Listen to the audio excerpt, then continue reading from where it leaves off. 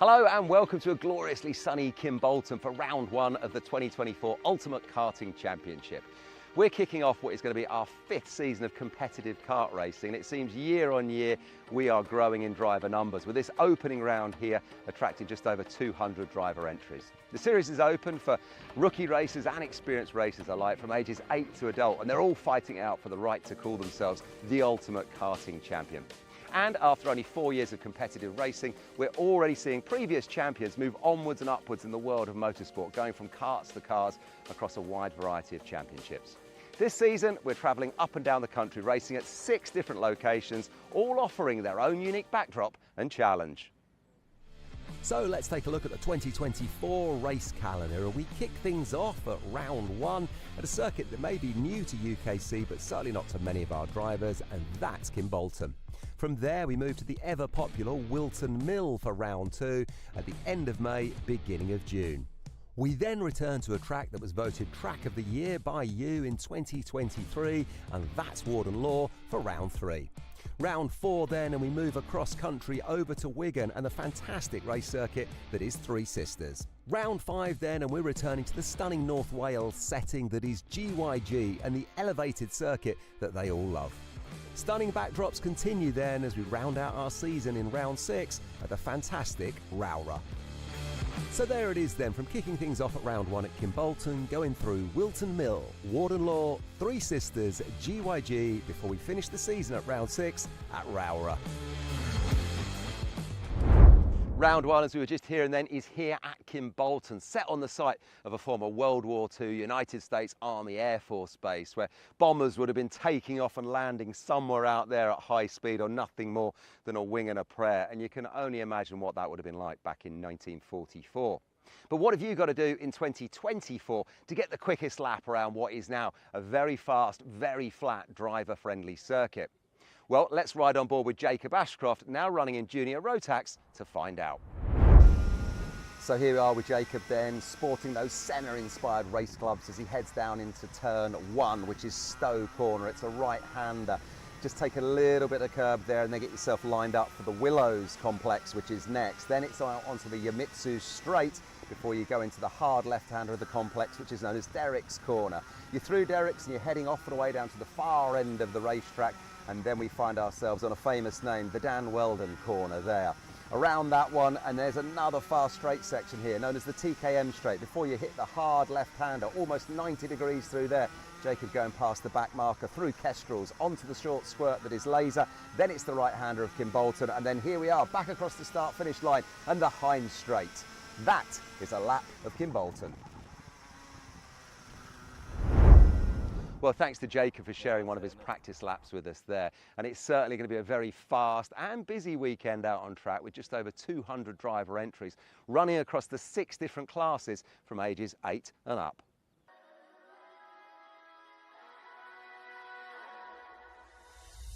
So let's take a look at the classes that will be running in 2024, and we start with Honda Cadet. Now these drivers are just 8 to 13 years of age, and they're running that Honda GX200 engine on a 900 or 950mm chassis. Vega supply the rubber that will keep them on the tarmac, and they have a choice of the Cadet Slick or the WM1 for when it's wet. Next up, it's Micromax, also younger drivers here, aged 8 to 12 years, but now running that 125cc Micromax Evo engine on a 950mm chassis. Vega supplying the rubber once again, and it's the Cadet Slicks or the WM1 wets. Then we move up to Mini Inter, and now the drivers are 10 to 13 years of age, running a 125cc Minimax Evo engine on a 950mm chassis. But Mojo now supply the rubber, C2 in the dry and CW in the wet. Junior Rotax are next, and now things start to get a little bit serious. 12 to 16-year-olds here running that 125cc Junior Max Evo engine. Mojo supplying the rubber, D2 and W5, and we're expecting a huge number of entries in this class, and it's going to be really competitive. Following on from Junior Rotax, and we have Senior Rotax, open to drivers over the age of 15, running that full 125cc Senior Max Evo engine with Mojo supplying the rubber. Win a championship in Senior Rotax and you're well on your way, climbing the ladder of professional motorsport. And new to UKC for 2024 are TKM Extreme, open to drivers over the age of 15, and they'll be running that tag TKM BT82 Extreme engine. 115 cc's at their disposal, and they'll be laying down the power onto the tarmac through Maxxis rubber. Well, 6 very competitive classes there, from cadets through to seniors. And with the addition of TKM Extreme, new to UKC for 2024, there's now another option for older drivers instead of running in senior Rotax. And junior Rotax, well, as we were just hearing, we're expecting that to be as fiercely competitive as ever, with just over 72 driver entries at this opening round. But regardless of whichever class you're running on a race weekend, the road to the podium is exactly the same. Let's take a look then at the road to the podium over a race weekend in 2024. It all starts on Saturday morning with timed qualifying. All drivers take part here, and this will determine your starting position for the heat races. Then all drivers take part in a minimum of 2 heat races, where you'll gain championship points and determine your starting position for the superheat. The superheat follows for the top 68 drivers, and not only will you gain championship points here, but you'll also decide your start position for the super final based on the heats and the superheat. Then it's the top 34 drivers who will compete in the super final and gain those all-important championship points based on their finishing position. And if you're in the top 3, well, you'll be standing on the podium come Sunday night, picking up the trophy and the prizes. So there it is then, through time qualifying, the heat races, the superheat, the super final, and then hopefully the podium.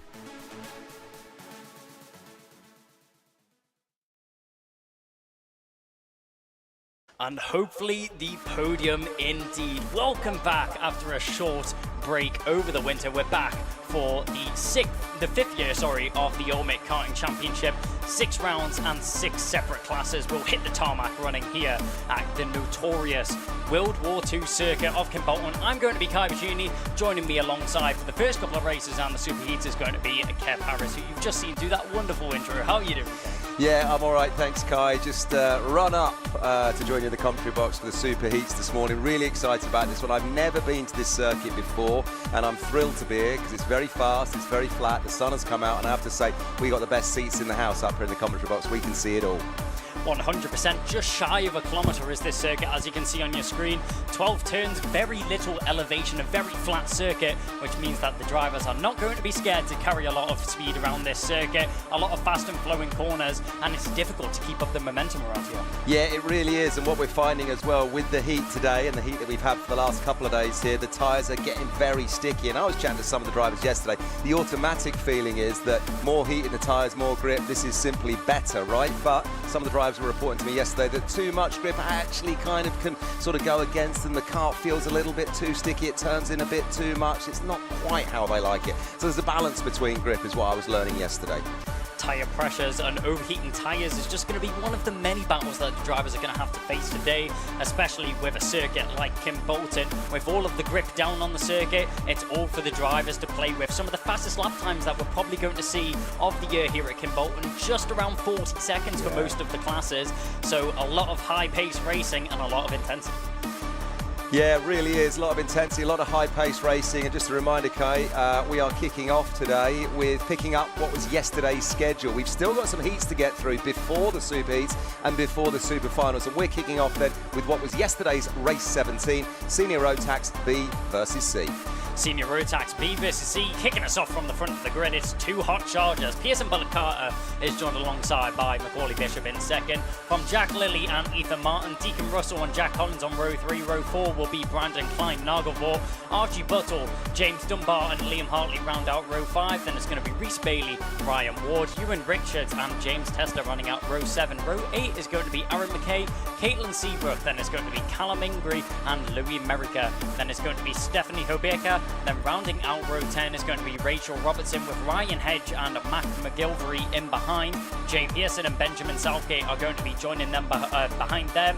Then Paul Simard and Alfie Bushell. And rounding out on what is going to be the final row of the grid on the 14th row is going to be Harvey Powell running the 107 number on his car. Now looking at this grid here, Senior Rotax, it's extremely competitive here, with a lot of names actually returning and a lot of big names from not just UK racing, but also European racing, with Pearson Bullock Carter and Macaulay Bishop on the front row, two of probably the quickest drivers in the whole of Europe, never mind the UK. Yeah, absolutely. I was thrilled when I saw the entry list for 2024 and I saw Macaulay Bishop back joining us, because I remember him when he was a cadet when we started in 2020, and he seems that it's been the rise and rise of Macaulay Bishop. And of course, Kai Hunter was dominant with us all of last year, winning everything, winning the British, doing well in Europe, then obviously winning the UKC as well. And Kai has come back. When I chatted to him at the awards ceremony back in November, he wasn't quite sure what he was doing. Well, he's come back and he's now racing under Hunter Motorsport, but I don't think he's going to have it all his own way this year with Macaulay back. Pearson Bullock Carter also lining up on the front of the grid there. Another one of the Lando Norris karts running with Jax Motorsport this year. But yes, Senior Rotax is going to be really hard fought. I forget how many entries we've got in Senior Rotax for this opening round, but it's quite a few, and there's, as you say, some quite big names in there. Yes, 74 entries for Senior Rotax. Brilliant. It's a huge grid, huge numbers that we have here, and that's what we'd love to see. Great diversity of the grid. And you were talking about Kai Hunter there, last year's champion. You would have thought he had it easy coming into this year. Maybe he had a little bit of pride riding on his back, but Macaulay Bishop earlier on yesterday definitely gave him a run for his money. It was great to see those two taking it out in their first heat of the day. Macaulay Bishop just pipping him to the line, so Kai Hunter maybe not sitting as comfortable as he'd like to be. Yeah, no, probably not. And I was busy running around the paddock doing some interviews and all kinds yesterday, so I've not actually seen, I looked at the timing sheets, but I've not actually seen Macaulay racing yet. So this is going to be my first chance to watch him go wheel to wheel with other racers and throw that Senior Rotax kart round in anger. I'm really looking forward to seeing that. That's going to be exciting. And yeah, we're just set for another sort of a great season. And I think, you know, like I say, we've got a new circuit here for UKC, new circuit for some of our drivers, and it's scorching hot. We're going to be set for a good one. Yeah, burning heat and burning rubber on the circuit. The sun is definitely beating down on this Kimbolton circuit, and with it being such a flat open area, you really feel the blaze of that sun, and it's going to be excruciating for those drivers in the kart, especially with all that gear, all that suits and the undergarments and the helmet as well. It's not just the elements of the actual kart itself on the circuit, it's the elements of the drivers themselves. Yeah. They're going to be feeling that heat whilst driving around. The exhaustion's going to be through the roof. Yeah, it is. They're going to have to manage themselves in between their heats, their super heat and then their super final. And if you are just tuning in on the live stream right now, quick reminder, we're picking up at the end of yesterday's schedule because we had a red flag in yesterday's Senior Rotax race towards the end of the day, knocked the schedule back a little bit, and with the timings here at Kimbolton, we had to finish a little bit early yesterday and get the karts back off the circuit. So here we go then, picking up not a super heat we're starting with this morning, but Senior Rotax heat B versus C. Yeah, Senior Rotax B versus C, as you mentioned, won the races that should have been run yesterday, but due to a red flag, it has been pushed back to today. Luckily, the driver which was involved in that incident is completely okay. The barrier that he did hit, maybe not so okay. It has been fixed by the marshals now, but the fence was looking very much more damaged than the driver and the kart themselves. But the marshals done a brilliant job as usual to get that problem solved and get us going ready for racing again. But it's a quick out lap and we're pretty much already ready for racing again. The drivers will form up as they make their way down towards the final bend. It's one which will see many drivers diving down the inside throughout the course of today, but a slow round of the final bend, and revs will rise very shortly. It's picked up by Pearson Bullock Carter. Macaulay Bishop alongside. Do we go green first time racing? Yes, we do. Across the line we go.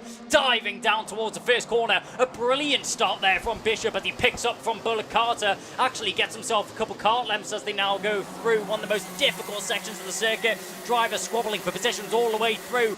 Pinned to the inside line, our drivers, as they try to overtake, try to defend their positions at the same time. As we now go down towards the infamous Dan Weldon's corner. Macaulay Bishop looking set out in front to drive away, but Pearson Bullock Carter, he's not going to like that one at all. A couple of drivers going off in the background there. That looks like that was the number 21 having some issues. That's Deacon Russell. As Deacon Russell went round, couldn't see who that was that he collided with. Hopefully the drivers get going again, but as we are across the line, we'll get an update on our screens, and it's the O plate of Macaulay Bishop who's taken it away from the front. Yeah, really exciting stuff in the opening stages of this one, and Macaulay strides his way out there. But yeah, Pearson Bullock Carter, that was Deacon Russell rather, 21, who was involved in that incident, who was kicking the grass, absolutely furious with where he went off. That is not what he needed at all in the opening stages of this one. It's what we expected, Senior Rotax, though, as they're coming back then down around the Kestrel corner, the laser straight, and then the Kimbolton sort of almost hairpin there before that sweeping left-hander as you come back on the start-finish line, passing us then. There goes Macaulay Bishop, the O-plate, then the O3 of Pearson Bullock Carter, then it's Jack Lilly. Now we start to settle into the racing on this one then. Exciting stuff from the off, 6 minutes 30 to go in the sunshine here, Kai. It's everything we expected from Senior Rotax, isn't it? Yep, the racing's starting to settle down right now, but Macaulay Bishop not looking settled out front at all. He keeps checking over his shoulder every couple straights that he has. He's twitchy, isn't he? Yeah, he's not looking comfortable out in front. He knows that Pearson Bullock Carter is a driver that he's going to have to reckon with, and Bullock Carter will be pushing and doing everything he can to catch onto the back of Macaulay Bishop, but he also has to worry about Jack Lilly in behind him right now. Jack Lilly pinned to the back of that Jack's Motorsport car. Down the home straight we go. Macaulay Bishop braking as late as possible, trying to carry as much speed as we can through the chicane section, keeping that car on limits. You can see the car just on edge, that rear tweaking out a little bit as Macaulay pushes the limits of this circuit. Yeah, Macaulay's pushing the limits, and he's actually got some clean air between himself and Pearson Bullock Carter and Jack Lilly right now, and that's where I'd want to be, because that battle for second at the moment, well, if those two drivers, Pearson Bullock Carter and Jack Lilly, get involved in that a little bit too much, well then that's just going to play into the hands of Macaulay Bishop, who, as we can see now, is stretching out, coming past us once again, looking at the gap back to second as he goes across the start-finish then. So yeah, really, really close now between the drivers chasing for second, but not so much for our man out in front. There he goes, Macaulay Bishop, starting where he left off in UKC, but again, another little flick over his shoulder, looking behind him. I don't think he needs to do that. No, Macaulay doesn't really have to worry right now. He's got the pace to be keeping up out in front, but only 3,000ths is what separates him and the fastest lap from Pearson Bullock Carter. But if you were in the position of Pearson Bullock Carter or Jack Lilly, surely you'd be thinking to try and work together with it being such a high-speed, high-momentum circuit. It's all about keeping those top revs. So if you two work together, two cars is always going to be faster than one. If they work together to try and catch onto the back of Macaulay Bishop, that's always going to be their best bet. Yeah, it absolutely is, but it's so hard, isn't it, in a short kind of heat like this, because don't forget, we're still on the heat races from yesterday. It's not a super heat yet, still a heat from yesterday. We've only got 4 minutes left on it, so they are going to do everything they can. It's almost, you know, they've got limited time to try and get the job done, so the brain is just thinking, go, go, go, push, push, push. I don't think they're going to be thinking of working as a team, albeit that might be advantageous to both of them. Macaulay, though, sitting pretty. He's just got to link it up for probably another 5 or 6 laps, I would imagine, and then he's home and dry. Behind him, though, other names that we would expect great things from. Kart 22, Archie Buttle, keep an eye out for him, because he's obviously somebody that done fantastically well last year for KR Sport. He's a hard charger. He's going to be in the mix as the day goes on. Yeah, there's a great string of karts having a battle here. It's led by the number 88 as we're pushing through the field right now. You can see these 4 drivers all strung together battling for position. We're looking at this front fight right now. The top 3 drivers really strung out. That 4th place driver of Ethan Martin, he doesn't have to worry about anyone around him. He's got daylight between him and the driver in front and the drivers behind. But those drivers in behind him, they're all strung together and looking for a little bit of a battle. Going defensive down the home straight now is the number 93 of Brandon Klein, Nagelvoort. Nagelvoort, did he lose a position there? No, but it was in behind of Archie Buttle going down the inside of Jack Collins. So Buttle now slots himself into 7th position. He's going to pin it to the inside white line. They're going to have to go defensive as 4 cars are all squabbling for this 7th position. Tried to stick a nose in there, did Ryan Ward. He struggled to get past Jack Collins, though, as Archie Buttle, all he's trying to do is back up these cars together, get them to battle, and then he can depart. Yeah, exactly. That battle in there, that's the intriguing one in this race. Macaulay's well away from that. Pearson Bullock Carter and Jack Lilly, they've got their own little thing going on for second right now. The man then who's sitting in 4th, as we said there, Ethan Martin, he's sitting pretty. He can just do his job. But then behind him, 5th, 6th, 7th, 8th placed karts then. Klein, Nagelvoort, Archie Buttle, Jack Collins and Ryan Ward, James Dunbar currently 9th, Rhys Bailey in 10. This is the business end of things. This is where the scrapping's going on. And then as we look lower down the field, well, everyone else now just fighting for points to try and get themselves the best possible start they can for the superheat. Yeah, this is all about points going into this superheat. You want to set yourself up in the best position for the superheat, because the superheat is really where the points start to come into play for the championship and your starting grid for the super final, which will happen later on today. One driver pulling into the pit lane there. I wonder who that is. Is that Liam Hartley coming into the pit lane? Couldn't quite see what the issue was that he had. Yeah, I missed that one. The pit lane was the 191, an issue there clearly that he couldn't deal with on the circuit. Now that battle that we were talking about before starting to string out a little bit as the drivers now finding their rhythm later on in this race. With only 1:30 left on the clock, we're looking at about 3 or 4 laps remaining, and with Macaulay Bishop managing to maintain the gap that he has out in front, how long do you think it will be until we see Pearson Bullock-Carter and Jack Lilly going at it for this second position? Yeah, I'm not sure they're going to. With only like 1 minute left on the clock right now, they're both sitting there in second and third. I don't know what, you know, it's one of those situations, isn't it? We've seen it so many times in karting. They can get involved in fighting for second, and then before they know it, they've got in a scrap and they're both off, or they drop to third, or they drop to fourth, as is the way. The happiest man in town then still Macaulay Bishop of Dan Holland Racing.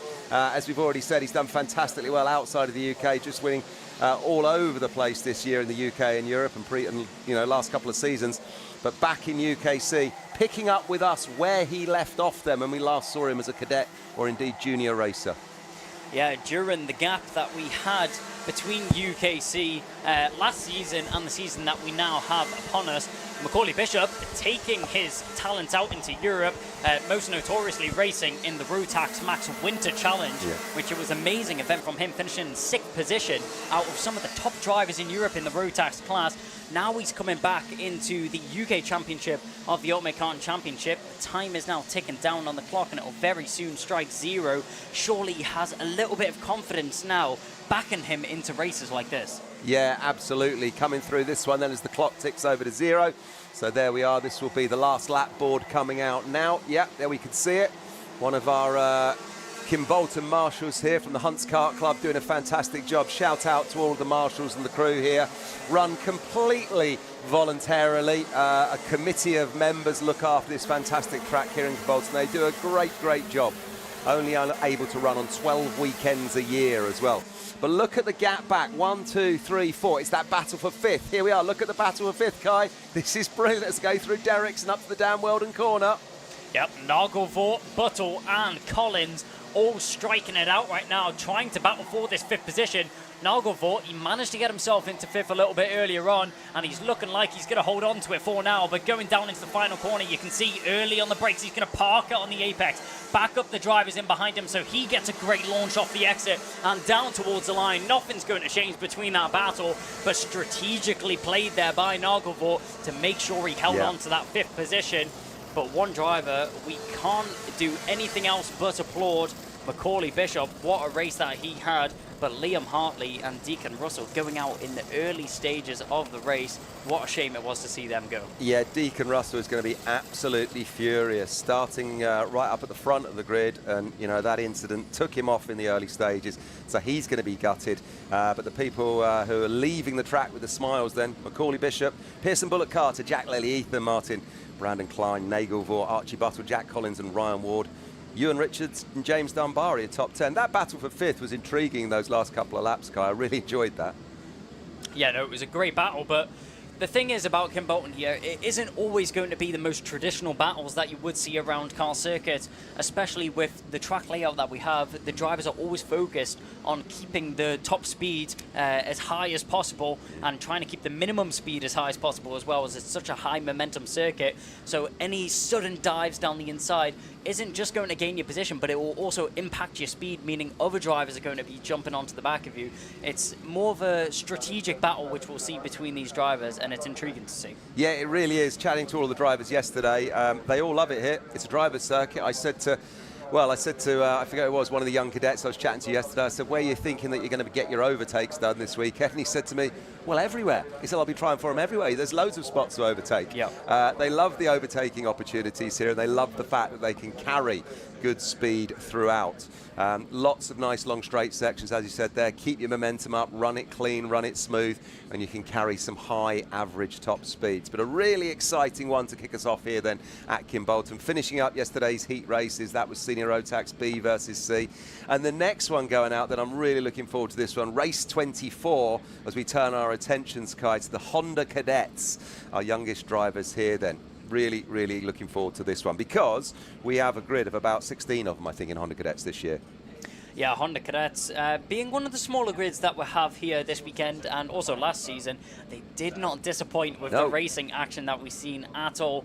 Ralphie Branscombe and Ryan White, two of the most notorious names on this grid, were battling it out all of last season. Ryan White just managed to pivot to get him that #1, which he now has plastered all over his car. He finished at the top of Honda Cadets last season, but Ralphie Branscombe, he will be coming for some revenge here. Yeah, he will, and interestingly, Ryan White this year lining up as a privateer. They're both on Project 1 chassis, but Ryan White lining up as a privateer. Ralphie Branscombe actually under the Lenny Messenger Motorsport awning. Great vibe always in Lenny's awning there. Love chatting to all of those youngsters under that awning. And Lenny's running actually a few older kids this year as well, junior and senior drivers running with Lenny, but he's still got a hardcore few youngsters there. And Ralphie's with him. So it's going to be interesting to see how Ralphie does this year.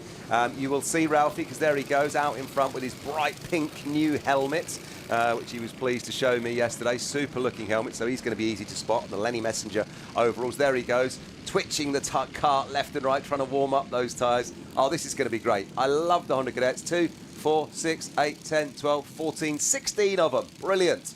16 drivers, which will all be closely knit and putting down some great action on the circuit for us to enjoy. And as you mentioned, Ralphie Branscombe with a brand new helmet. It's very easy for us to spot. It's lovely for us to spot. The pink helmet out on the circuit, it's glistening in the sunlight right now, and you love to see that right now. A thumbs up from Ralphie Branscombe and Ryan White. So great sportsmanship between the two of them.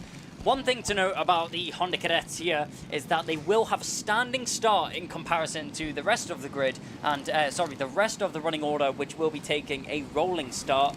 The standing start here, more of a Grand Prix start, which you'll be used to from the Formula cars if you watch any of that, and just a little bit more excitement for the drivers here. Yeah, and one name that I want to just name check right now, kart number 14, that is Elliot Bourke, lining up alongside Ralphie Branscombe. Elliot only started karting a couple of years ago, and he's leapt himself into this Honda Cadet series with gusto in the last year, so we're expecting great things from him. He's a really good talker, he's got a lot of energy, he's got a lot of chat, and now he's got to do the business out on track, and I think he can. Ralphie just poised in pole position. Yep. Oh! Great launch off the line there from the number 14, as jumping through the orders already, getting towards that front line. It's going to be tight in the first corner, but manages to get there. What a start there from Elliot Bourke, as he now finds himself in the lead of the race. Yeah, exactly, but the big news is look at where Ralphie Branscombe is. He had a terrible start, 2, 4. He's 6th at the moment. He's gone from 1st to 6th. I was looking at the commentary box down him. It's almost like he wasn't ready to get the power down as the lights went out. He just sort of missed the start, Ralphie, and everyone just went off around him. So he's now got to fight his way back. This is brilliant for us as the viewers, because we're going to see what Ralphie can do, trying to put himself from 6th back up to 1st. But the man who's gone out in front then is the man I was just talking about, Elliot Bourke, racer number 14 on the Zip Kart. Elliot Bourke starting on the front row and jolting into the lead as he now finds himself diving towards the first corner. Watch out for Kevin Ivanov as going down towards the first bend. He has a little look to the inside. He's going to pull out of that though, just letting Elliot Bourke know that his car is in position and he's not afraid to make an overtake if he needs be. They go diving down towards now Derek's corner. Head down on the straight there. Elliot Bourke trying to get that aerodynamical advantage, as you can now see the 15 and 16 drivers that are now taking to the circuit. The running order being the 14 from the 50 and the 15th in 3rd position, which is going to be Majoris Kovacic as we go down towards the final bend. Once again, diving in on the inside line. It looks like our front two are actually working together. Elliot Bourke and Kevin Ivanov both working together as they dive down towards the first bend once again. But the battle is on. Ralphie Branscombe and Ryan White in 4th and 5th respectively. Don't forget, Ralphie had a terrible start. Dropped himself back to 6th, and now he's worked up to 4th already. Keep an eye on that pink helmet of Ralphie Branscombe. Behind them, Ryan White, last year's champion, just disappearing off and away to the far end of the race circuit as Kevin Ivanov clocks the fastest lap of 51.4. It's going to be really exciting to see Ryan White make his way through the pack for this one, last year's champion. And of course, the big difference between last year and this year, now on the Vega Cadetti tyres rather than the Dunlop tyre, much stickier. It's pulled the pack much closer together. It's played into the hands perhaps of some of the less experienced drivers because they get a lot more out the kart with a lot less feel from their input. Well, the drivers won't be complaining at all. Grippier tyres means we can go faster, and talking about faster, down the inside there goes Ralphie Branscombe. He'll now pick himself up into 3rd position past Marjoris Kovacic as we now go down towards Derek's corner once again. Ralphie Branscombe with not the best start at all. He's now picking up the pace and he's really gunning for it. A faster Sector 1, even with an overtake, is brilliant to see there from the pink helmet out on the track.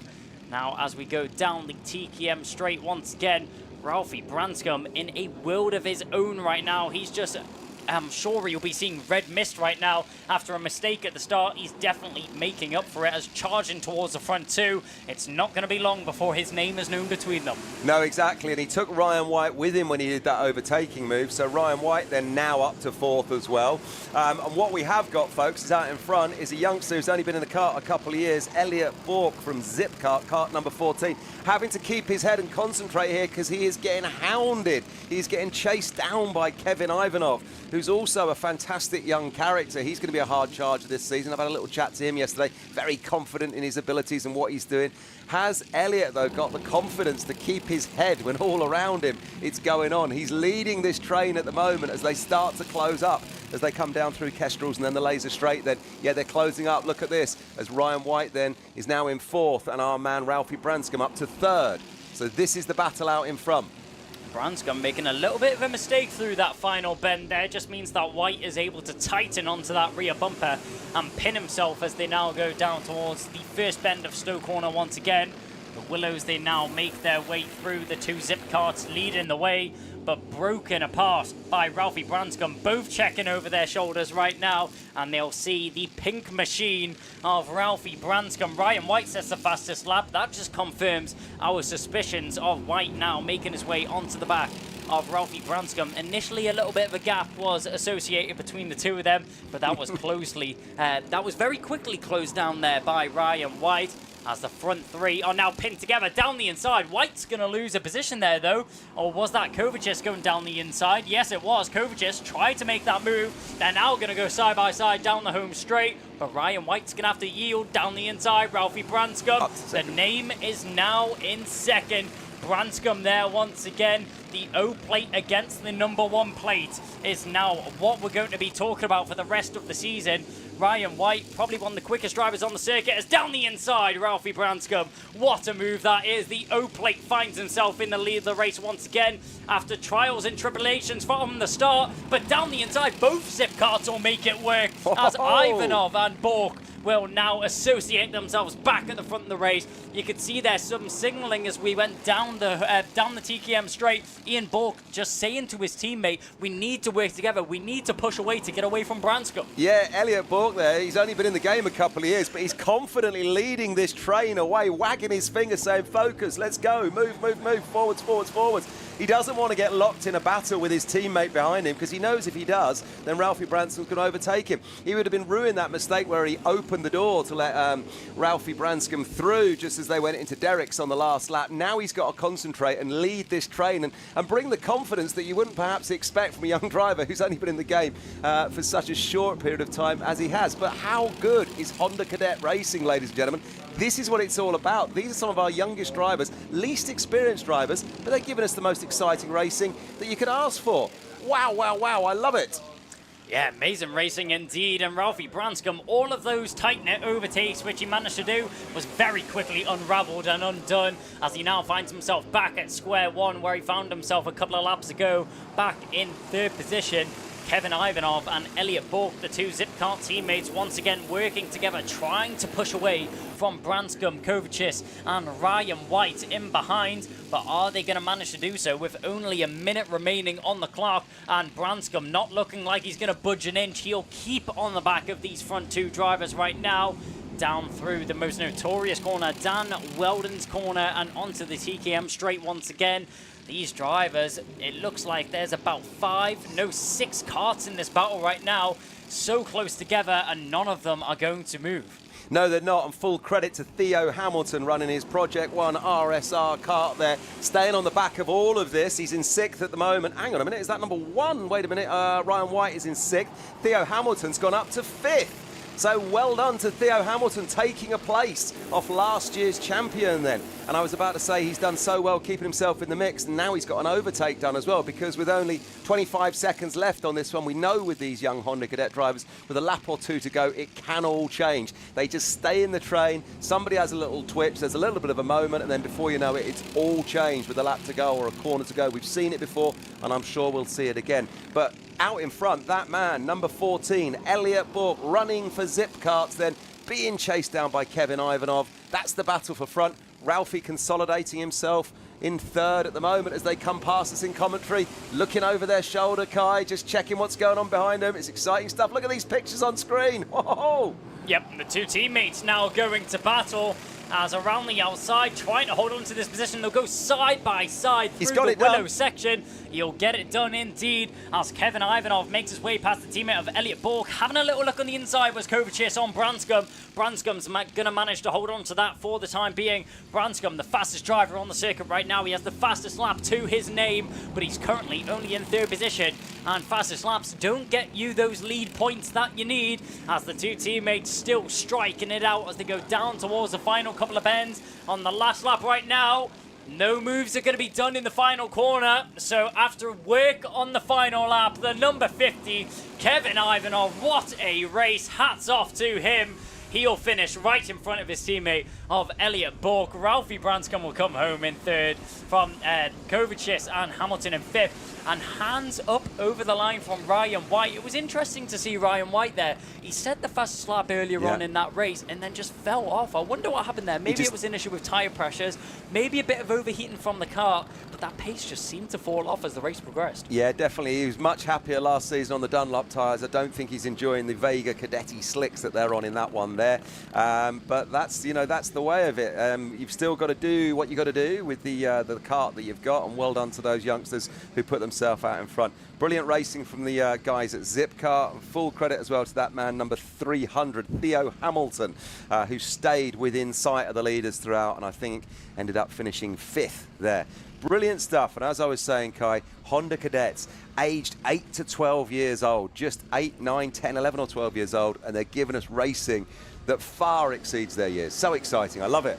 Yeah, it's amazing to see, to think that most of those drivers are in primary and middle school. How about that? It baffles me that those drivers are able to race at such a high level. And as quickly as the last race has finished, now we move on to the next race of the day, onto the circuit. The biggest grid we have here this weekend, Junior Rotax C versus D. Oh, here we go then. 73 drivers joined us at the start of the weekend for this one. Big names, big excitement last year. This is going to be something in 2024. Look at that image on screen, or look as we look down to the far end of the down Weldon corner.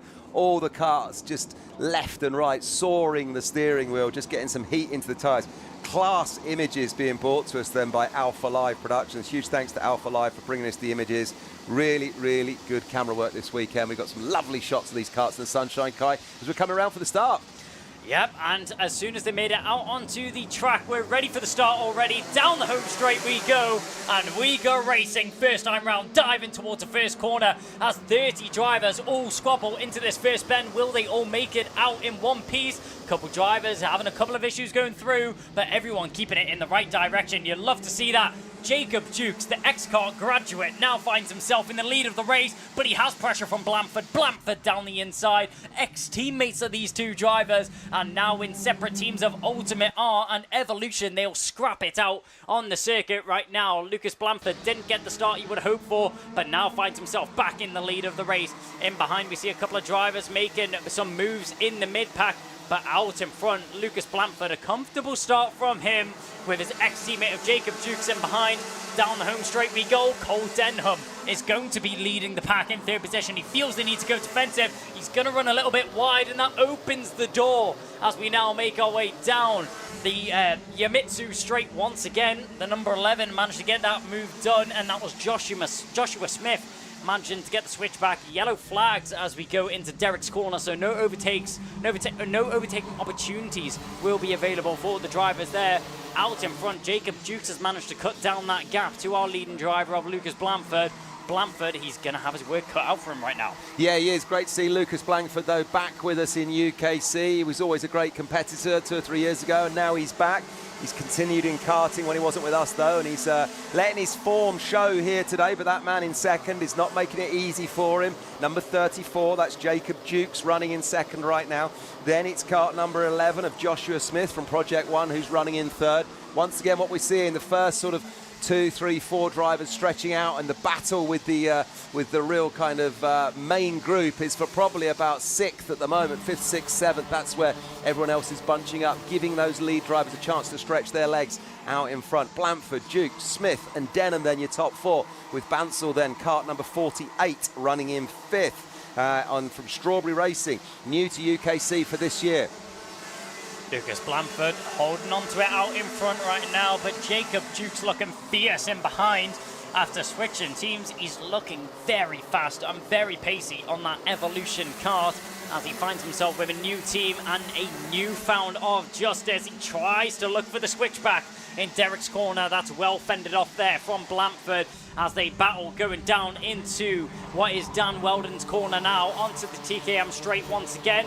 Nothing changing in the order for the time being. Crossing the line here is the driver at the back of the field after having issues earlier on in the race, Jake Gruffity. We know he has the pace to be fighting up at the front end, but after an incident which found himself falling down to the back of the pack, unfortunately he won't be in that situation for this race. But our eyes are glued to the front of the race as we see an overtake in the background. That's Alfie Thompson going for a move on Joshua Turnbull. He'll get that one done going down into the first corner, as James Kell has a lot of pressure as they go through the willows. But out in front, Blanford still stuck to the rear bumper as Jacob Dukes just biding his time, waiting for a good overtaking opportunity.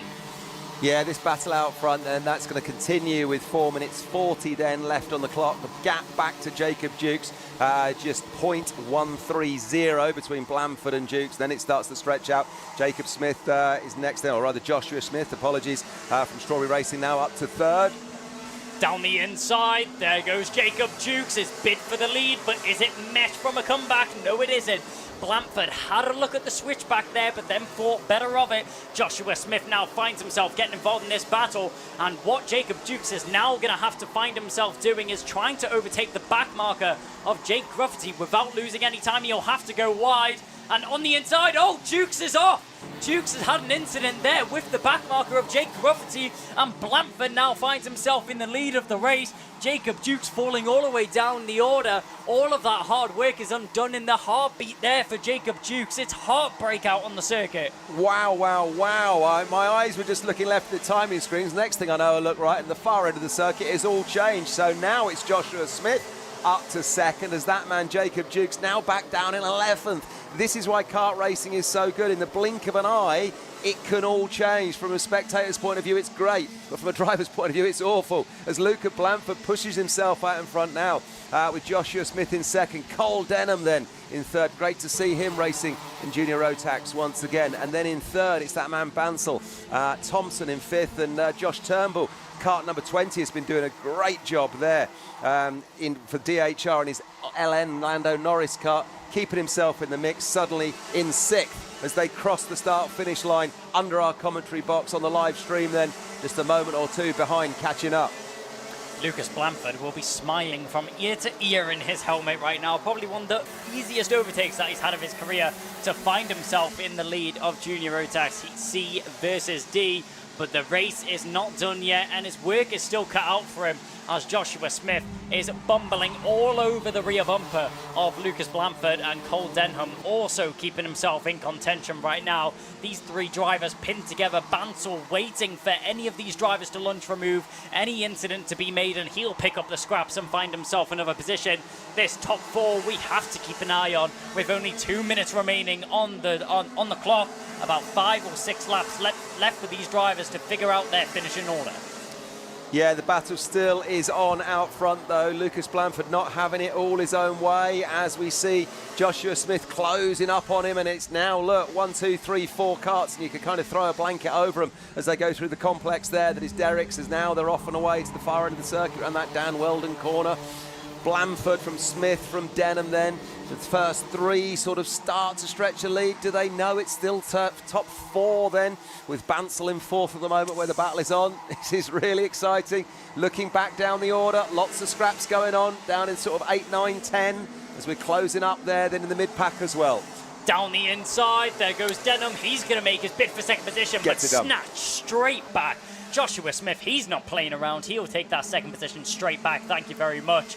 But that just means that little bit of battling there gives some breathing room to Lucas Blanford. And with them still going at it, still scrapping, Denham finds himself in second position for the time being.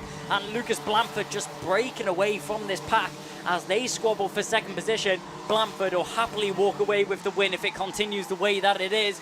Going down into Kimbolton corner, this was all kicked off by Denham sticking his nose in on Smith. Wasn't able to get the move done, but down into the first corner he definitely was. And at just a lap ago, it was switched up down the inside. That was a brave move there from Denham. He's going to go way too late on the brakes. He's squeezed off the circuit there by Blanford. Blanford will take the race lead straight back, but Denham with the dive bomb of the race by far.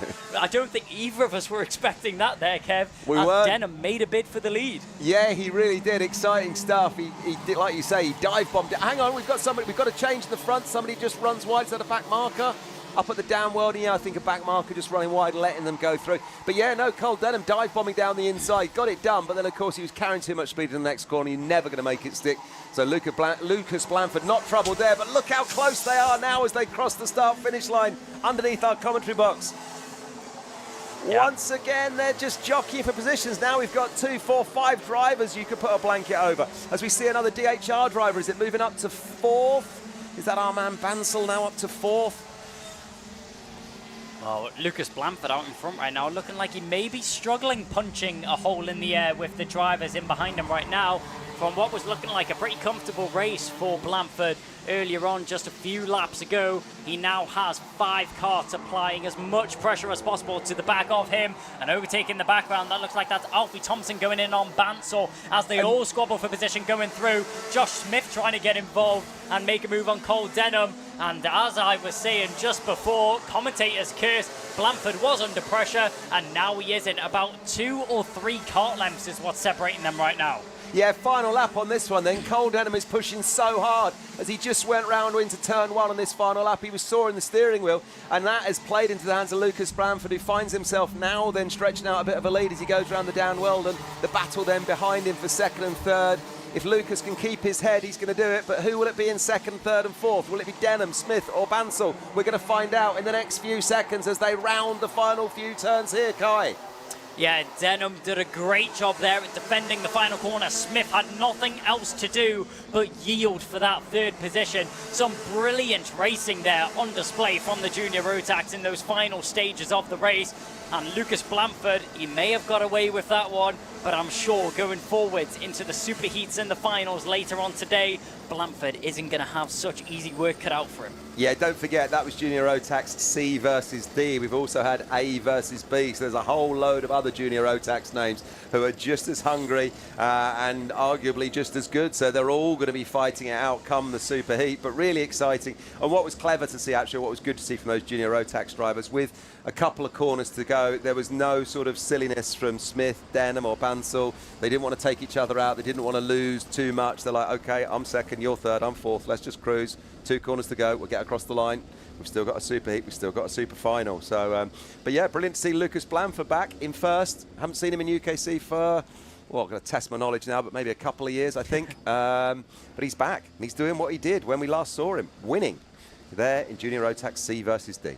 Yeah, Blanford standing on business there. Head is still on his shoulders as the number 59. He'll take the race win there just over Joshua Smith and Cole Denham, who didn't go down easily in that one. Definitely put up a fight all the way to the line. And the actual fastest lap there went to Eamon Bansal, who finished in 4th position after battling with Alfie Thompson for 5th position. That position just changing on the penultimate lap of the race. He found himself in 4th position, did Bansal. But some great racing all the way through. Zach Turner in 7th. Jacob Jukes recovers to 8th after being in the lead of the race, catching a back marker and dropping all the way down into 11th. It just shows how quickly anything can change here at the Ultimate Karting Championship. The trials and tribulations that the drivers have to deal with, and it just seems that Jacob Jukes there drawing the short straw for once. Yep, he certainly did, and that was the first then 3 races of the day on the live stream here, brought to you by Alpha Live in partnership with the Ultimate Karting Championship. If you're watching us somewhere online right now, I'm Kev Harris and Kai Bacchini sitting alongside me here in the commentary box. We were just wrapping up there the end of yesterday's timetable, which was, of course, the last of the heats from yesterday, and now we pick up where we should have been starting today, which is the first of the super heats. So you do the super heats, and that's your last chance to get the best position you can before you go into the super final, which starts this afternoon at 2:01 on the schedule. As if you're watching the live stream there as well, that is Stu Stretton making his way down the start-finish straight. Do give that man a follow on Instagram, and do check him out to get his images, because he takes some fantastic photographs. Oh, there is some brilliant There's photos. some great imagery that Stu Stretton and Josh East, when he's here as well, give us. And they're the images that you see on the Instagram and all over the internet. Brilliant photos. Such a visual sport is karting, and such a great sport. Arguably the most fun type of motorsport, I would say, because you get so many overtaking, so much excitement, Kai. So much excitement indeed. And with the races done from yesterday, we move on to the super heats now. Mini Inter Super Heat is going to be the first one kicking us off.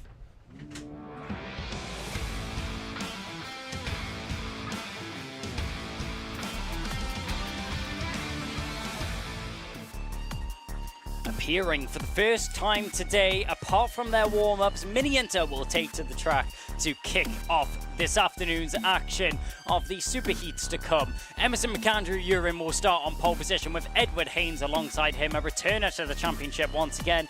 Louis Radcliffe and Riley Muro on the second row from Otis Clear and Zach Starbuck. Then it'll be Daniel Minto and Miles Burton. The 5th row of the grid will be Finley Hines and Benjamin Lawn starting in 10th position. 11th will be Alex Goodson from Jamie Ambrose and Leo Livings, with Jensen White on the 7th row of the grid. The 8th row of the grid will consist of Rian Townsend from James Fabricus, then Noah Moulton, Maximilian Braskov, and rounding out the 10th row of the grid will be Drew Davidson and Thomas Jackson in 20th. Alfie Ward and Thomas Harper are in behind them, from Zach Jennings and Thomas Potter in 12th row of the grid, in 24th. On the what is going to be the 13th row of the grid, it's David Hjorns from Blair Smith, Ruben Jenkins and Charlie Stapleton, and on the 15th row of the grid, Harry Bell and Orion Meta in the 157 plastered cart. Mini Inter, an interesting class indeed, with one of the biggest grids that we have here this weekend. A lot of drivers taking to the circuit. Only one grid of them that we do have though, and one grid full of perpetuous action, which we're definitely going to see unfold. Yeah, we absolutely are, Kai, and my eyes are going to be on Edward Haynes. He was last year's Micromax champion. We saw him battling for all of last season, being very confident and very dominant in Micromax when he was racing with RCE. But now that young man, Edward Haynes, now stepping up to Mini Inter, of course, running kart number 46, Edward Haynes, now with Thule Motorsport. Not with his mechanic from last year, nor the team. So has Edward Haynes got what he needs to do this year to get it done in Mini Inter? Well, we're about to find out. And some, other familiar names, people like Emerson McAndrew-Urin, finished 3rd in the championship last year, running in Mini Inter this year as well. Names like Riley Muro as well, stepping up from micros to mini. So there's a few youngsters stepping up to a new class here, getting themselves in the mix with a few new names as well. Well, Edward Haynes and Emerson McAndrew-Urin both stepping up from Micromax last year in the Ultimate Karting Championship to now find themselves in the Mini Inter Class. Two drivers which will be familiar with racing each other, and we'll have to see how it unfolds this time round.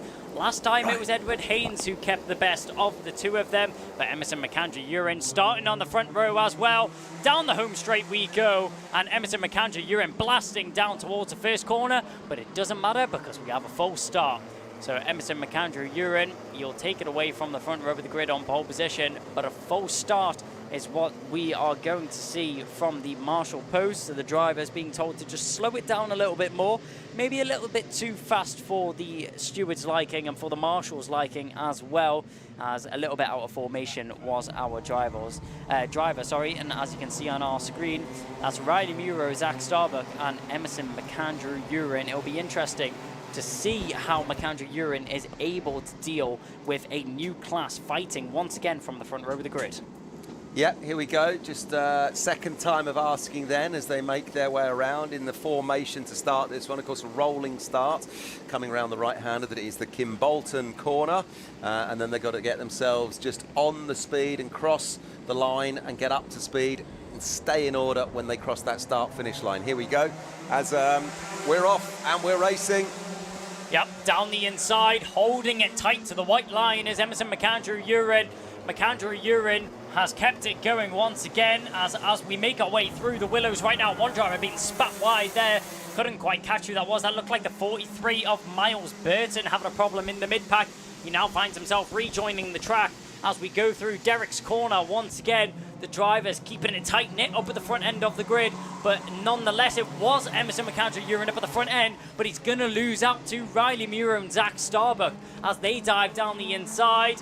And McAndrew-Urin just falling backwards through the pack here, struggling to hold position on the first lap of the race. But McAndrew-Urin dropping further back. It's giving other drivers an opportunity to be further up as one driver very close to taking out one of the marshals. Great job at hurdling out the way from the race director on the course to avoid the car skirting off the circuit. But Edward Haynes, last year's Micromax champion, finds himself in a position that he will be used to, but in a new class with Mini Inter. Edward Haynes out in front right now after taking that position off Emerson McAndrew-Urin last time round down into the Dan Weldon corner. Yeah, very close in the opening stages of this, our first superheat of the weekend, Kai. Edward Haynes then out in front, picking up where he lets off. As we see a move, someone goes from fourth to third. I think that's McAndrew-Urin getting one done there on Riley Muro through the Kimbolton corner. Let's see as they cross the line. Yes, it was. McAndrew-Urin up to third, then Starbuck down to fourth, Goodson down to fifth. But out in front, Haynes and then Muro. That's Edward Haynes and Riley Muro.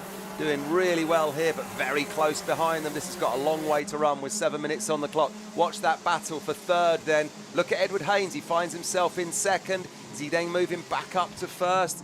That battle between Muro and Haynes, I think they're trading places out on track. The graphics on screen not quite telling us, I think, what's going on at the moment. That was a brilliant opportunistic move there from Riley Muro. He's seen the gap open up going down into Derek's corner and diving down the inside to now find himself in the lead of the race for the first time this weekend. Down the home straight he goes. The number 22 will be leading the pack. Edward Haynes not very comfortable in second. He says thank you very much. He'll take it back momentarily, but Riley Muro carrying the extra speed on the exit of the corner. He'll get the switch back once again, and he'll hand off the position. He'll take the handoff from Edward Haynes as he finds himself in the lead of the race. These four drivers all pinned up behind each other as they go down into Derek's corner, and out in front right now, Edward Haynes trying to get himself back into that leading position of the race, but Riley Muro looking quite comfortable leading this pack. Yeah, he really is, and full credit to Alex Goodson of MLC Motorsport, keeping himself in the mix in fifth. Is he going up to fourth there? There's a little bit of action we're seeing as they come past us. Watch when they cross the line, the graphics will change. Muro from Haynes, from Starbuck, from Finley Hines. McAndrew-Urin drops down to fifth. Minto up to sixth, and Goodson, commentator's curse, finds himself down in seventh right now. Out in front though, there we are, Riley Muro. Keep your eyes on Edward Haynes, orange helmet. He's easy to spot in that one as they bunch up, as they go then through Derek's corner, then off and away to Dan Weldon. Farthest point of the racetrack, but they're still very, very close on this one. Still with 5.5 minutes to run, it's going to be anyone's race, but this is brilliant. Mini Inter, these drivers, some of them stepping up from Micromax, new car, new class, new things to think about. Same old business for some of these names out in front. You can already tell this is one of those races that will not be decided until the checkered flag flies. Definitely going to be one of the most interesting races that we've seen so far. Out in front, Riley Muro just managing to break a little bit of a gap back to Edward Haynes in what used to be second position, but Emerson McAndrew-Urin now finds himself in second position, as Ryan Starbuck as well getting himself involved in this battle. That's Zach Starbuck, sorry, finds himself in second position with what is going to be Emerson McAndrew-Urin, a driver who's used to being up at the front end of the grid. Riley Muro, nearly half a second gap that he has back to second position, so not much of a worry on the mind of him right now. But Emerson McAndrew-Urin in second, he's looking strong and feisty to get himself back into the lead of that race. That's a move in the background there from Edward Haynes on Hines to get himself back up one more position and back closer to where he used to be earlier on in this race. Edward Haynes then running in fourth, and he's just as he goes past our commentary position down the Yamitsu straight there, he was one hand off the steering wheel, punching the air in front of him, trying to make his way through, just going to, I don't know, just giving himself a bit of a G up, saying, come on mate, let's get up there. Edward Haynes then running in fourth, or fifth actually now on the graphics, and in front of him it's Hines, Starbuck, McAndrew and Riley Muro. He was in confident form. He had a bit of a swagger yesterday when I chatted to him in his awning. He was really good fun to talk to in the Sam Pollitt Racing awning. But look at this battle as they go down into turn one. Muro then holding on to the front. But look, what we got, a zip cart coming up into second. Oh, exciting times. Here we are. 188, it is the zip cart. That's our man. Zach Starbuck. That was a great move. Yeah, brilliant move there from Starbuck to find himself in second position. Didn't lose anyone in that pack any time there, just was able to slot into that gap between Emerson McAndrew-Urin and Riley Muro. But McAndrew-Urin looking ever so closer to that race lead. He wants to get himself back into second position. He wants to be the one leading the charge to try and get that race lead as they come diving out of that final bend, out of Kimbolton corner as they're side by side coming down the home straight and looking on that inside, being squeezed all the way off the track. That'll be looked at right there, diving down the inside. Riley Muro, is he able to hold on to it? No, he isn't. That's Zach Starbuck, who now finds himself in the lead of the race. And tucked in behind him, that's Daniel Minto. Minto goes from fifth to second in just a few corners. And Starbuck was the instigator of all of that. As they were coming around the Kimbolton corner, he got himself up into first for a moment, carried it down the Hines straight, and then it all went off at third corner. And as you say, suddenly we find ourselves with Dan Minto now in second, but Starbuck was the instigator, and now he leads, and he's stretching his legs as he was in the position he was just 44 seconds ago, there or thereabouts. Watch them as they come past us. Let's see what happens. Still with Starbuck in the lead then. Yep, Zach Starbuck instigating that whole battle and capitalizing on it as well. He finds himself in the lead of the race now. It seems like we have a new race leader every couple of laps at this point in this mini Inter Superheat, and what a way to kick off the Superheats this is, as the battling never ends down the inside. That's Emerson McAndrew-Urin. He'll try and make the bid on Daniel Minto going down into Derek's corner, down towards Dan Weldon. All the drivers behaving through that section of the circuit. No moves being made here, as it's a tight-knit battle all the way through the field. You see these front 8 drivers all pinned together as down the inside. That looks like that was Fabricus. Sorry, no, that was Hines making a move. Oh, and one driver having a big incident out the final corner, spinning out of control and clipping that final barrier. Hopefully he's okay. That looked like a nasty clip of the barrier, nasty incident out of that final corner. The marshals will very quickly tend to the scene and make sure that the driver gets any attention that is necessary. Our thoughts and prayers are with the driver at the moment, as the rest of the drivers still fighting through the rest of the circuit. Yellow flags are out on that section of the track from post 7, so drivers aren't able to overtake through this final section of the circuit. Our cameras will pan past it now, and that's naughty there from Muro. Muro goes down the inside under a yellow flag. Yeah, Muro obviously didn't see the yellows there. He's gone past Starbuck, but he'll have to give that one up. Starbuck was leading under yellows there, definitely. So Muro will have to give that one up. It will be looked at, I'm sure. Starbuck, though, pushing. Edward Haynes in the orange helmet also making a move. Are we still under yellows everywhere? No, it's just yellows down at post 7, so that final section of the circuit. Because I'm seeing Edward Haynes go from 3rd to 2nd there. So we got Muro in front from Haynes at the moment as they disappear off and away up to the Dan Weldon. If you're watching on the live stream, the graphics not keeping up with the action at the moment. Moving that car out of the way, not wanting to get the youngster out of the car, it seems, who came off. I can't quite see who it is from our position here, Kai, but coming around the final corner then, Yeah, the driver that had the issue, it looks like, not quite sure, it might have been Finley Hines. He was fighting up at the front in 5th position, caught that barrier out of the final corner, very easily done, and skirting off the circuit and out of the race, unfortunately for him. As out of the car and walking away from the scene of the incident. We'll love to see good. that. That's Finley Hines walking away from it, but not walking away or shying away from any battle, should I say, is this front 5 as they're all squabbling for position, switching every corner as the final lap of the race is now upon us. All of these drivers, it's all to play for. Down the inside, McAndrew Urin tries it. Muro covers it off well as they go down towards Kimbolton. Ben Muro puts sideways and he goes skirting off the track and spinning round in the background. That was what looked like may have been Zach Starbuck. Yeah, Starbuck. Zach it was Starbucks went round. Riley Muro, out of all of that chaos, comes out on top. And Edward Haynes, the calm through the storm, now finds himself finishing in 2nd position after gaining multiple positions on that final lap. Emerson McAndrew Urin getting put sideways through the Kimbolton corner through those final couple of bends. He'll finish in 3rd position, but chaos completely unfolding through those final couple of corners, and Mini Inter really showing how to put on a show here for us. Yeah, they were, but I tell you what, I wouldn't want to be in the steward's office. Clerk of the course, Paul Heath was down there. We got Ken Potter as well as our main man looking after all those kind of issues as the clerk of the course. I think there's going to be a little bit of chat going on after that one there in Mini Inter. We'll see what happens. It all went off on the final corner. It also went off a little bit as well earlier in that under the yellows. I think there's a little bit of afters to pick out in that one, I would imagine. But that was Mini Inter then. That was our first Superheat. And next up, Kai, exciting times right after this TKM Extreme Superheat.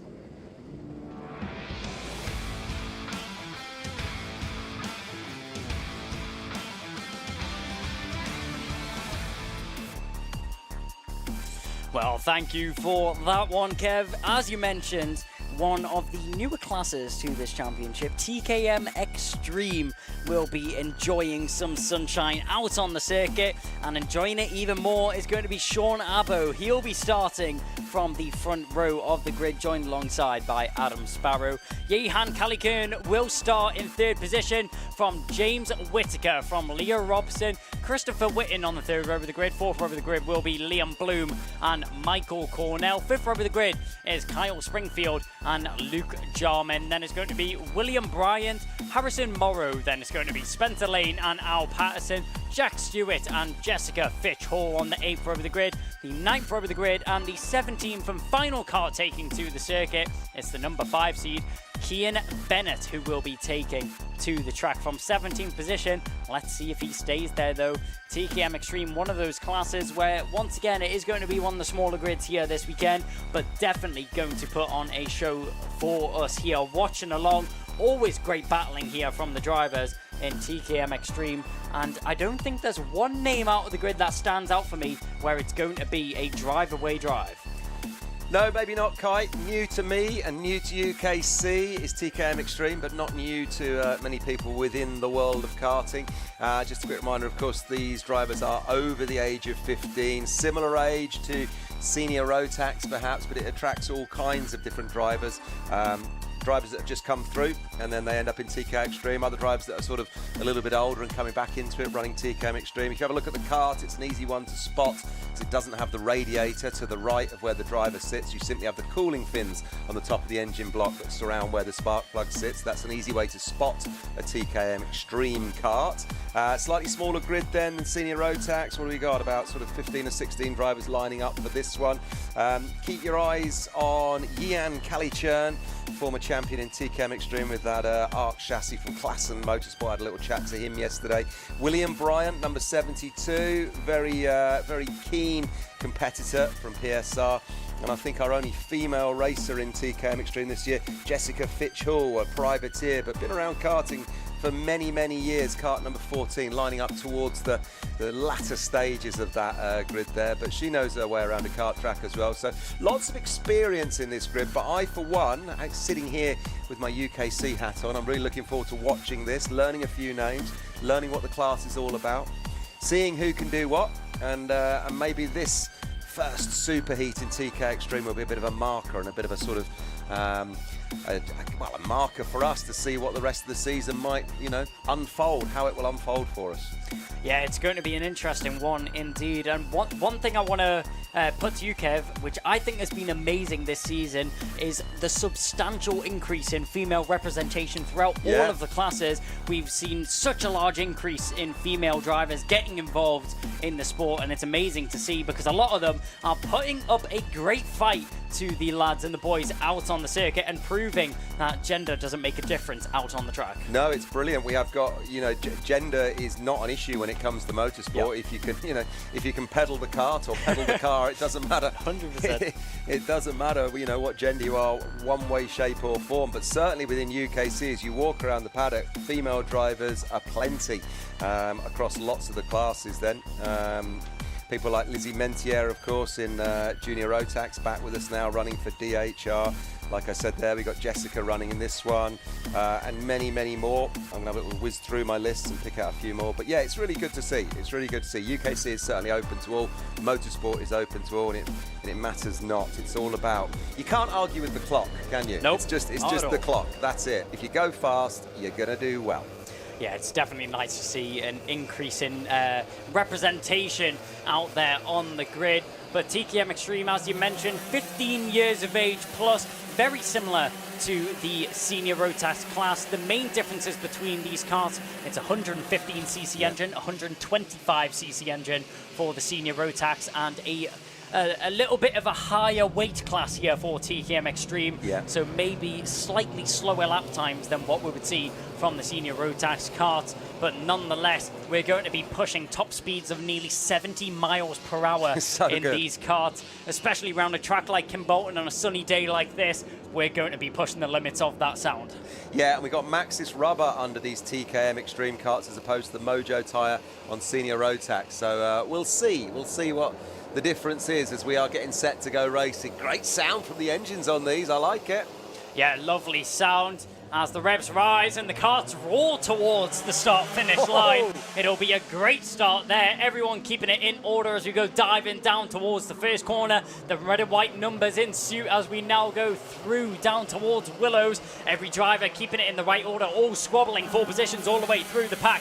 Adam Sparrow got a great start there off the line as Springfield having a tuck in behind in second position for the time being. Springfield in that all-black suit and helmet combo. You can't miss him out on the circuit. The TKM kart with the TKM colours as well. Adam Sparrow, the driver who put it on pole position, and the driver who will take us away from the front row of the grid. He got a great start down towards that first bend, managing to hold form and hold position for the time being.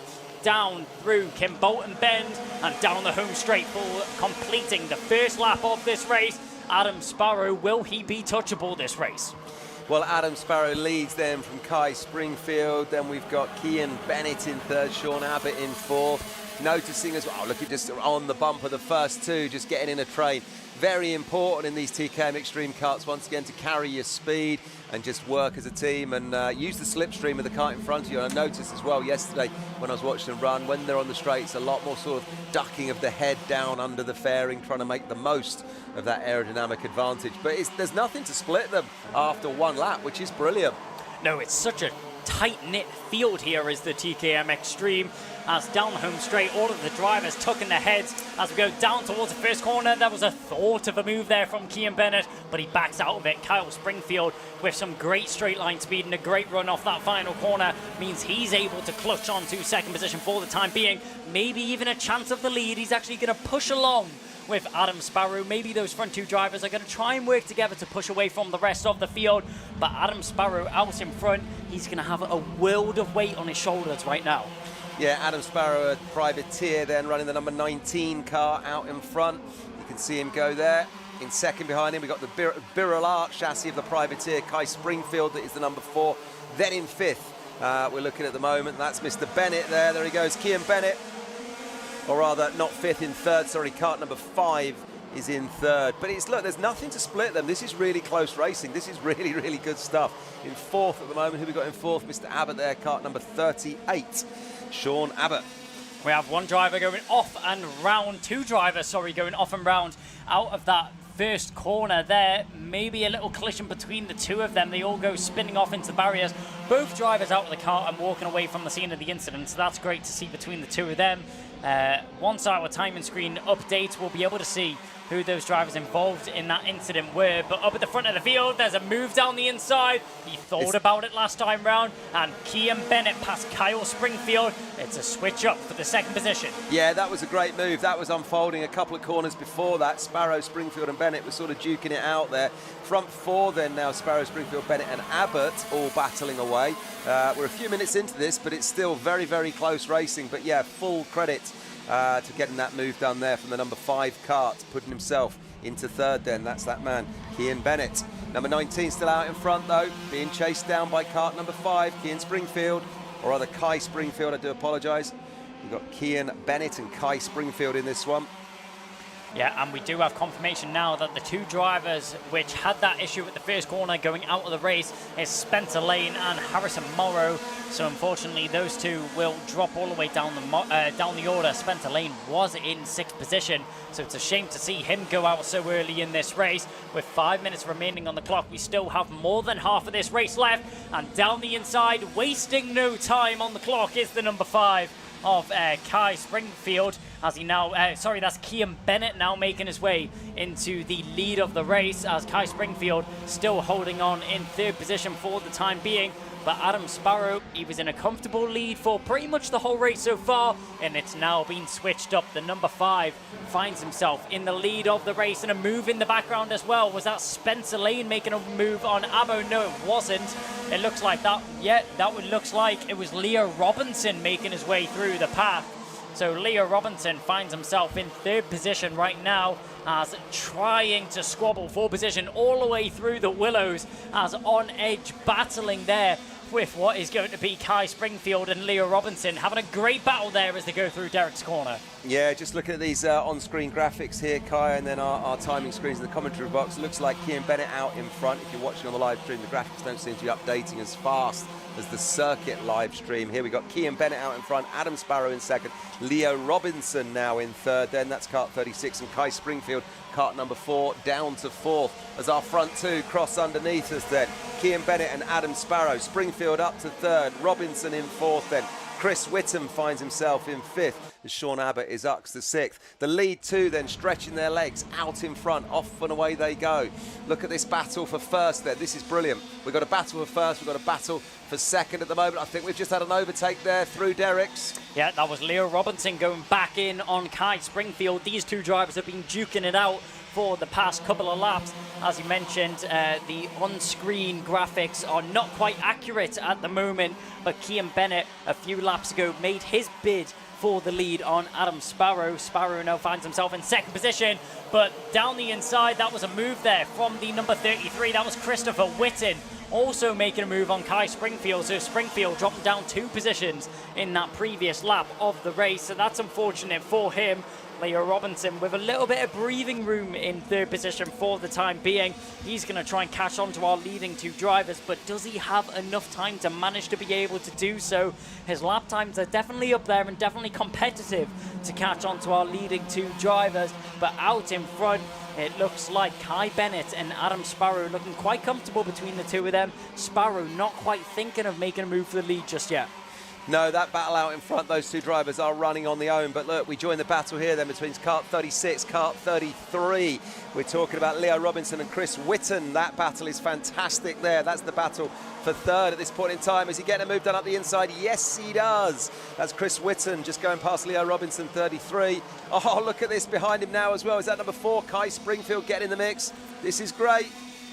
Yeah, Kai Springfield trying to get involved. And in the background, we have a few more drivers battling as well as these three, all scrapping for position. And has his work cut out for him right now. Has Leo Robinson, number 4 of Kai Springfield, applying a world of pressure on his shoulders for the time being. They go through the Kestrel corner and down towards Kimbolton corner as well, through the final sections of the circuit and back onto the home straight once again. Our leaders cross the line. It's still Kian Bennett from Adam Sparrow. Christopher Whitten now finds himself in third position, which we're looking down on right now. They go through the first corner. That's Kai Springfield, very neatly tucked in behind Leo Robinson. Doesn't look like he's quite thinking of making a maneuver just yet, biding his time, waiting for the perfect opportunity, maybe even waiting for a small mistake to be made, and then he'll pounce at the chance of getting that move done. But out in front, we're just waiting for the opportunity, waiting for Adam Sparrow to make that bid for the lead. He has the pace to manage to be able to do so, but he's just waiting his time, and Kian Bennett maybe getting a little bit too comfortable out in front. Yeah, he might be. Kian Bennett and Adam Sparrow sitting matching each other for pace, but Sparrow just sitting there biding his time, like you say, Kai, with under a minute left on the clock. So I think next time come by we might see a last lap board. Find out in a moment or two. But behind them, that intriguing battle between Whitten, Robinson and Springfield. The man who's sitting in 6th at the moment, though, number 28, Jan Kalichern. He knows how to handle a TKM kart, but just not at the front end of this one. Sitting back at the moment in 6th. And just whizzing down the order. Whittaker, Abbott, Bloom, Bryant, Cornell, Stewart, Patterson, Fitchell and Jarman finish off the 15 karts that are running. Karts 16 and 17, Spencer Lane and Harrison Morrow no longer running. As our leaders dash towards the first corner, there's the move we've been waiting for. Down the inside, Sparrow's made it into the first bend, but fighting back. Bennett tries it, but holding it through the willows. You don't see that very often. Adam Sparrow, a great battling sequence between the two of them. But pinning it to the inside white line right now is Christopher Whitten, as Leo Robson and Kai Springfield are breathing down his neck as they go down towards Dan Weldon. Robson looks to the inside, Whitten holding on to it for the time being though, but out in front right now, our previous leader of the race, as Adam Sparrow just about holding on in front of Kian Bennett, Bennett looking for the switchback. He's trying anything opposite, which Adam Sparrow is doing. Down the outside towards the first corner. Will he try to switch back into the willows? It's going to be a difficult one to do. Final lap is upon us, and just a few corners for it managing to be able to be done. The drivers are going to be scrapping all the way to the line. Yeah, they are. Look, we can't keep up with this. It's 19 versus 5 and 5 versus 19. Sparrow and Bennett trading places almost corner to corner, but as we come into the closing stages of it, around the down Weldon, it looks like kart number 19, Adam Sparrow, has it from Bennett, but Bennett is still in touch. Sparrow looks over his shoulder, Bennett flicks out wide. Then we've got Sparrow countering. What can they do as they come around the final corner, Kai, away to our right? Looking on screen now, who's going to have it as they come past us? Wow. There we go. Yep. Great race, and lovely to see the sportsmanship between those two drivers. It was a clean fought battle between the two of them, and they fought it all the way to the line. Hats off to Kian Bennett for trying every opportunity that was presented to him, but a defensive masterclass there from Adam Sparrow, showing his knowledge and his worth in the class. He pinned it to that inside white line, waited for Bennett to make a move, and then he responded and placed his car in the middle of the circuit, leaving Kian Bennett with nothing to do apart from yield in that second position. Adam Sparrow waited long to get that move back for the lead of the race, and he'll hold on to it to the line. Yeah, well done to both of those drivers, showing their racecraft in spades there, and the camaraderie. They just had the most fun for the last few laps. The camaraderie was evident with that fist bump as they crossed the line. Sparrow and Bennett just giving us the entertainment and themselves, and full credit to Chris Whitten, who came home in third, kart number 33, because he was locked in all sorts of battles throughout that. Ian Calichurn in fourth, and Kai Springfield finishing in fifth. That's TKM Extreme, folks. If you're new to UKC, they're new to us. I love it, Kai. I want to get one. I want to go. Yeah, definitely. And one name that we just breezed over there, Jehan Calichurn, in the midst of that battle that we were so focused on the lead of that race, Calichurn went from 7th all the way to 4th in that final lap of the race, just getting himself involved in that battle and making the opportunistic move stick there. He finds himself finishing in 4th for the superheat, and that will set him up very nicely moving into the finals later on today. But Adam Sparrow and Kian Bennett, I can't wait to see round 2 of that battle later on today in the TKM Extreme Final. Brilliant stuff, Kai. Well, there we go. 2 superheats done. We move on to our 3rd superheat coming up right after this. On your schedule then, race 28, Micromax, when we come back.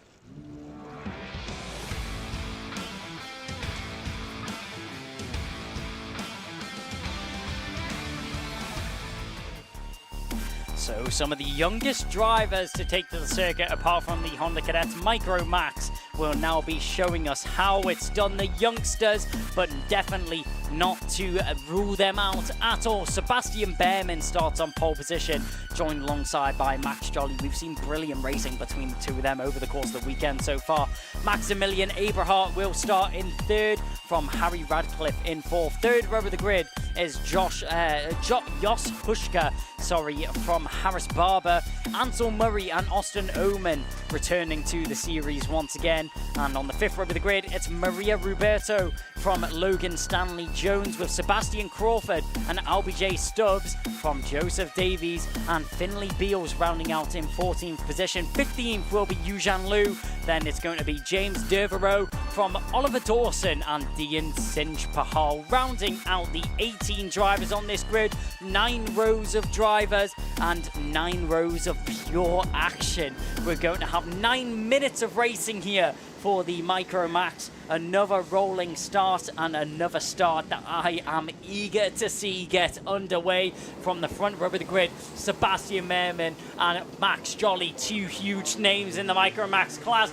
A little bit of a scrappy grid up there from the drivers, but we'll let it go, fighting down towards the first corner. Down the inside, he's gonna try it, but held off by Max Jolly around the inside. Amazing to see 3 wide as we go through the willows in the midsection, as drivers all squabbling for position in the mid-pack as they're trying to get themselves sorted out.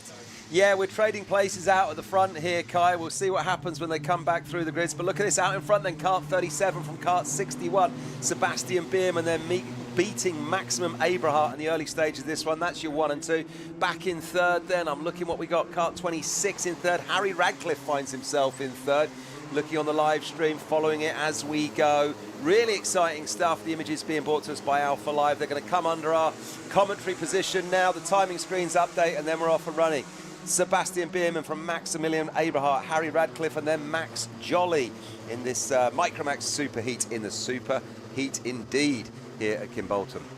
Great start there from Aberhart. He gains himself a couple of positions to now find himself in 2nd, pinned to the rear bumper of Sebastian Behrman, who started in 2nd position but held around the outside. It was a great jump off the line. He was able to beat Jolly to the first corner, and he's definitely felt the benefits of getting that move done early, as the number 37 comes blasting down the TKM straight towards the Kestrel corner. Kimbolton corner is now following him up next, but with a few drivers, around 4 eager drivers tucked in behind him. Sebastian Behrman, he's not comfortable just yet in this race. No, he's not. We've got a close race here in this Micromax Super Heat. Out in front then still Sebastian Behrman from Maximilian Aberhart, Harry Radcliffe in 3rd, and then that man Jolly back there in 4th. In 5th though at the moment it's Jos Hushka from Sam Pollitt Racing, as they are very close, going through Derricks up to the Dan Weldon corner. We've got 2, 4, 5 drivers then very close out in front, but that man in front, kart 37, there he is racing Sebastian Behrman on a Project 1 chassis. Can't remember what team Sebastian's running with this weekend. But he's, oh, it looks like Jack's Motorsport. There he is, got the Jack's Motorsport colours on the kart. Back in third then, kart number 26, Harry Radcliffe. Shout out to Harry from Sam Pollitt Racing. Immaculate awning. I went in there yesterday, SPR. Full credit to Sam. Such a class outfit. Looks so, so good under that awning. As we've got a move coming up the inside here. Kart number 14 trying to do something. Clipping the curb as he does so. Maximilian Jolly there, or Max Jolly from Hunter Motorsport. Clipping a curb, but getting an overtake done. Yeah, Max Jolly trying to get involved in the action on the track. Austin Oman, a familiar name in the Ultimate Karting Championship. The number 11 sets the fastest lap of the race so far. 47.7 is the fastest time, which has been put down on the tarmac right now. But out in front, Sebastian Behrman, even though he's had a lot of pressure put in behind him, he's doing a great job to keep that car in fighting order and keep himself in the lead of the race. Just one small mistake to ruin your momentum, and the drivers will be swarming all over the back of you like mosquitoes on a hot day. But in the background here, we're going to see an attempt for an overtake. Harry Radcliffe is going to go down the inside of Maximilian Eberhardt, so Eberhardt now is demoted down into third position. He's lucky to not lose any more than that one position, as two drivers very eagerly tucked in behind of Jolly and Hushka, waiting for the battles to unfold. Yeah, great move from Harry Radcliffe there. Kart number 26 getting it done up the inside in second position at the moment. So it's 37 from 26. So it is that man Sebastian Behrman with Harry Radcliffe in second. In third then, just looking at that one there, looks like a zip kart. We are, yeah, on a zip kart indeed. 61 is in third there. That's our man Max Eberhardt. So yeah, the graphics just update as they cross the start-finish line underneath us here. But we've got 2, 4, 5 drivers, Kai, out in front, leading the way in this one. Looking comfortable out in front then is Sebastian Behrman. He's not being troubled too much at the moment. They close up a little bit as they come through Derek's, but as we often see in karting, the driver out in front has a little bit more breathing space. The battle for third, though, going on. We've got a move here. Back in third. What are we seeing in third as we pictures just catch up? 61 being chased down by 14. So Max Jolly just, it's Maximilian and Max then just working against each other, fighting against each other. 61 versus 14. Yeah, it's a great battle going on between the two of them right now. As you mentioned, out in front, Sebastian Behrman with just a little bit of breathing room. It looks about he has a 1 kart length gap back to the second position of Harry Radcliffe with his head to the steering wheel. You may be sat at home thinking, why are the drivers tucking their heads on the straight? And that is clearly just for the aerodynamical advantage. He's in the slipstream. If he puts his head just a little bit lower, there's less of air resistance on the driver, meaning they're able to just get that little bit extra speed in the straight line. And it really matters on a circuit like this in Kimbolton, where it being such a flat open space, the wind can really pick up very quickly, and it does affect the straight line speed of these drivers. But out in front, punching a hole in the air right now, Sebastian Behrman. He's got brilliant pace right now to keep that kart held out in the lead of the race. But Maximilian Eberhardt, he was momentarily in third just on that last lap. He now finds himself tumbling down the order as he's now down in fifth, with Hushka and Jolly both working together to cut through that pack. Yeah, it's all going on out front, but I've been watching just while you were chatting there, Kai. I was watching that man, Harry Radcliffe, sitting kart number 26, sitting in second at the moment. He seems really laser focused on the back of Sebastian Behrman. He is not letting get away. He's matched him move for move as they just bunch up, going through Derek's round the down Weldon. They're wide abreast. Still, they say in the same order, though. 37 from kart 26 then, and then behind him, kart 14. But keep your eyes on that man, Harry Radcliffe. Look, he's tapping his helmet there on the on-screen, just kind of telling people to focus. Think about what we're doing, guys. We've got to beat the man out in front. I think that was a little message to the guy that's racing behind him there, Max Jolly. But yeah, keep your eyes on the guy in second. I think he's going to get it done, or he's going to try to get it done in the closing stages. Yeah, Radcliffe trying to use the motivation and the camaraderie and the teamwork of the drivers in behind him to try and push past the leader of Sebastian Behrman. Behrman putting up a great fight right now, but pinned nose and tail are these two drivers. Behrman's going to struggle to hold it, and down the inside, there's the move we were waiting for. Harry Radcliffe gets himself up into the lead of the race. Sebastian Behrman now on the back foot. He tries to go up the inside. He tries to sneak on the first apex of Dan Weldon, but he doesn't manage to get it done into the lead of the race. The number 37 now on the back foot in second position. That opens the door for Max Jolly and Jos Huschka to try and get themselves into second position. But Sebastian Behrman, that kart looking a little bit more on edge. He doesn't like second position. He looks for thirst, but he's not able to sniff it out. He's not. But I tell you what, I've seen him do it again. That man, Harry Radcliffe, tapping his helmet again. Is he talking to himself saying, focus, switch on? Or is he just sort of sending a message as we look down the inside 37, taking the place back, goes Sebastian Behrman.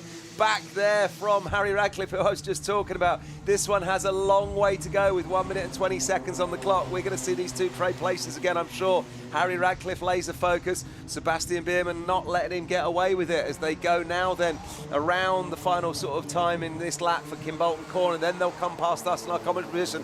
Up to third. We got a driver up to third there. Josh Huschka. That was Josh Huschka, wasn't it? Josh Huschka. Right. Yes, it was. Back to 14 or back to fourth is kart number 14, Max Jolly. Yep, Sebastian Behrman clearly didn't enjoy his time in second position as he very quickly promotes himself back into the lead of the race. Harry Radcliffe once again finds himself in the attacking position and he takes advantage of it as well. Back into the lead of the race, but will we see Behrman respond quickly, or will Huschka try and get that move done for second position? He had a look for it going into Dan Weldon, but he has to back out of it and think better of the overtaking opportunity. Down the inside, Behrman's gonna look for it, but held off very nicely there by Sebastian, that's Harry Radcliffe. And banging wheels there. Behrman drops to the back of the pack. Couldn't quite catch who was at fault for that incident. I think that's a racing incident. Yeah, a lot of drivers just trying to go into one section of the track and it didn't quite work out there for Behrman, but that's opened the floodgates for second position here as all of the drivers now getting involved. Max Jolly finds himself back in second position. Josh Huschka now dropped down into third, but looking for the move for third and fourth is Austin Oman, the fastest driver on the circuit for the time being. He has a look for the move going out into Derek's, doesn't manage to get it done. Going down into Dan Weldon in the background, trying to regain some of the track that he's lost is Sebastian Behrman as weaving left and right, waiting for a gap to open up for him, but it's going to open up for the driver in behind. That's Maximilian Eberhardt. He'll get the move done down the inside of Sebastian Behrman, and from first all the way down into sixth, it all fell apart there for Behrman. Final lap is upon us as if it wasn't chaotic enough. At number 14, kart number 14, Max Jolly just drifting sideways as he saws the steering wheel in his hands there on this final lap. 56 then is on your screen, as we're looking at the moment. Just behind him, number 11, or rather that's 55, isn't it? That's Josh Huschka with Austin Oman racing 11, but out in front it's still Harry Radcliffe, 26 then. The battle for second, 55 versus 11. Huschka versus Oman then, sitting in third at the moment. Where's Max Jolly? Where's my man? Kart 14 as he just slipped back. It is all going on this final lap. Rounding then the final corner, Kai. On-screen graphics, look at this. We've got 26 from 55 from 11. They cross the line below us. Radcliffe from Huschka from Oman. Jolly, then Behrman. That's your top five. And what a race it was towards the end. All unfolded. It was like a bomb going off in the middle of the pack. It all exploded and the excitement just bubbled a little bit over for a couple of the drivers. Harry Radcliffe is able to walk away with that one at the top of the grid, but it wasn't an easy one for him at all. I thought an interesting note was, if you looked at the digiboard on that final lap of the race, after all that contact down at the final bend, it was the number 37 of Sebastian Behrman who was given a warning for contact. So maybe the stewards or the marshals have deemed that Sebastian Behrman was the one who was at fault for causing all of those issues on that last couple of corners. Yeah, maybe contact warning at 12:22 for kart number 37. Sebastian Behrman, he did knock wheels there with Harry Radcliffe, didn't he, as they were sort of fighting for positions. Looked like a racing incident to me, but he came off worse, dropping back down the order. But as they crossed the finish line, it was that man, Harry Radcliffe, from Josh Huschka and then Austin Oman. Look at the fans down here, and I don't just mean the fans in the stadiums, but I mean the fans on the dummy grid if you're watching the live stream, trying to keep that zip kart driver dry, or rather keep that zip kart driver cool, as we're about to go racing with Honda Cadet with their superheat right after this.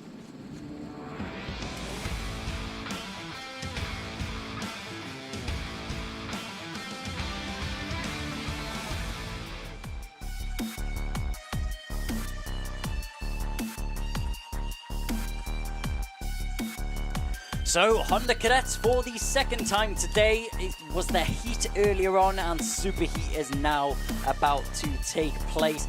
Kevin Ivanov and Elliot Burke take to the circuit once again. The dynamic duo who were fighting up at the front end that we've seen earlier on. Ralphie Branscombe starting third with Marjorie Skovicius alongside him. From Ricky Jr., McIntosh and Ryan White alongside him on the third row of the grid. Teo Hamilton and Ashton Horspool will be on the fourth row. Fifth row will consist of Jack Fulbrook-Harmer and George Johnston. Then it'll be Harry Grant and Morgan Cooney. Then it will be Jackson Heath and Shea Hilton on the seventh row of the grid. Eighth row of the grid is going to be rounded out by Harry Pennington and William Davison. 16 drivers and 8 rows will take to this circuit. Once again, with it being Honda Cadets, we don't have a rolling start, yet we have a standing start. Ralphie Branscombe struggled off the standing start last time round. He was able to regain some of the track that he lost, but will he be able to get a better jump off the line this time round? We'll have to wait and see. The warm-up lap is underway as we see the drivers rounding the Dan Weldon corner, and what a race we have paved out for us now. Kai, I'm really looking forward to this one because, as you just said there, our man Ralphie Branscombe didn't have the best of starts last time, did he? So he's going to be out. He's going to gone. He would have gone in from that last heat that we saw with him. Really cross it himself. He pulled himself up though as the race went on. So he's going to be thinking in his head, I've got to do better this time. But kart number 14, Kevin Bourke. He's going to be thinking, I'm in the same start position as last time, so I want to do well again. Kart number 50, that man, well, he gave us loads of entertaining racing, didn't he? That was our man there, Kevin Ivanov, wasn't it? Kart number 50, and he's lining up in pole. And then kart number 15 there, lining up in fourth. Who have we got there? That's Margaret Kovaceks. I'm not going to pretend I can pronounce that one. I do apologise, Mr. and Mrs. Kovaceks. I'll have to check that. I'll tell you what's an interesting sight right now. You can see the drivers wiping down their front tyres with it being so grippy out on the circuit right now. Here we go. A lot of debris getting stuck to them, but the lights are on the board and the lights are out and we are racing here, bobbing off the line. Are the Honda Cadet drivers diving down towards the first corner. The inside line getting a much better start, and a much better start this time round from Ralphie Branscombe as he manages to find himself up into fourth position after they cross the start-finish line for the first time of this race. Diving down towards Derek's corner. Any attempts for an overtake? We see one move in the background there. A similar pink helmet to Branscombe. It looks like that may have been Jack Fulbrook-Harmer making a move in the background there through Derek's corner as we make our way through Dan Weldon. The field a little bit more strung out than we seen last time round. A little bit less chaos off the start-finish line with drivers managing to get away cleanly this time round. Yeah, it's a clean start. Everyone's settling in on this opening lap. No kind of silly business going on. Just kind of getting the job done for one lap, getting it safely home.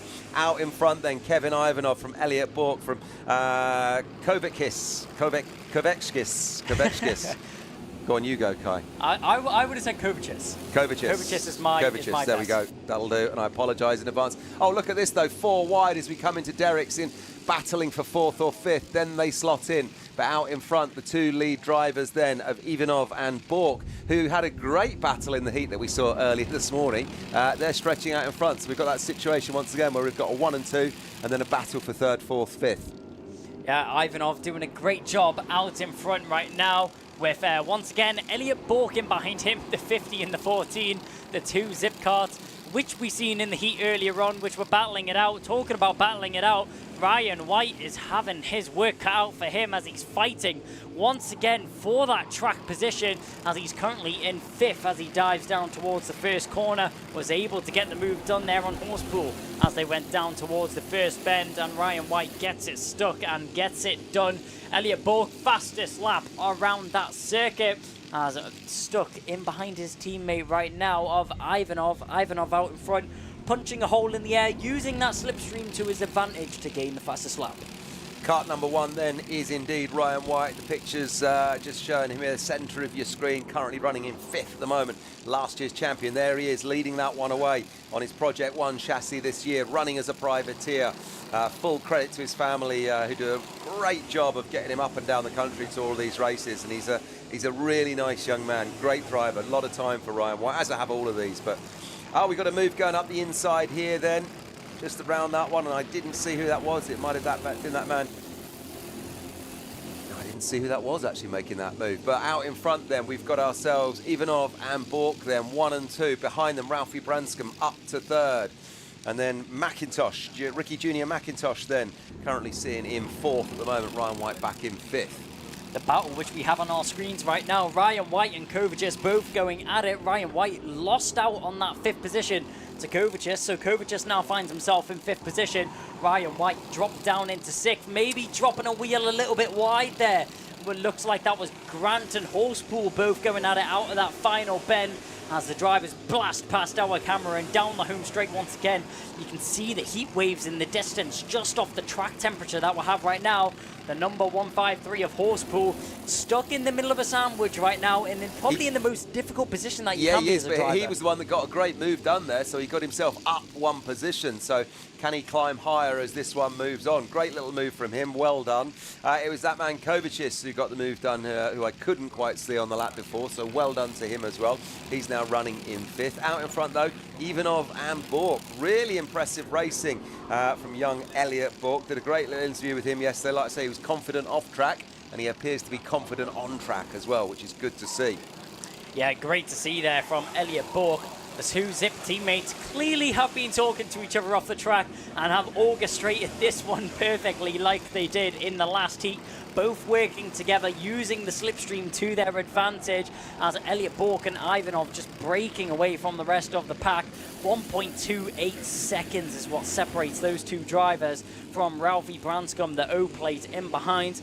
Ivanov out in front right now. He's the one punching the air and actually picking up the fastest lap he gets with a 48.2 that he managed to get last time round of the circuit.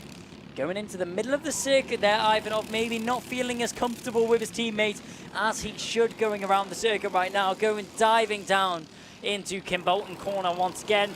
The 2 Zip teammates sticking it still in order. Ralphie Branscombe head to the steering wheel, trying to gain that aerodynamical advantage, trying to gain any advantage he can to try and eke that gap down between him and the Zipcar teammates in front. Yeah, super racing in this one, Kai, then for the super heat, of course. We've got this and then the super final, but the 2 men out in front who are indeed setting their stall out are Ivanov and Bork. Ralphie Branscombe is a long way back from those drivers. They're battling away. He's got, what, 1.43 seconds between him and what's going on down the road just in front of him. So a bit of a gap back to Ralphie, but the gap between the front 2, they're much closer. Kovacic there, number 15. Behind him, who have we got? Racer number 1, Ryan White. That battle's going to be intriguing. Kovacic is, yes, he's still got Ryan White just on his tail. As I look at the on-screen pictures here on the live stream. Yep, that's it. That's 4th then. Ryan White sitting in 5th at the moment. Not as happy, definitely, on these Vega tyres compared to the Dunlops from last year. And number 300, that man Theo Hamilton, full credit to him. He was in the mix in the heat that we saw earlier this morning, and he's in the mix once again. Look at the Zipcar factory teammates running, racing each other. Well, the 2 Zipcar factory teammates have just swapped positions in that first corner there. So Elliot Bork is now the one at the head of the field. He'll be the one torpedoing through the air right now, with Ivanov taking a break from that front runner, and he'll sit in 2nd position.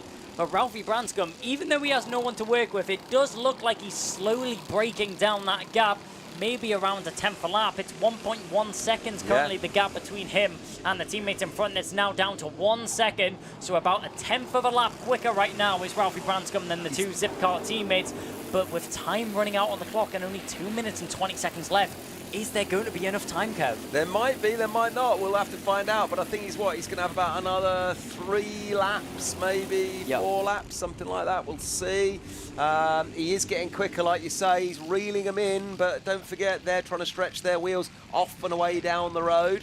But as we always see in this game, if they get involved in a little bit of a battle and start jostling with each other, then the gaps close up really quickly. But the gap behind Ralphie Branscombe now, the gap back to 4th, as we see a move getting done up the inside out of our commentary window. Not quite catching it on the screen, though. When we come by, see what Ryan White's doing with Kovacic. On-screen graphics change. It was Theo Hamilton who passes Ryan White to put himself in 5th. Here we are then with that battle, Kovacic, Hamilton and White.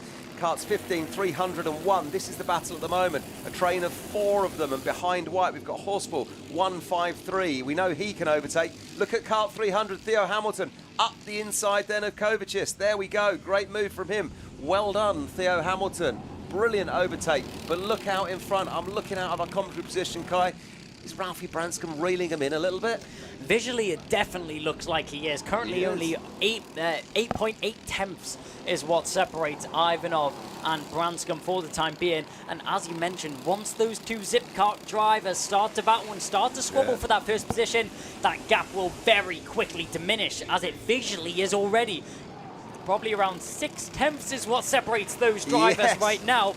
Ralphie Branscombe leaving nothing left on the circuit. Ralphie Branscombe fastest lap that time round, as he's 2 tenths of a lap quicker than our leading drivers right now. Ralphie Branscombe really pushing that kart to the limits right now, and this is what you love to see, the underdog coming into this fight. Visually looking at it from the start of the race, you would have thought that Bork and Ivanov would have just disappeared from the rest of the pack. But the O-plate clearly showing why he won the British Open and why he has the O-plate on that kart. Ralphie Branscombe putting his talents on show right now as he pushes down the home straight once again. 5 seconds left on the clock. This will be the penultimate lap of the race. Elliot Bork there, sorry. This is the penultimate lap, Kyle. I'm just watching out the window. Branscombe is catching these 2 before our very eyes. So this one, I think that's going to be our front 3, but then the battle for 4th behind them, that's still going on as well, as we see a move get done going into Derek's out of the live stream window. On-screen pictures then focusing at the moment with the battle at the front. Ralphie Branscombe back in 3rd. Look, he's closing the gap. We can see it before our very eyes. So we've got Bork from Ivanov, from Branscombe. Elliot Bork out in front, kart number 14. They close up then in the closing stages, Kai. Yeah, it's really getting close up at the front end, and it definitely is in behind as well, as Ryan White is going to battle with Kovacic and Hamilton. Those 3 drivers scrapping it out and going defensive out in front. This is interesting to see.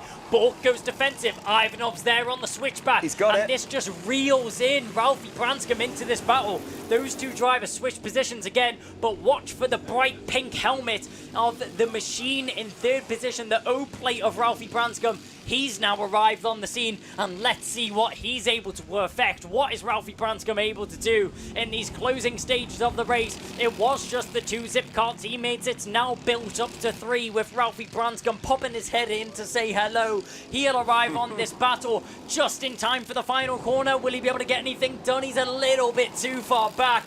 And time just running out there for Ralphie Branscombe. But what a drive it even was to get onto the Zipkart teammates.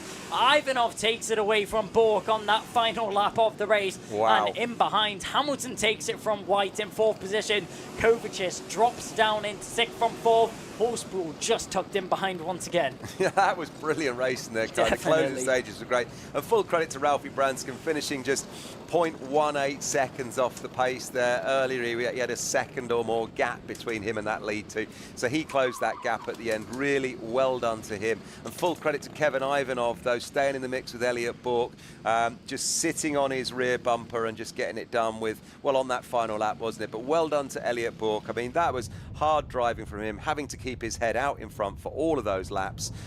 It was he was under pressure for so long. Shout out to Theo Hamilton as well, who came home in 4th. Well done to you, sir. That was brilliant. That man from RSR. He was in the mix in the heat this morning, stayed within sight, and he's just gone. I think it's his best finishing position maybe of the weekend, in 4th, certainly of today. Ryan White, former champion last year, finishing in 5th. Kovacic was always in the mix, wasn't he? And Horsfall, McIntosh, Grant, Fulbuck, Harmer, Hilton, Heath and Cooney. And it's just great racing, isn't it, as it goes on, Kai? Yeah, there was not a dull moment in that race at all, with the 2 Zipkart teammates pushing away, Ralphie Branscombe reeling them in. But that will be the end of the Honda Cadet Super Heats. We'll see them back out on track later for their Super Final. But coming up next, it's the first of the big boys. It's the first of 2. Senior Rotax Super Heat A is out next.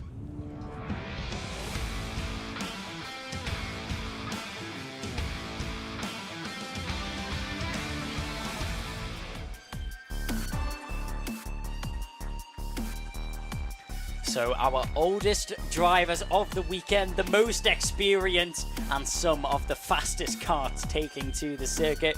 Macaulay Bishop, the European superstar, will take it away from pole position, joined alongside by Pearson Bullock Carter, Jack Collins and Ethan Martin on the second row of the grid. From Jack Lilly and Ryan Ward, then James Dunbar and Stephen Duncan. George Robinson and Rachel Robertson will round out the fifth row of the grid. Deacon Russell and Liam Hartley on the 6th. 7th row will be James Tester and Paul Simard starting 14th. 15th will be Harry Lamond. Then it will be Benjamin Southgate, Gemma Heorns, then James Pearson in 18th. 19th will be Alfie Bushell and 20th is Ryan Hedge rounding out the 10th row of the grid. The final 11th row of the grid, sitting by himself in 21st, will be Callum Ingray with places to make, and he definitely has a time to do so. 9 minutes of pure racing action here from Senior Rotax. And I don't know about you, Kev, but this is one of the classes that I'm most excited to see. We've got such a wide array of talent taking to the circuit right now. Macaulay Bishop being one of the biggest names out on the circuit, but he hasn't had an easy weekend at all. He's definitely had some close battles with the likes of Kai Hunter, our reigning champion in the Senior Rotax class from the Ultimate Karting Championship last year. But the British Open champion of Macaulay Bishop will be looking to fend off that first position that he has set out from right now. Yeah, this is going to be really exciting. I'm sort of getting set for this one. We have to bring our A game because it all happens so fast. It's sometimes very, very difficult to follow on the live stream because the overtakes happen as we get ourselves lined up for the start, then watching them side by side, opening up the engines, then Kai, and they go off and away then on the live stream. Here they go under our commentary position. Great opening gambit from Macaulay Bishop, keeping himself in pole. Did we see Pearson Bullock Carter keep his position? Yes, we did. As they go off and away around Derrick's, then kart number 11, that's Jack Collins, keeps third. So it's Bishop from Bullock Carter, from Collins, from Lilly then out in front as we look at it right now. Yep, an adrenaline rush as we dive down towards Dan Weldon for the first time of this race. A brilliant start there from Macaulay Bishop out in front. He manages to get himself about a kart's length gap there. Back to Pearson Bullock Carter in second. Bullock Carter, he will have his aims focused on bringing down that gap as soon as possible. Driving down the home straight once again. The engine's roaring as we cross the line down towards the first bend. There was an overtake in the background. That was Jack Lilly trying to make a move on Jack Collins. He managed to get that one done down into the first bend as Jack Collins now drops down into 5th position. As that's Jack Lilly up into 4th position. Jack Collins down into 5th.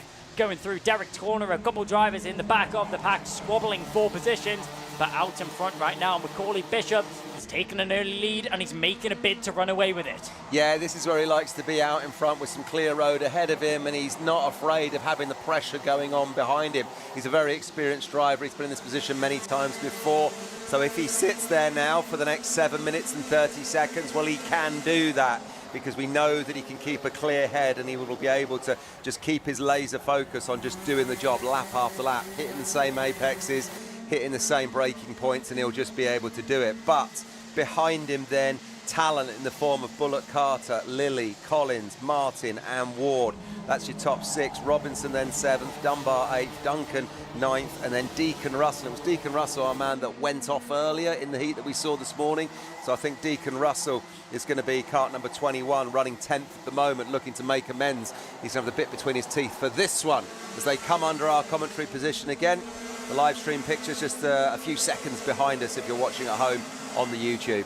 George Robinson there was applying a lot of pressure on the back at the 75 of Ethan Smith in the DHR colours. Ethan Smith just managing to hold off for the time being. A check over his shoulder as they go down the back straight and down towards Derrick's corner. You'll hold on to it for the time being. But out in front, 4 drivers breaking away from the rest of the pack. 4 drivers asserting themselves at the top of the racing order right now. A little bit of breathing room between all of them, so no fights currently going on towards the front end of the field, but it's interesting to keep an eye on it. The 1, 2, 3 there of George Robinson once again having a dig at Ethan Martin, but Martin just about holding on to it. Yellow flag's going down into turn 1. Can't quite see why that yellow flag is out. Maybe a bit of debris out on the circuit, but definitely no karts have came off the order. No, actually there is 2 karts off the circuit. just after post 2. That's after the Willow section, just at the start of the Yamitsu straight. That looks like the number 20 and the number 26 and the 69. That's Callum Ingray and Alfie Bushell. Looks like they've came together coming out of the Willow section, and unfortunately that'll be the end of their superheat, which is probably the least fortunate race that you could fall out of, with it being such an important race setting you up for the final later on today. Macaulay Bishop out in front. He did have a little bit of a gap back to Pearson Bullet Carter, but that's been cut down in the blink of an eye as Bullet Carter applying a lot of pressure to the back of that DHR car, the British Open champion, out in front right now. But will it stay that way for long? I'm not sure. Bishop, Bullet Carter and Lilly then out in front. That's the battle that we got on your screen right now. You can see, in fact, no, we just dropped back a little bit, picking up some of the mid-pack there, coming through the images here. Who have we got there? Looks like a Dan Holland Racing kart, number 123. That's George Robinson we're looking at there on screen at the moment. Robinson currently at the moment running in 6th with Ryan Ward and Stephen Duncan behind him. Out in front, though, Bishop, Bullet Carter and then Jack Lilly. Just watching that battle there, but staying with this mid-pack. The DHR pictures here. Here we are then, back out in front with Macaulay Bishop, Bullet Carter and Jack Lilly. A little bit of clean air between those 3 karts. Bullet Carter is so focused on the back of Macaulay Bishop. Is Jack's Motorsport kart there. Number 3 is just chasing down Macaulay Bishop, but behind him kart number 5, Jack Lilly. Look at that, he is not letting them go either. And Jack Lilly, of course, running for Sam Pollitt Racing. Has he got a move done up the inside? Tries to. Yes, he has. Yes, he has. That was a very big decision to make there for Jack Lilly. Does he feel he has the pace to catch on to the back of Bishop? If so, that's definitely the move that you want to do. But the question was, would it have been better for him to work with Pearson Bullet Carter to catch on to the back of Macaulay Bishop? But it's too late to look back now. He finds himself in 2nd, and he's going to be the one pushing the air to try and catch on to our leading driver. Macaulay Bishop is going to be the Goliath of this race, with David, also known as Jack Lilly. He'll be chasing him behind in 2nd position right now. Pearson Bullet Carter sitting tight in 3rd position, waiting for this all to unfold, giving Jack Lilly an opportunity and giving him a chance to try and catch on to our leading driver. 3.5 minutes. Where has the time gone in this race? It goes so fast, Guy. Does. And one man who's still in touch as well is kart number 11, Jack Collins, on his Tony Kart chassis there, running with Team Pro Train. He's still in touch in 4th. Those 4 out in front. That's what it looks like at the moment for the front 4, but will it change between now and the next 3 minutes? We'll find out. Macaulay Bishop, as I said, though, he's such an experienced campaigner. He doesn't mind sitting at the front. He's got the focus. He's got the mental fortitude to be able to just do it lap after lap. We've seen him do it before, and I'm sure he'll do it again. But yeah, Sam Pollitt Racing driver there, currently sitting in 2nd. Jack Lilly getting the overtake done, puts himself up to 2nd. With Bullet Carter now then in 3rd. So will we see that Jack Lilly has got the laser focus to be able to sit in 2nd? Because we know Bullet Carter's not going to let him run away. Well, Macaulay Bishop out here just looks like a Sunday drive. It looks like he's feeling no pressure, no cares in the world. He's a smooth driver. He's a smooth driver. Yeah, he very much is. He's got a very unique driving style, especially around a circuit like this. It's definitely going to benefit him with the heat which we have blazing down on the circuit. Bishop just taking care of the tyres, taking care of the kart as well, and keeping himself poised out in front right now. Yellow flags out at post 7. As a driver went off down at the Kimbolton bend. We can't quite see out of our commentary box, but one driver seems to have went off down there at the Kimbolton bend. Macaulay Bishop as cool as a cucumber. Well, he may be sweating under that helmet, but it doesn't look like he is at all. No, it really doesn't look like it. And just talk about his driving style there. One thing that I spot, it looks like some of the drivers do sit very upright in the seat, whereas Macaulay almost has, it's like he's got it just wound back a couple of notches. He leans slightly back into the seat, sort of cruising, but glancing over his shoulders. He's not fully confident that this is in the bag. He keeps glancing. He's keeping an eye on what's going on behind him. Really hard to do while you've got to, keep your eyes on the road and look ahead and just focus. But you've got to just keep an eye also what's going on behind you. And what is going on behind him is that Jack Lilly from Sam Pollitt Racing put himself up to 2nd about 3 laps ago, and it looks like he's comfortably staying there at the moment. Pearson Bullet Carter then running in 4th, and behind them, or rather in 3rd, sorry, behind him in 4th is Jack Collins from Pro Train. But those 4 have really extended a lead. The battle for 5th goes on then at the moment. There are 3 drivers locked in a battle for 5th, and that's Martin, Ward and Duncan, 75, 39 and A, driver number A on that one.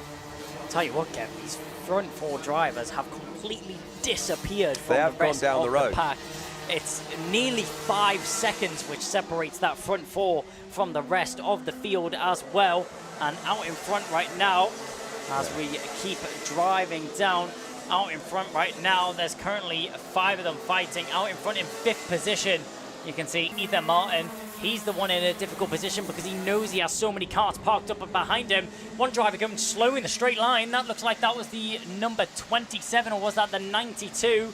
Going down towards Derek's corner. It was so fast that I couldn't quite catch the number of who that was slowing down in a straight line.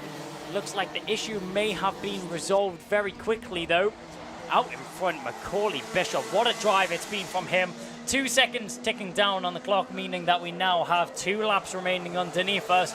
But Macaulay Bishop seems to have got quite a comfortable gap now back to Jack Lilly. Jack Lilly, will he be able to rectify that? Well, we're not sure. We'll find out in the closing stages of this one. Kai, lap 13 and 15 is what it says as Macaulay Bishop logs a fastest lap. It's actually a 40.99. Our on-screen graphics not keeping up, sadly, today with our actual graphics here in the commentary box. Macaulay Bishop with a 40.99.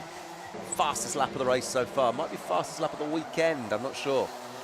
Well, the track is definitely evolving as the weekend gets on. With the more rubber being put down on the circuit, the more grip the drivers will be experiencing.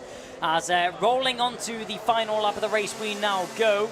Jack Lilly currently sitting in Jack Lilly still sitting in 4th position. Pearson Bullock Carter in 3rd, probably in a prime position to make a move on Jack Lilly if possible. Jack Collins just sitting there in 4th, waiting to pick up any scraps if anything goes down between the drivers in front of him. But with a little bit of breathing room separating all of these drivers, it's going to be difficult to get anything done going down into Kimbolton corner and staying in order. The front 4 will stay the same. It'll be Bishop there who crosses the line from Jack Lilly, Bullock Carter and Collins. But the race, which has actually been going on in behind, crossing the line, nothing's going to change there. The A plate of Duncan from Ryan Ward, Dunbar, Tester, Liam Hartley and Paul Smart will round out the top 10 drivers there for the first of the 2 senior Rotax Superheats. Macaulay Bishop out in front, the dominant driver, I think it's fair to say, controlling the pace throughout. Yeah, he really did, and this is exciting because he is on great form, a 40.99 being the best lap. Jack Lilly drove brilliantly, Pearson Bullock Carter drove brilliantly. Now we've got another superheat to come in Senior Rotax, and we're going to see Kai Hunter come out for this one. And then when we get to that super final, he's going to be in the mix with those drivers. We are set for a great race. Yeah, we definitely are indeed. As you mentioned, Kai Hunter, he is our leader, he's our reigning champion in the Senior Rotax class in the Ultimate Karting Championship, and we'll see him take to the track next for Senior Rotax Superheat B.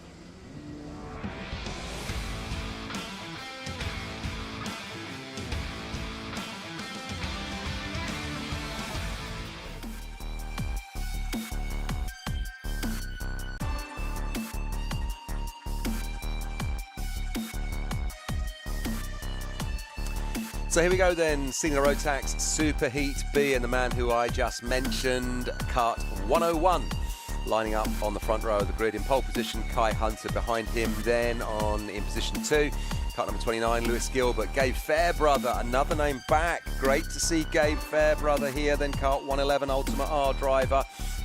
He's lining up in 3rd. Then it's Archie Buttle, Alexander Cull on the 3rd row of the grid alongside Reg Hayward. Morgan Hudson Brown, kart number 25, lining up on the 4th row of the grid.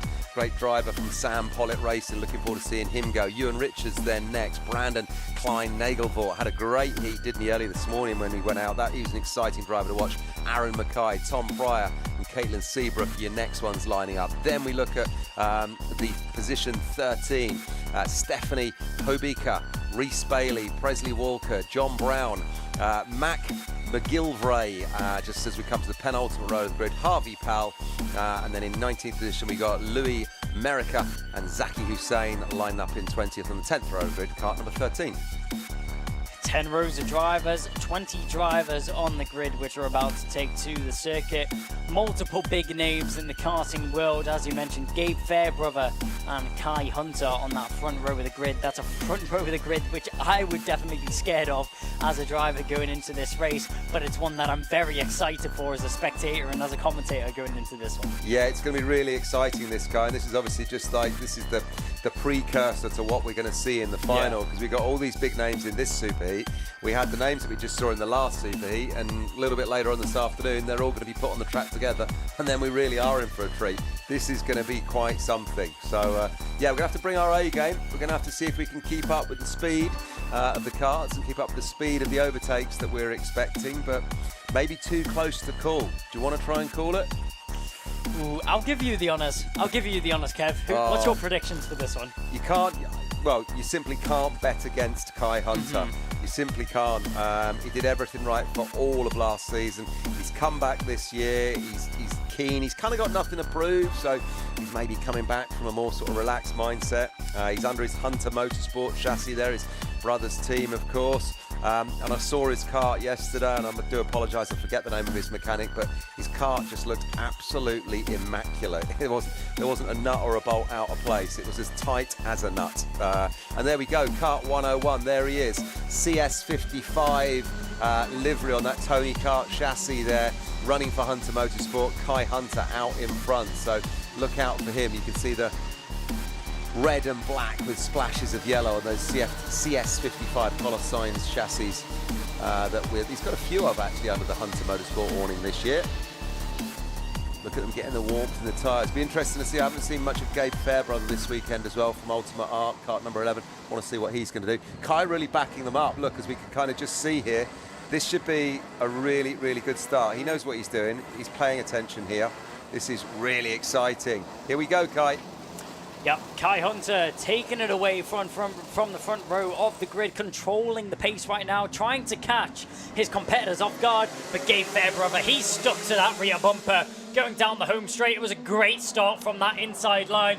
Kai Hunter diving down towards the first corner, not really any issues for him, but issues in the background. That's the number 88 of Caitlin Seabrook, unfortunately, getting involved in an incident down there. That was Brandon Klein-Nagelvoort as well, getting involved, slamming his car on the ground there was Klein-Nagelvoort. Clearly not happy with the circumstances that he finds himself in. You can't blame him at all. Gabe Fairbrother promotes himself up in a second position after starting in third. But Kai Hunter, your prediction, Kev, he's still out in front. Yeah, he is, and Lewis Gilbert started on second in that one, but he finds himself in third. Gabe Fairbrother's obviously been off and away racing cars, I think, in Ginetta since we last saw him at UKC, but back, thankfully, racing karts with us this year. Really is going to be an exciting one. Kai Hunter stretching his legs then out in front, putting a little bit of a breathing space between himself and Gabe Fairbrother. Behind him then Gilbert and then Archie Buttle. A hard-charging Archie Buttle, serious campaigner from KR Sport on his Cosmic chassis. So yeah, really exciting. Everything that we would expect from Basunia Rotax Superheat has already played out in the opening couple of laps as they now start to calm themselves down. How much air can Kai put between himself and the chasing pack, I wonder?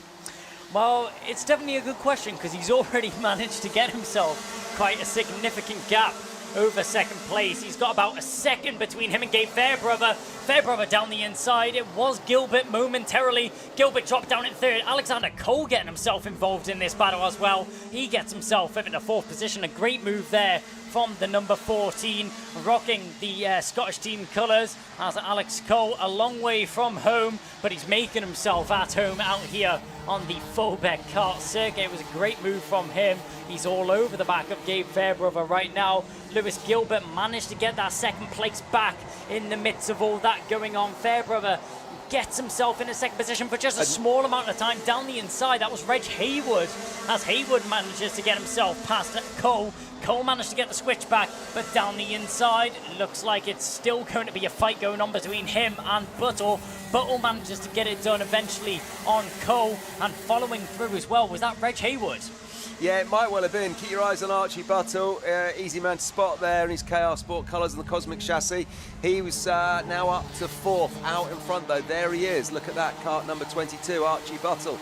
Up to fourth. Alexander Cole was doing well. Reg Haywood, like you say, was fully in the mix in that little trading of places. But out in front then, as they're making their way around this lap, still Kai Hunter out in front. A move gets done there. Kart number 14, Alexander Kull, makes up another place. In fact, he's now 5th. Buttle up to 4th. Move getting done up the inside here. Who have we got here? Kart 37 going past 14. Reg Hayward going past Alexander Kull on the live stream. Just watching on screen then here with Kart 37 now, keeping that one. Reg Hayward in sight. Great pictures being brought to us by Alpha Live following all of the actions. The kart seemed to run just offline there, or off track.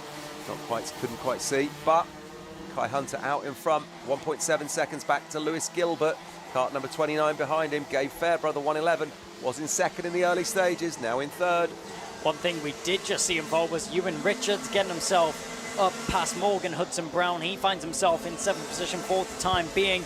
And it's a great race here from Alex Cole. He's had so many unfortunate events over the last season in the Ultimate Karting Championship. So great to see him fighting up at the front end once again, representing the Guy Cunnington Racing colours, as Alex Cole currently sitting in 6th position. It's a nice haul of points which he would be taking away from this race, and it would set him up very nicely for the final later on this afternoon. But talking about setting himself up nicely, he did it from the go, did Kai Hunter. 1.9 seconds is the gap back to Lewis Gilbert. And don't think that Lewis Gilbert is a weak driver, because Lewis Gilbert is a very strong driver indeed, not just in the UK but throughout Europe as well. One driver going very defensive on that inside line. That was Reg Hayward. Alex Cole not able to pick up the scraps there. He tried to make it through, but Ewan Richards is actually able to pick him up as they go down the Yamitsu straight towards Derek's corner. So Alex Cole losing out on a position there. He tried to get one done, but actually loses one in the method of doing so. So Cole down into 7th and Richards back up into 6th. Yeah, an intriguing battle further back in the pack, because out in front there's no battles going on. Kart 101, Kai Hunter screams past our commentary position, extending his lead to 2.2 seconds. Look at the on-screen images though. An overtake getting done there. Couldn't quite see who that one was, but kart's wide and then slotting back into line. This is where the battle is. We got 1, 2, 3, 4 karts out in front then. The battle for 5th, 6th, 7th, 8th and 9th is what's playing out at the moment in this one. Clean air between the front 4, so not much going on out in front in that Senior Rotax. We're going to see absolute fireworks when we get to the Senior Rotax Super Final this afternoon, and we throw in Pearson Bullock Carter and Macaulay Bishop and all the others into the mix of this one. Yeah, it's going to be interesting to see how the pace of Kai Hunter and Macaulay Bishop really does mix and match up in the final, which we'll see later on this afternoon, as you mentioned, Kev. Kai Hunter with a huge gap back to Lewis Gilbert. Gilbert is quite comfortable in that 2nd position right now, about 9/10 back to Gabe Fairbrother in 3rd position. Fairbrother not sitting so nicely though. He has Archie Buttle to deal with, who sat right on the rear bumper of that 111 car in 3rd position right now. And we've seen since earlier on in this race, Buttle is not afraid to make a move, and he's not afraid to bid himself on that inside line.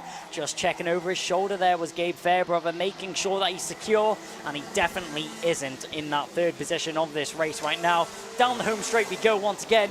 Kai Hunter blasting across the line, and in the background, a few drivers squabbling for position. Alex Cole looking over his shoulders, but he doesn't have to worry. There's a yellow flag down into turn 1. Yellow flag down into turn 1 then, so no overtaking should be going on down there. Just picking up the action on screen here then, seeing where we're at. Lots of drivers linking their way through the midsection as we pick up the action with Archie Buttle chasing down Gabe Fairbrother.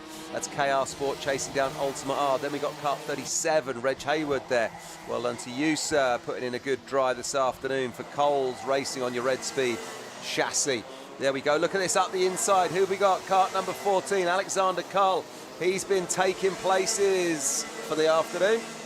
Yeah, Alex Cole doing a great job, but now he's going to have to put in the defensive work. Manages to hold off the line. Reg Hayward thought about doing the double, but wasn't able to do so. He was able to hold off Ewan Richards, though, so Richards still sitting back in 7th. Quite nicely in 6th is Hayward, but Cole in 5th. This has been a great drive from the Scotsmen as they go round Derek's corner and into Dan Weldon. Now the Guy Cunnington Racing colours. You don't see them often through the field, but some very quick drivers in that team indeed. Alex Cole being one of them right now, but he has so much pressure on his shoulders. He pins it to the inside white line as they go down towards Kimbolton corner. But out in front, Alex Cole doing a great job indeed. So here we are picking up the action with Gabe Fairbrother and Archie Buttle behind him. 1-1-1 with 2-2. Well, 2-2. 1-1-1, 2-2-2. Just the 3-1s, the double 2s then chasing each other. There we go. This is really good to see. We got Gabe Fairbrother, a really seasoned campaigner, had a lot of experience in cars since we last saw him in the UKC. But behind him, the hard charger that is Archie Buttle from KR Sport on that Cosmic chassis. This is a great race. Ahead of them, then, of course, this is the battle for third. Ahead of him, we got Lewis Gilbert. Clean air to Lewis Gilbert. And then even more clean air out to Kai Hunter, who's just kind of absolutely dominant in this race. Look at the battle here, then, back for 5th. At the moment, the battle for 5th, they're 4-3 abreast as they go into turn 1. Here we are then picking up the battle for 5th, kart number 37. Reg Hayward looking over his shoulder. Behind him, Alexander Cole checking his shoulder as well. They've put a little bit of clean air between them and the chasing pack. And how many in that chasing pack? 2, 4, 5, maybe 6 other drivers. Super exciting stuff. Yeah, it's all going off right now with Alex Cole being in the midst of it once again. But Reg Hayward is the one that finds himself at the front of the pack. An attempt of an overtake there from Cole. Covered off the inside line there, did Hayward. Hayward just about holding on as they go down the home straight. Pin to the inside white line. Tries to sell him, the dummy does Cole, but doesn't fall for it at all. A seasoned driver is Reg Hayward. He's not going to let that one slide past him at all. He says, no, no, no.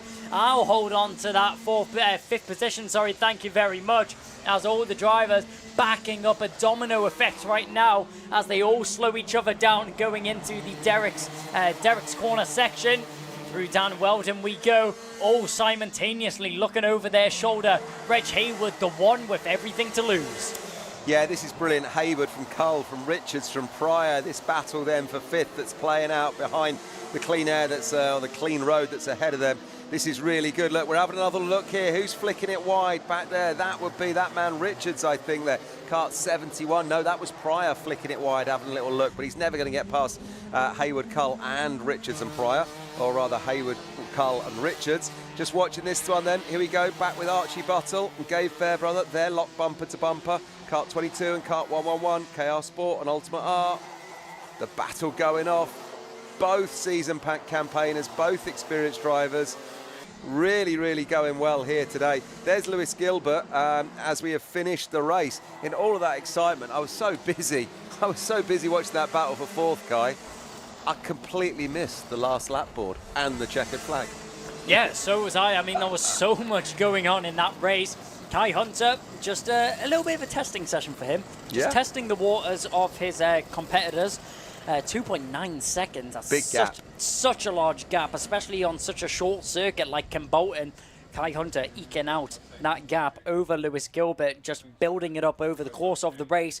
But Macaulay Bishop, will he be able to deal with that pace? You can't really say until we see that fight on later on. Yeah, and also talking about the pace, Kai Hunter had a best lap there of a 40.79. Wow. Macaulay Bishop had a best lap of a 40.99. Just 2/10 split them, folks. So Kai Hunter and Macaulay Bishop are going to be going wheel to wheel, pace for pace, when they line up and go out for that super final. That is going to be a class race. That is a race that I am definitely looking forward to. Senior Rotax out the way, and we now move on to the biggest grid of the weekend. 3 races to come. Junior Rotax Superheat A will kick it off in just a moment.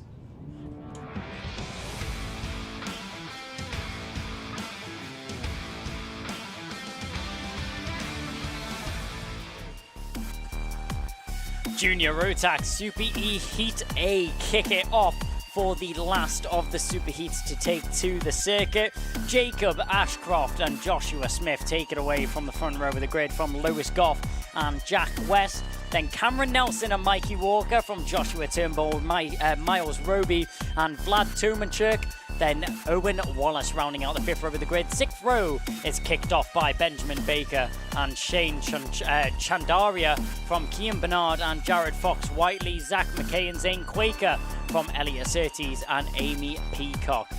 Miley Curran and Oliver Fabricus round out the 10th row of the grid, the 11th row being Eric Smith and Ethan Hatch, and the 12th and final row of the grid, Bella McConville and Callum Foster will round out the 24 driver grid, which we have here for the first of the 3 junior Rotax superheats, and 3 superheats packed full of 9 minutes of action. There's never going to be a dull moment in these races, with so many drivers on the circuit, so many overtaking opportunities, and so much competitiveness just oozing through the field. I can't wait for this one to get underway. Yeah, this is going to be great, Kai. Excitingly, I'm looking forward to seeing what Jacob Ashcroft of Dan Holland Racing can do. In his first year in Junior Rotax, he was doing brilliantly through all of yesterday's racing out on track, and chatting to his dad Barry in the awning last night. He reminded me that he's only 12 and it's his first year in Junior Rotax, and he's put it on pole for this one. So we have a lot to look forward to from that young man, and indeed from all the other names that are lining up in this end, the first of 3 Junior Rotax super heats, because we've got so many drivers. We're doing 3 super heats. This is going to be class, Kai. I'm really looking forward to this. 73 drivers registered for one class. It's almost unheard of.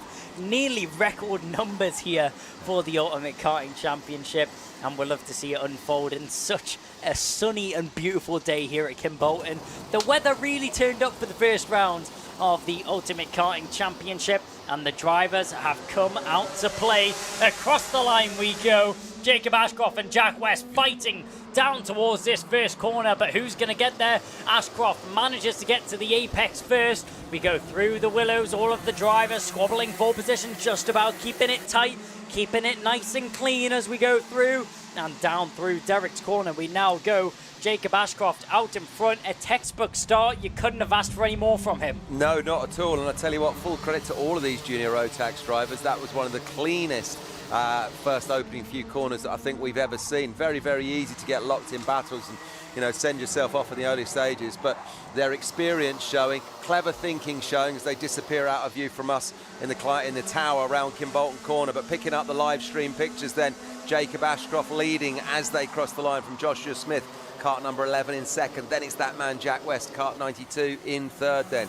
And then we've got Cameron Nelson and Joshua Turnbull in 4th and 5th respectively. Clean racing, tucking in, starting to find their lines, starting to warm the tyres up, and we are now then 7 minutes and 50 seconds away from the end of this, the first of 3 super heats. But clean racing, smooth racing, fast racing so far, Kai.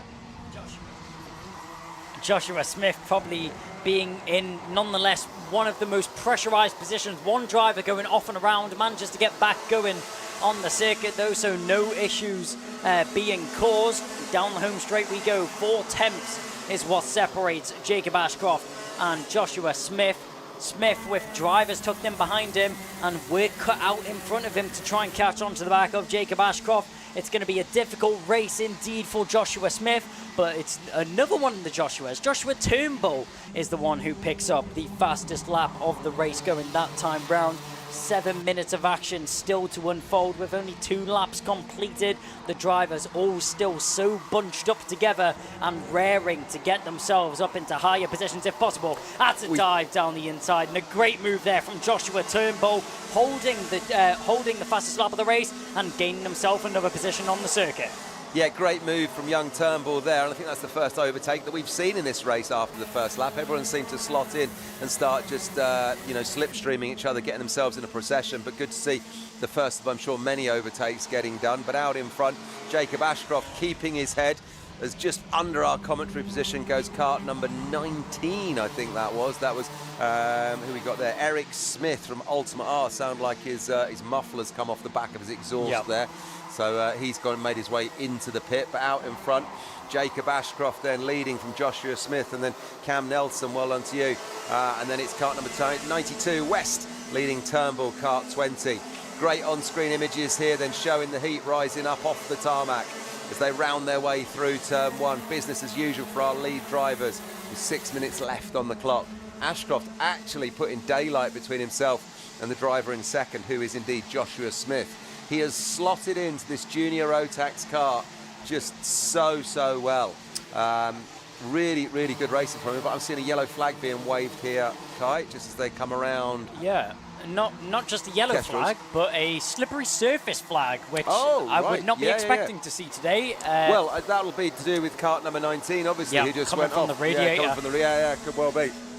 Yeah, well, I wouldn't be surprised if that's some water or coolant leaking out of the radiator from the number 19, which we see pull Eric Smith into the pit lane. Yeah, so interesting there. Paul Heath, one of our clerk of the course, just on the infield, just keeping an eye on that one for us. Yeah, great job to put out the warning to the drivers there to let them know that there will be a change in grip levels through that final section of the circuit. Luckily, it doesn't look like it's caught out any of the drivers just yet, but Tentuous going through that section indeed. Down the home straight once again. Out in front, Jacob Ashcroft. Another fastest lap to put under his belt. He now pulls a second gap over the drivers in behind him. That was a move in the background from Mikey Walker. Walker manages to get the move done there on Jack West for 5th position. So Walker carving his way through the field. Let's see if he's able to get any more done. Yeah, and out in front, well done to Jacob Ashcroft of Dan Holland Racing, extending his lead on the driver who's chasing him. That's Joshua Smith, almost a second now, 0.92, but also as well, in the midst of all of that, clocking the fastest lap, turning the timing screens purple with a 41.87. Joshua Smith, though, goes quickest in Sector 2 with a 14.28. But at the moment, the fastest man out on track is the man who's just passed us, kart 222, Jacob Ashcroft, with the fastest lap of this one so far, 41.79. So well done, Jacob. Clean air. You can visibly see the clean air between him and Joshua Smith, who's in second at the moment. And then Cameron Nelson back in third. Picking up the on-screen images here, then if you're watching us on the live stream, middle order here, just looking at the likes of West Turnbull, Walker Goff and Tomanchek. Great racing, KR Sport, Dan Holland Racing, Sam Pollitt Racing, all in the mix there. Lewis Goff as well, kart number 74. Racing for SPR. That's where the action is, as we see a move getting done up the inside. Dewey there, couldn't quite see who that was, just drifting wide and then back in. Here's your leader though, on the head-on picture, Jacob Ashcroft. A Dan Holland Racing kart puts one up the inside. Who have we got there? Couldn't quite see the number on that one. Mikey Walker making another move there on Joshua Turnbull to get himself up into 5th position. Walker wasting no time in getting past as many karts as possible to get himself in the best position, which will very much set him up nicely for the final later on today. On our screens right now, we're just looking at Lewis Goff and Tomanchuk in behind, tucked in those JDR colours. It's great to see Jack Deck's representation still out on the circuit.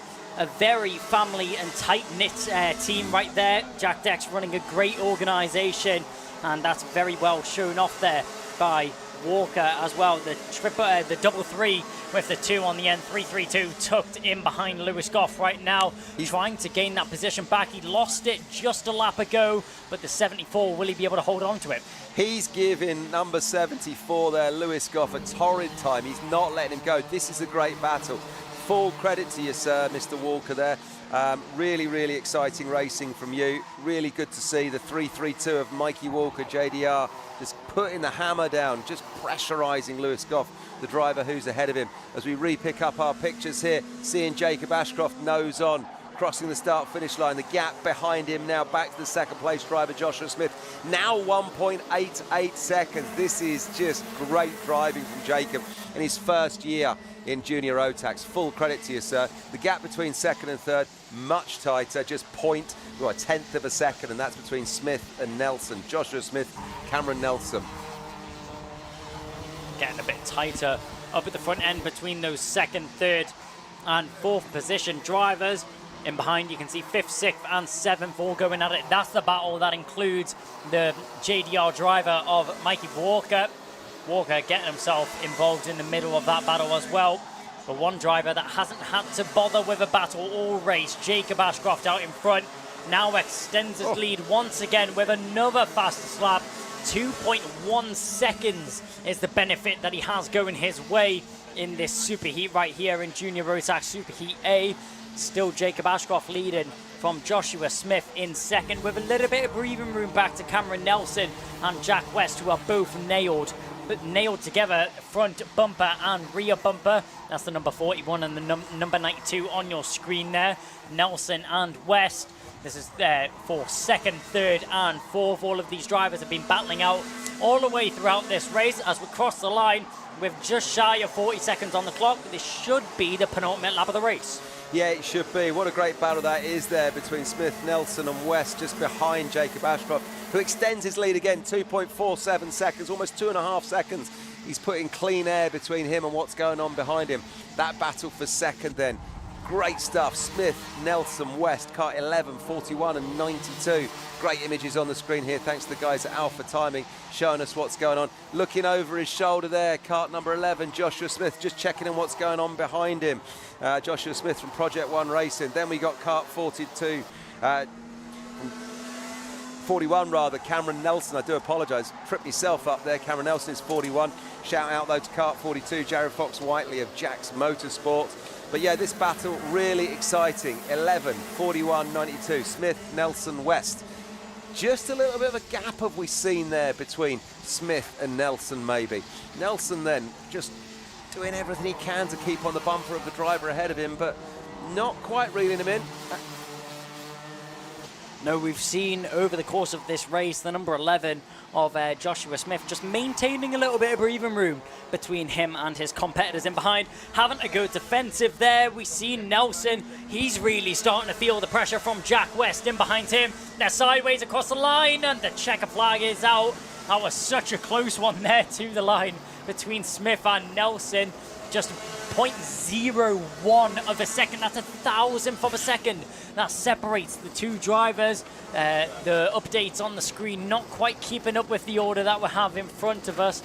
Jacob Ashcroft does take that one away with 3.35 seconds gap back to Joshua Smith. Then it's Cameron Nelson and Jack West, which were separated by 1,000th of a second. That's a millisecond between those two drivers. Blink and you'd miss it between Smith and Nelson in second and third position. Jack West will come home in fourth from Turnbull, Goff, Walker, Jared Fox-Whiteley and Abe from Tom and Chuck and Baker rounding out the top 10 there. Junior Rotax Superheat A, it was a dominant victory, but battles all the way through. Yeah, it really was, Kai. Full credit to Jacob Ashcroft going sub 42 with the best time there, best lap time of 41.5 seconds. So 41.5 seconds from Jacob Ashcroft in his first year in Junior Rotax. The gap back to Smith, 3.35 seconds. That was a great drive. Yeah, an amazing race there from Ashcroft. The dominant one once again. Reminded me of Kai Hunter in just that last race. A couple of attempts faster than any of the other drivers on the field. Yeah, one other name I just want to shout out, finishing mid-pack there, Kian Bernard, racer number 182 from Zipcar, finishing in 11th. Also, a youngster who is actually, let's remind our folks, Kian has come up from Micromax, skipping out Mini Inter, going straight into Junior Rotax here, and he's put himself in mid-pack in that one, finished 11th. So well done to you, Kian. That's a great result from you. Yep, a big jump that he had for himself.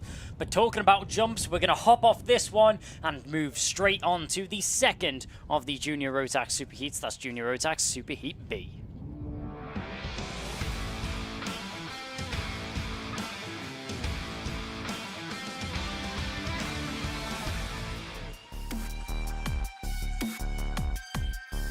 So the second of the 3 Junior Rotax Superheats will take to the track very shortly, and we're going to run you through the grid here with Aryaman Bansal starting on pole position with Lucas Blanford alongside him.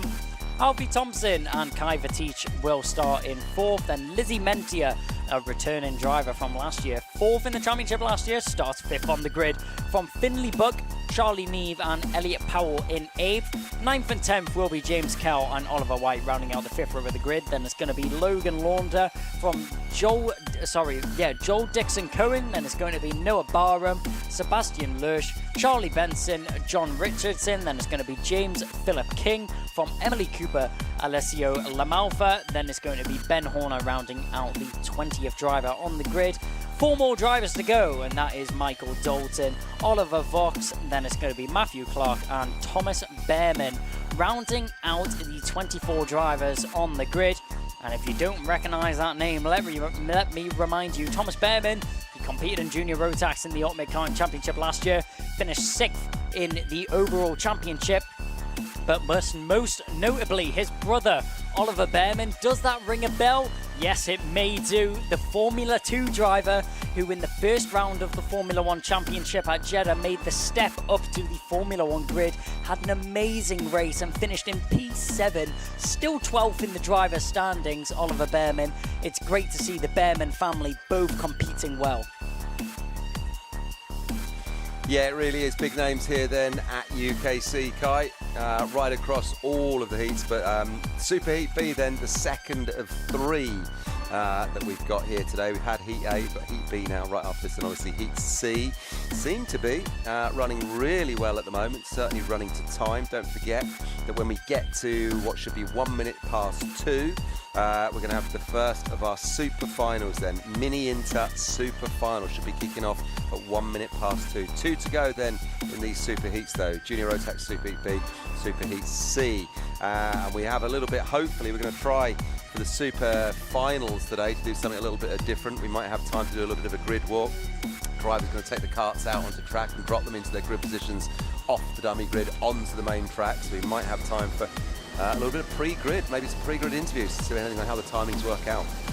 Ooh, you got me excited there, Kev. Will we be able to see you on the pre-grid there during the show? It may happen. I'm going to be down doing post-race interviews.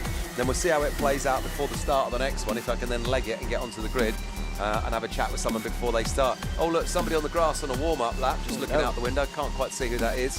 Who is that? Can't quite see. Just disappearing. Anyway, here we go then. Looking at Junior Rotax Super Heat B, Bansal, Blanford, Thompson, Bitch, Lizzie Mentier in 5th on this one. Finley Buck, that's a great name, in 6th. It's going to be good. It's going to be a good one indeed. And if you weren't looking forward to this afternoon already, now you have to look forward to Kev Harris possibly doing the grid walk. And that's definitely going to be added to the atmosphere. But the atmosphere is roaring across the line as down into the first corner does Junior Rotax go. One driver off the road and into the wall before the corner is even challenged towards him, putting the barriers a little bit out of place there. All of the drivers, the rest of the field now diving down towards Derek's corner. A yellow flag is out in at post 1, obviously, and Battenbergs are out. Battenberg flags are out. So that will be, luckily, it looks like the driver which was involved in that incident, which I'm guessing is Alessio Lamalfa. That's the number 13. Yeah, Alessio Lamalfa is the one driver involved in that incident. The driver looks okay. He is out of the car and walking around. So this Battenberg flag will purely be just to give the marshals time to fix that barrier wall. Yeah, so the Battenberg, of course, the virtual safety car in karting, so no overtaking, just grid up, stay in your positions as you were, keep lapping down till they're removed, and then you can go again. Effectively a virtual rolling safety car, that's what the Battenberg is, and we do hope Alessio is okay, taking a bit of a hit, bit of a shunt there in his SPR car. Look, we can see the tyres getting fixed to the right of our picture there, kart number 13. He's out the car, so I'm sure, yeah, and he's pushing the car backwards. He's okay by the looks of it, that's good to see. But yeah, we're going to roll again then. Let's keep an eye on the flags. What can I see? Just looking at the other post. Yeah, Battenberg's staying out, so we continue. I would predict we have at least one more lap of the Battenberg flags, just to give the marshals time to make sure that the barriers are up to safety standards. And even still, if it's one more lap, that's a very quick turnaround. The marshals doing a brilliant job to get on the scene of the incident as soon as possible. Initially, make sure the driver is okay, which luckily he is. Walks away from that incident as Alessio. That's amazing to see initially, but the barriers being fixed now and in fast order is that being done by the marshals. A big shout out to the Orange Army once again here at the Hunt Kart Club. It's all voluntary, as you mentioned earlier on, Kev, and they're all out here in force doing a great job and helping this meeting run smoothly. Yeah, they're doing a fantastic job, and they do all year, only able to run 12 weekends a year. because of local planning restrictions. So given the restraints they work under, to keep the track looking as good as it does and to be as well supported as it is by all the folks that look after it and the folks that love it and come to race on it when they do get their 12 weekends a year, it's a credit to everyone who's involved. So well done to all of you guys, and thanks for having us. This circuit is brilliant. I think it's such a good circuit from a driver's point of view. Brilliant to spectate on, brilliant to commentate on, very fast, very flat. Of course it would be back in the day a World War II United States Army Air Force base. Bombers were taking off from here and landing here back in, what was it, 1942 to 1945, something like that, or 43 to 45. But what a time that would have been. But now here we are then, making the most of some very flat, open ground, perfect for a kart track. So we're just looking at the drivers just cruising around in formation. The Battenberg's still out as they're making their way around the Kestrel corner. It looks like we may have one more lap of Battenbergs as marshals are still on the scene of the incident. The green flag is ready at the home straight. Yeah, and I'm seeing the clock is running, 5:35. Clock seems to have started running on the digiboard over the start-finish line. So we're racing again, we're racing. Lucas Blanford, a brilliant getaway from him as he departs from the rest of the field. He takes off and disappears from his competitors of Bassau and Thompson in behind. Maybe just not ready for the launch there from Blanford, but Blanford doing nothing wrong. He's the one in the lead. He's the one controlling the pace of the field under the Battenbergs, especially getting going on that home straight once again. So the number 59 had a race win earlier on today when we had the rerun of the heat. Is he able to do it once again in the super heat? We'll have to wait and see until that clock strikes down into zero, but it's definitely not going to be an easy one here. Lucas Blanford round in the final corner and crosses the line for the second time in the green. And Lucas Blanford diving down towards the first corner, but cutting down that gap is Bansal. Bansal's not going to let him run away with this one. No, he's not. Lucas Blanford, though, making a great showing of himself on his return to the Ultimate Karting Championship. He's been away off doing other things, and we're thrilled that he's back running at the front in this one. Behind him then, Bansal, then Thompson, then Vitch. Alfie Thompson, great racer there, really good name. So good to see him up in the mix. Kart number 87, that is. And, of course, he's from Evolution Racing on his Lando Norris kart there. But out in front, 1, 2, 3, clean air between the first four. A little bit of a move getting done up the inside here, bit of action. Can't quite see who that is. I'll pick it up in a moment. We're seeing lots of overtakes getting done at that Kimbolton corner. It's the sort of the left of Kestrel, then that little short squirt down Laser. Then you got that Kimbolton right-hander. That's where the overtakes are getting done. It seems to be there and then through Derricks as well, as that's where we pick up Lucas Blanford now, disappearing off through Derricks, and the rest of the pack follow him through that section, heading off away to the far end of the race circuit. There goes Lucas Blanford.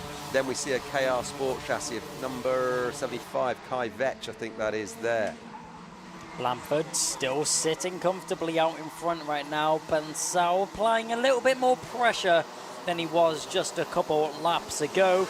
But the number 59 out in front. He did have the fastest lap very shortly, but that's snatched away by Lizzie Mentia, one of the top female drivers in the grid, I think it's fair to say. Yeah. Fourth in the championship last time round. She's looking to improve on that this year.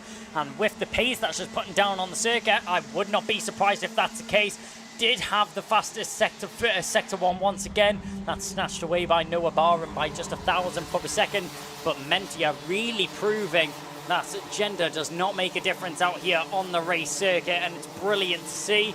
Diving down towards, once again, Kimbolton corner. There's our leaders. Out in front, that's Blanford from Bansal, Thompson, and looks like Bache in fourth. Down the inside, for the first time this race, we're going to have a change for the lead as Bansal finds himself in the lead of the race. The green OTK colours of Strawberry Racing hit the front once again. Lucas Blanford for Ultimate R sat in second, pinned to the inside white line. Bansal is not even giving Blanford a look at the inside line, not even giving him a thought of that overtake. But Bansal, he's going to have a lot more work to do. He wants to hold on to that one. Yeah, he is. Did you see how fast Lucas Blanford went back at Bansal there? He lost the place, and there was a moment, as he goes wide, he loses another place. Blanford runs wide, and now we find ourselves with Blanford in third. They cross over the start-finish line. Bansal in first, Thompson in second and Blanford now in third. And what else is going on? It's all kicking off. Yeah, Blanford tried to get the move back into the first corner, just ran a little bit too deep there, carried too much speed into the first corner and loses out on third once again to Alfie Thompson. He might even lose third here to Kai Vage. Kai Vage is applying a lot of pressure onto the back of that Ultimate R-Kart. What was looking like such a pleasant race for Lucas Blanford has all very quickly been plucked away by his competitors in behind, and Bansal will be loving this. He'll be sitting out in the lead saying, you guys continue to battle. I don't mind this at all, because this is letting him run away with this one, as he was nearly 4/10 a lap quicker than his competitors in behind, just based off the fact that they are racing. And Veitch managed to get past Blanford there in the first corner, so Veitch up into third, and Blanford is now out of a podium position, pinned to the inside line. Once again, Veitch goes defensive.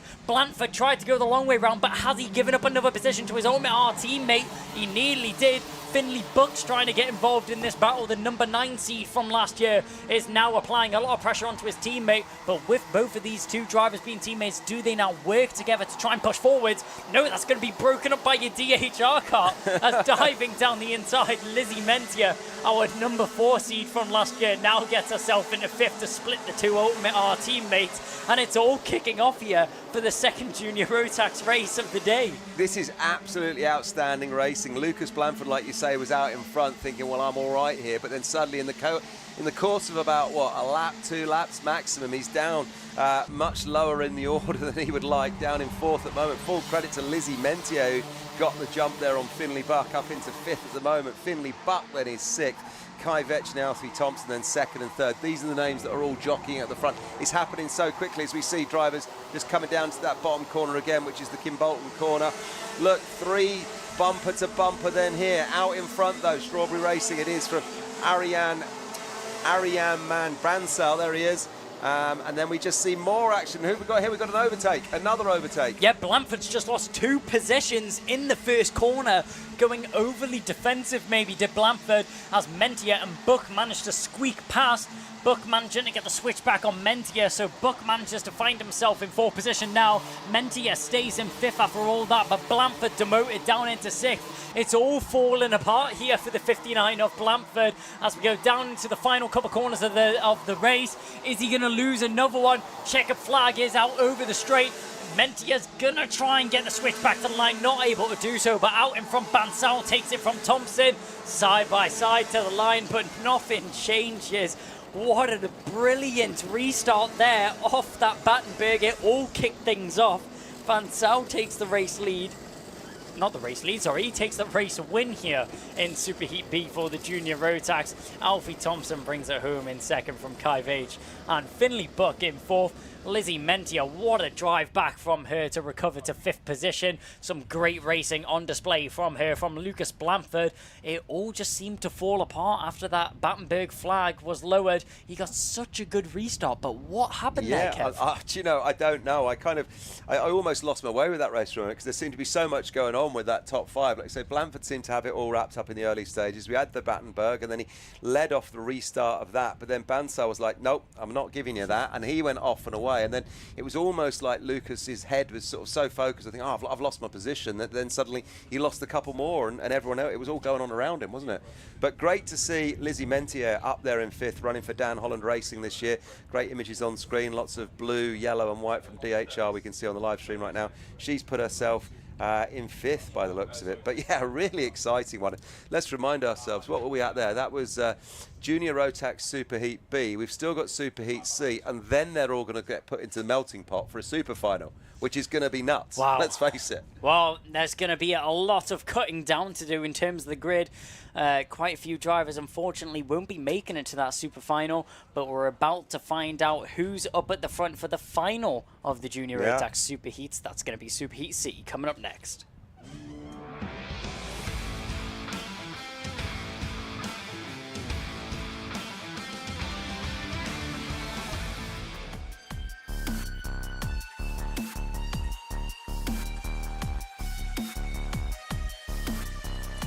Well, the superheats have delivered indeed.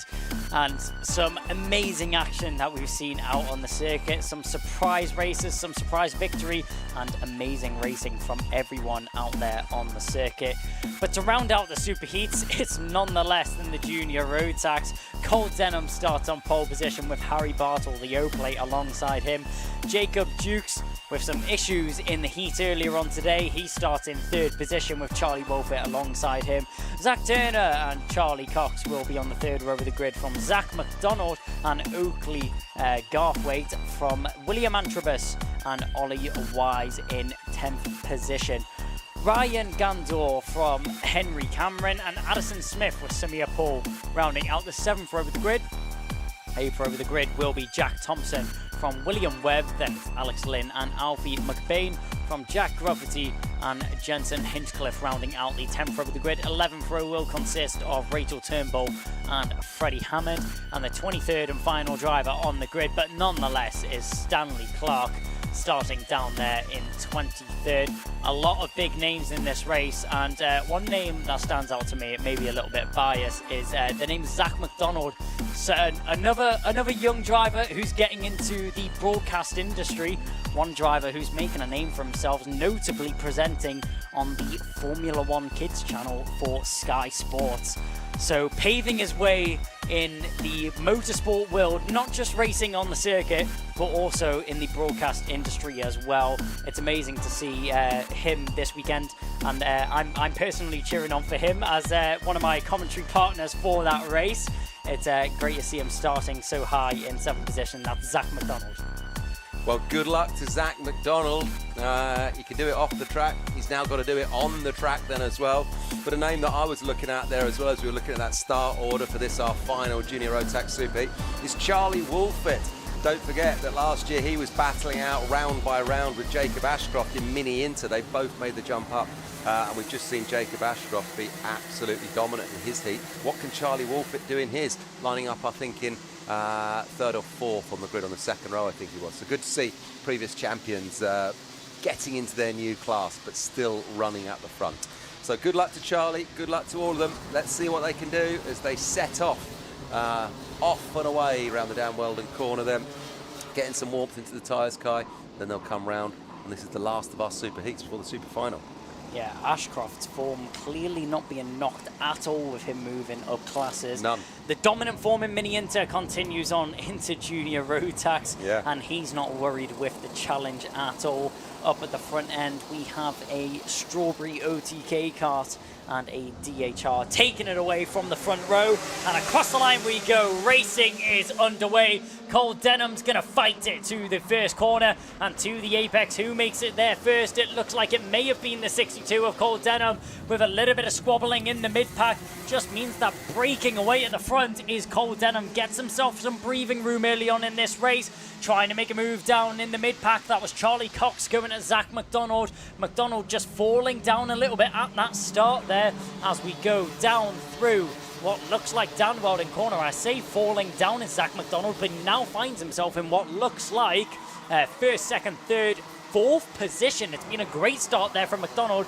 He started 7th on the grid, gaining 3 positions off the line, and one driver going straight over the final corner. I don't think the stewards will be too happy about that racing line. Yeah, an interesting racing line from him, and there was a little bit of bump and hustle, as you said, a little bit of squabbling going on in that first turn 1 on that opening lap, but thankfully nobody running off. Everyone's staying on the tarmac, everyone's still racing. Out in front though, Cole Denham, there he is, kart number 62, Cole Denham of DHR. The dominance of DHR continues in 2024. I forget how many trophies I gave out to them at the awards ceremony back in January early this year, but they had a lot to carry home. Second place man at the moment is 275 from Hunter Motorsport, and that is Zach Turner. No, third place man now as he runs wide.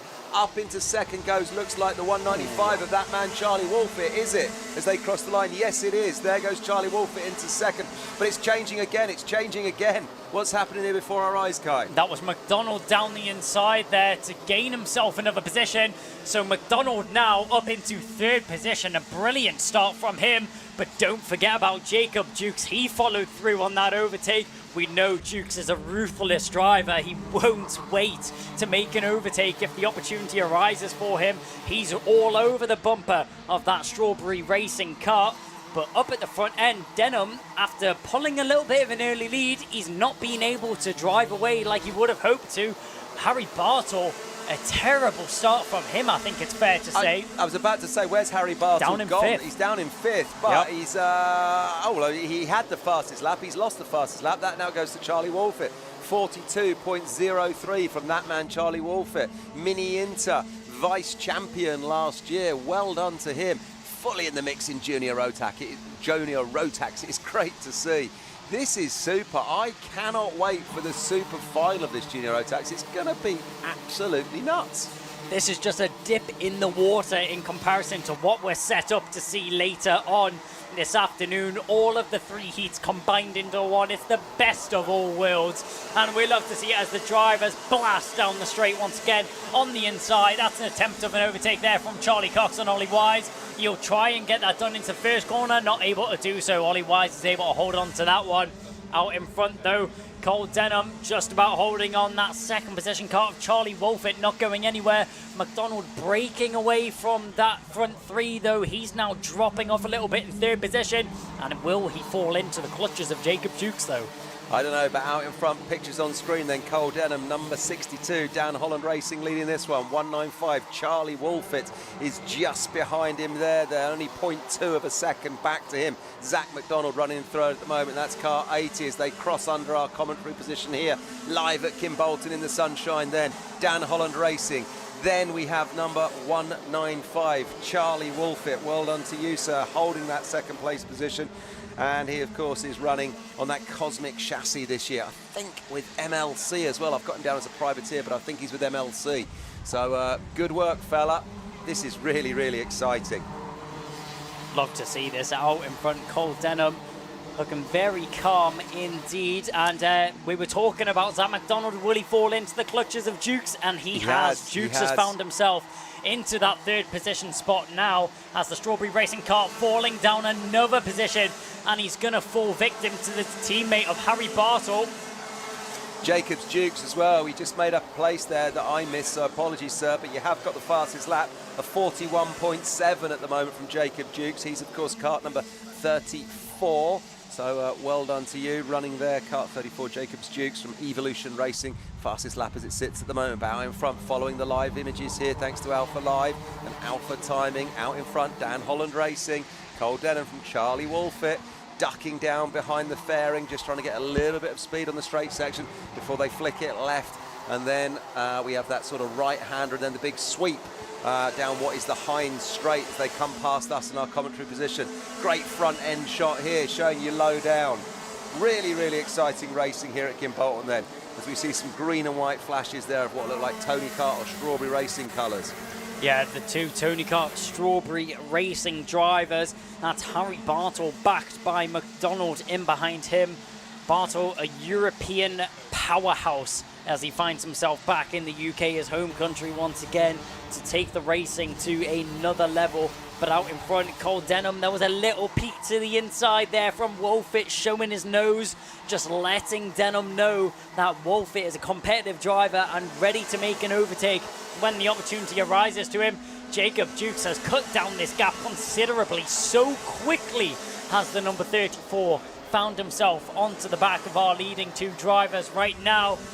Duke's doing a great job to hold on to this battle, but will he be able to make the move when it counts?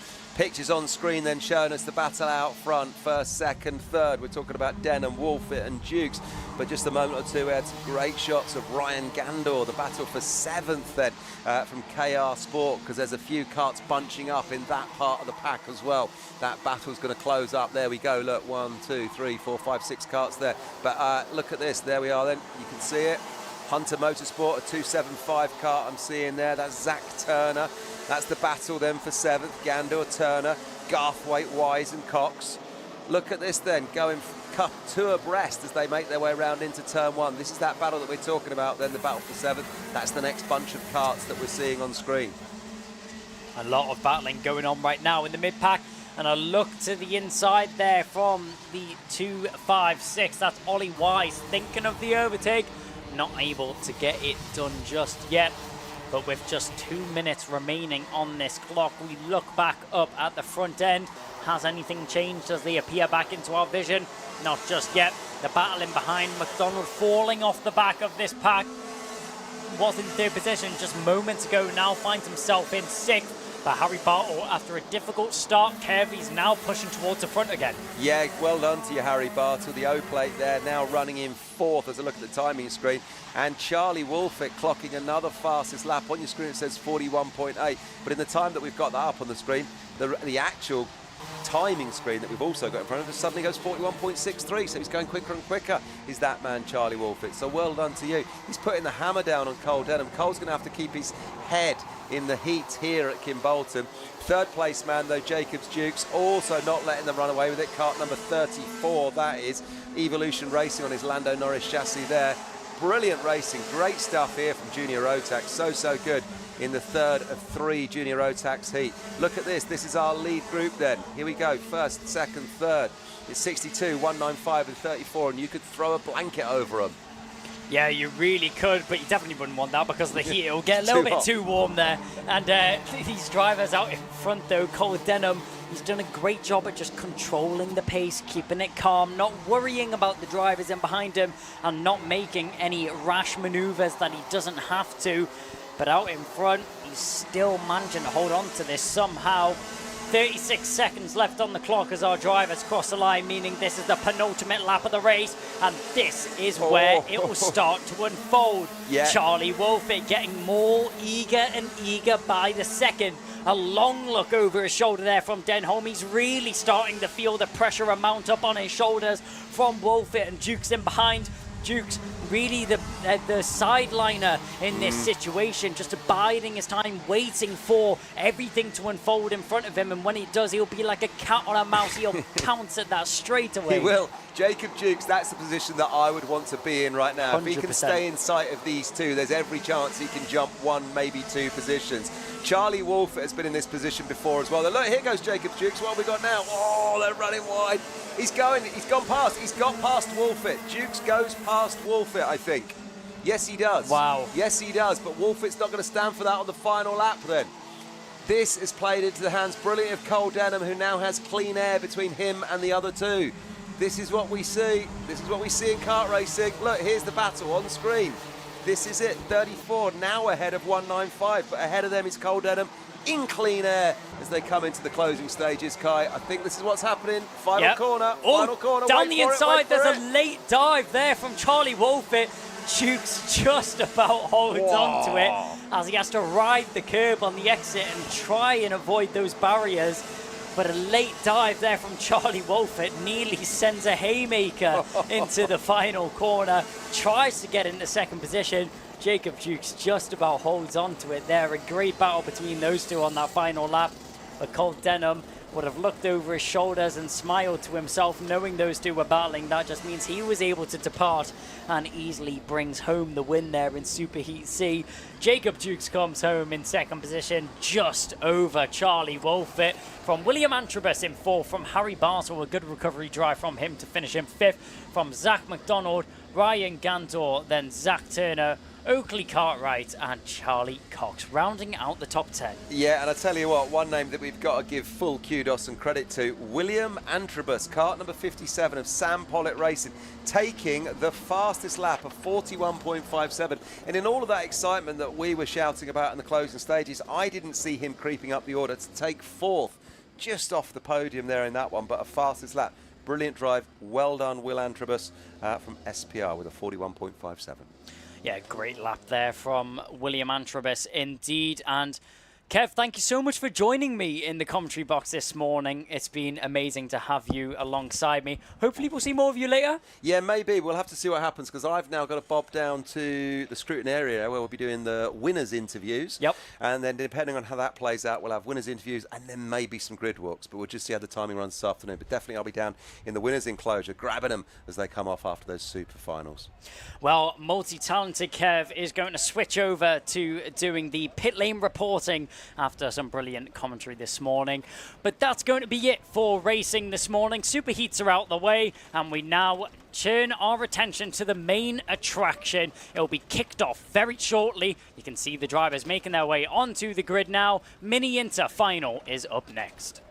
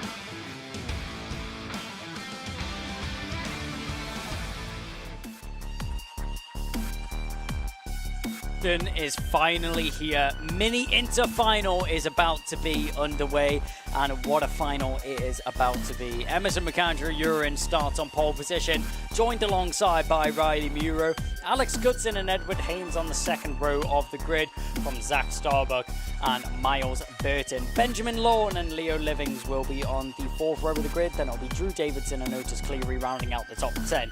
Jensen White and Noah Moulton are next up from James Fabricus, then Thomas Jackson. Jamie Ambrose then is going to be Daniel Minto, Finley Hines, Louis Radcliffe, Ryan Townsend and Blair Smith rounding out the top 20 on the 10th row of the grid. The 11th row will consist of Alfie Ward and Thomas Harper. Then it's going to be Zach Jennings, Maximilian Braskov, then Thomas Potter, David Hjorns from Charlie Stapleton, Harry Bell, Lomond Wilcox and Ruben Jenkins in 30th position on the 15th row of the grid. Well, 30 drivers and 12 minutes of pure racing that we have here, which is going to be kicked off by the Mini Interclass, and what a class it is to kick it off for us, as we've seen amazing racing from them over the course of the weekend. I can't wait to get this one underway. So many big names coming into this one. The number 33, you can't keep away from him, Emerson McAndrew-Urin. It's going to be good to see how he takes this one away. There he is, sat there on the grid. McAndrew-Urin sat there talking to his mechanic, ready for this race start. As in the blistering heat of the sun, you see some drivers with umbrellas, some with towels on their heads, and the mechanics going to be covering themselves from the UV rays which are beating down onto the Kimbolton circuit as well. Hopefully there's a little bit of a cool breeze outside. I wouldn't know, since I'm in the hot box of the commentary box today. Very hot up here in the commentary position. I'm sure it is for the drivers down on the circuit as well. You can see there, joining alongside the number 22 will start on the front row of the grid, Emerson McAndrew-Urin. As we mentioned, it's his second year in the Ultimate Karting Championship. Will he be able to take away a victory in the first round? We're going to have to wait and find out. Leo Robinson there just past our camera. There's Miles sat there in the Kato Motorsport colours. Going down the grid we go now. You can see the number 11, the JDR there, sat on the grid waiting to get underway. All of the drivers now in their karts. Mechanics have cleared the grid, meaning we are eager and ready to go whenever we get the signal from the marshals. Now that's an interesting seating position there. I feel like sitting on the back of your seat isn't going to be the best way of getting this race underway. But either way, we will wait for the signal from the grid marshals to get us underway and racing here for the first of the finals this afternoon at the first round of the Ultimate Karting Championship. The Ultimate Karting Championship, now stapled as one of the largest championships in the British scene, and probably one of the most competitive grids which you will find in the British racing scene. Now 5 years it has been since the foundation of Ultimate Karting Championship, the Ultimate Karting Championship, and the first year that it was run. So many big names have came out of that one, such as Nathan Ty Jr., who won it in Miami Cadets back in the first season that the Ultimate Karting Championship was running. He now finds himself racing in Spanish Formula 4 for his first race this weekend. I'm sure somebody will be watching along on the Ultimate Karting Championship and following along with the Spanish Formula 4 as well. Best of luck to Nathan racing out in Spain, of course. But the drivers, engines now rev, and the drivers make their way off the grid, weaving side to side, getting some tyre pressures up as high as possible. After a long time of sitting on the grid, the tyres will have cooled down quite a considerable amount from what it would have been if they were driving straight out of that pit lane box.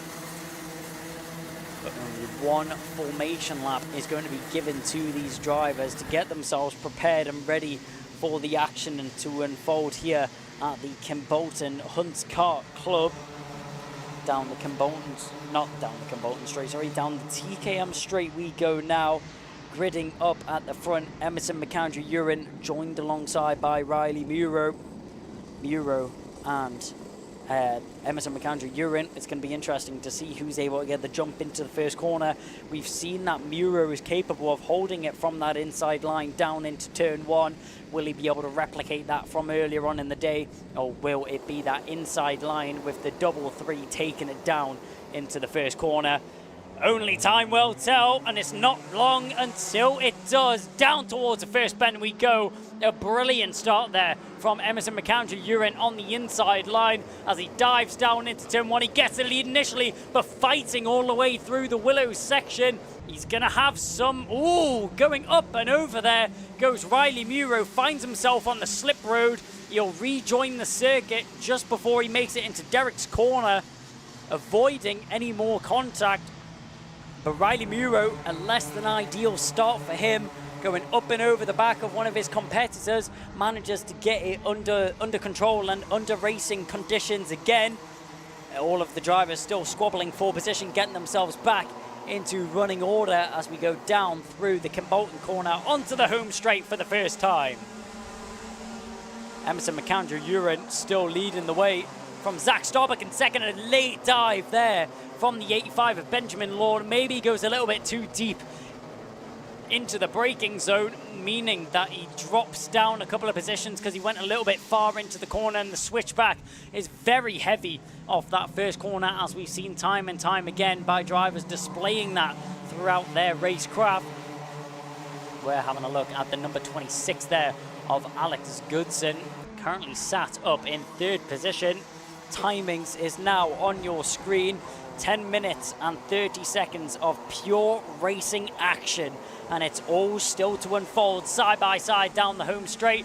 That was the number 85 of Benjamin Lorne and JB Ambrose both going at it as they go down towards the first bend. Attempt of an overtake down the inside. Is it able to be stuck there? Yes, it is. A great move there from the 57 of Finley Hines. He now finds himself in front of Alfie Ward, so Ward drops down into 12. Finley Hines up into 11th. Great racing from the two of them. Now through Dan Weldon's corner once again we go. Out in front, Emerson McAndrew-Uren taking his bids early, trying to extend a bit of a lead over the remainder of the pack, trying to pull away from his competitors. The earlier the better in Emerson McAndrew-Uren's mind. He's not leaving anything on the table at all. He's eating up all the crumbs that's on the circuit. Zach Starbuck in second, pushing his best to cash onto the back of Emerson McAndrew-Uren. The last thing he wants is a gap to start forming between those two drivers, because the bigger the gap gets, the more difficult it's going to be for him to pull that down later on in the race. Down towards Dan Weldon once again. The drivers now filing through. Emerson McAndrew-Uren still out in the front of this one. In second position, Zach Starbuck putting up a fight though. We're having a look at a battle on our screen. A great dive down the inside. Miles Burton will get that one done on what looks like Edward Haynes. So Haynes losing out on a position there as down the inside. No. Haynes doesn't lose the position. It's going to be Miles Burton following Edward Haynes to get the move done as they both file through past Alex Goodson.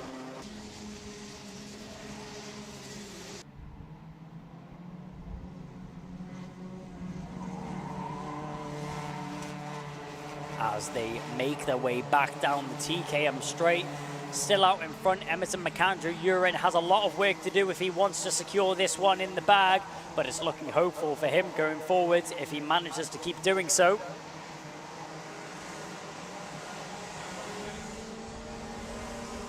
Down towards the first corner we go, our race leader cutting through the air indeed, as pushing the gaps as much as possible. Emerson McAndrew-Uren doing a great job out in front. Zach Starbuck just not able to respond to the pace which McAndrew-Uren's putting down on the circuit right now.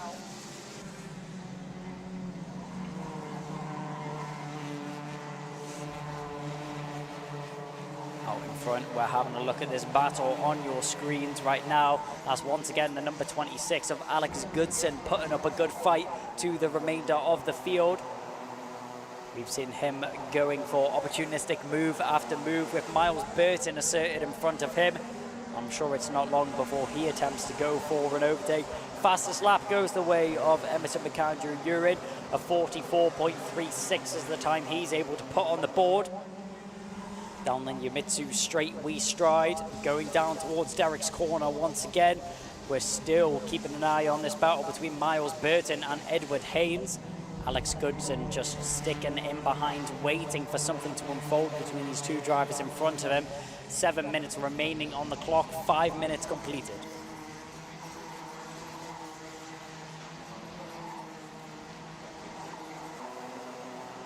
As down the home straight we come once again with Emerson McAndrew-Uren. The rest of the field just following in suit right now.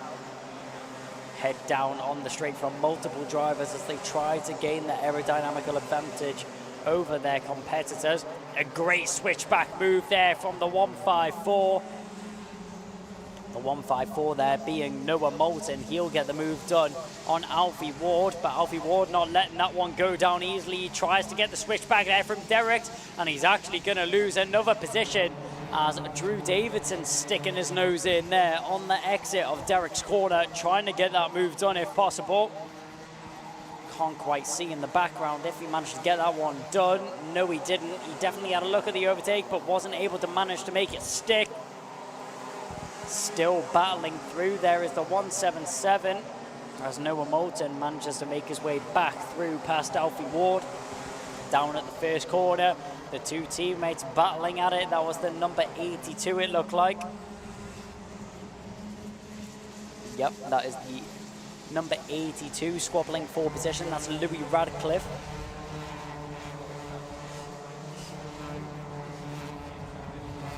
Down as we go towards Kimbolton corner once again. And around the final bend we go onto the home straight to mark what is going to be the 10th lap of the race. 9 laps has now been completed here in the mini into final. 3 abreast out of the final corner. They just managed to file in before an incident happened. That's great to see. Alex Goodson still going at it. That's the number 57 there, making an overtake in the background. That's Finley Hines still trying to gain as many positions as possible. Finley Hines has been really raring to make as many overtakes as possible so far this race, and it's really been going his way. We've seen a few brilliant moves that he's been able to make throughout the earlier stages of the race, and getting himself back involved as this race moves forwards. But talking about moving forwards, Emerson McAndrew-Urin is showing no signs of heading backwards. 1.84 seconds is the gap that he has asserted himself over Zach Starbuck in second position right now. Edward Haynes in third, the number 46 doing a good job to hold himself in that position with the pressure that he has all over the rear bumper of his car. The battle that we are looking at right now, that looks like that's the number 188 of Zach Starbuck, Edward Haynes. In the middle of this sandwich of a battle, he has to be careful of Miles Burton in behind, but he also has to think about the offensive maneuvers that he's going to be placing on Zach Starbuck in the closing stages of this race. With just shy of 4 minutes remaining on the clock, Emerson McAndrew-Urin is completely disappearing from this pack. And a switchback there. That's a great move from Edward Haynes. He gets himself into second position. Zach Starbuck drops down into third and loses out on second. Going the long way round. Thinking about it was Miles Burton. He's not able to get that one off though. As down through Dan Weld in a dive down the inside. And then millimeter perfect overtake there from Zach Starbuck as he gets it in and gets it done on Edward Haynes, slamming on the steering wheel, kicking his kart. One driver very frustrated there. That's Ruben Jenkins. Had an issue down there at post 7. Post 7 being what is going to be Kestrel corner. But this battle, it doesn't give anything less than the best, as the number 43, Miles Burton, now finds himself in second position as he switchbacks both drivers of Edward Haynes and Zach Starbuck. 2 minutes and 30 seconds remaining on the clock. Yellow flag out at post 7, so no overtakes are able to be made in this final section of the circuit. So trying to stick in form right now. Contact warning going out to the number 154 of Noah Moulton. Noah Moulton currently sitting a little bit further down the field in 14th position. Still doing a good job at keeping himself there. Going defensive was Edward Haynes. Felt that Zach Starbuck may have put up a little bit of a challenge for that third position. But Miles Burton in second. A quick check over his shoulder. He'll know he has a little bit of breathing room back to Edward Haynes now, and he doesn't need to worry about going defensive anytime soon unless Haynes is able to cut down that gap and reattach himself to the rear bumper of the number 43. Yellow flags are still flying at post 7. Very quickly redacted though, so they are able to race through this final section of circuit. Haynes had a look at the inside, but he's a bit far back.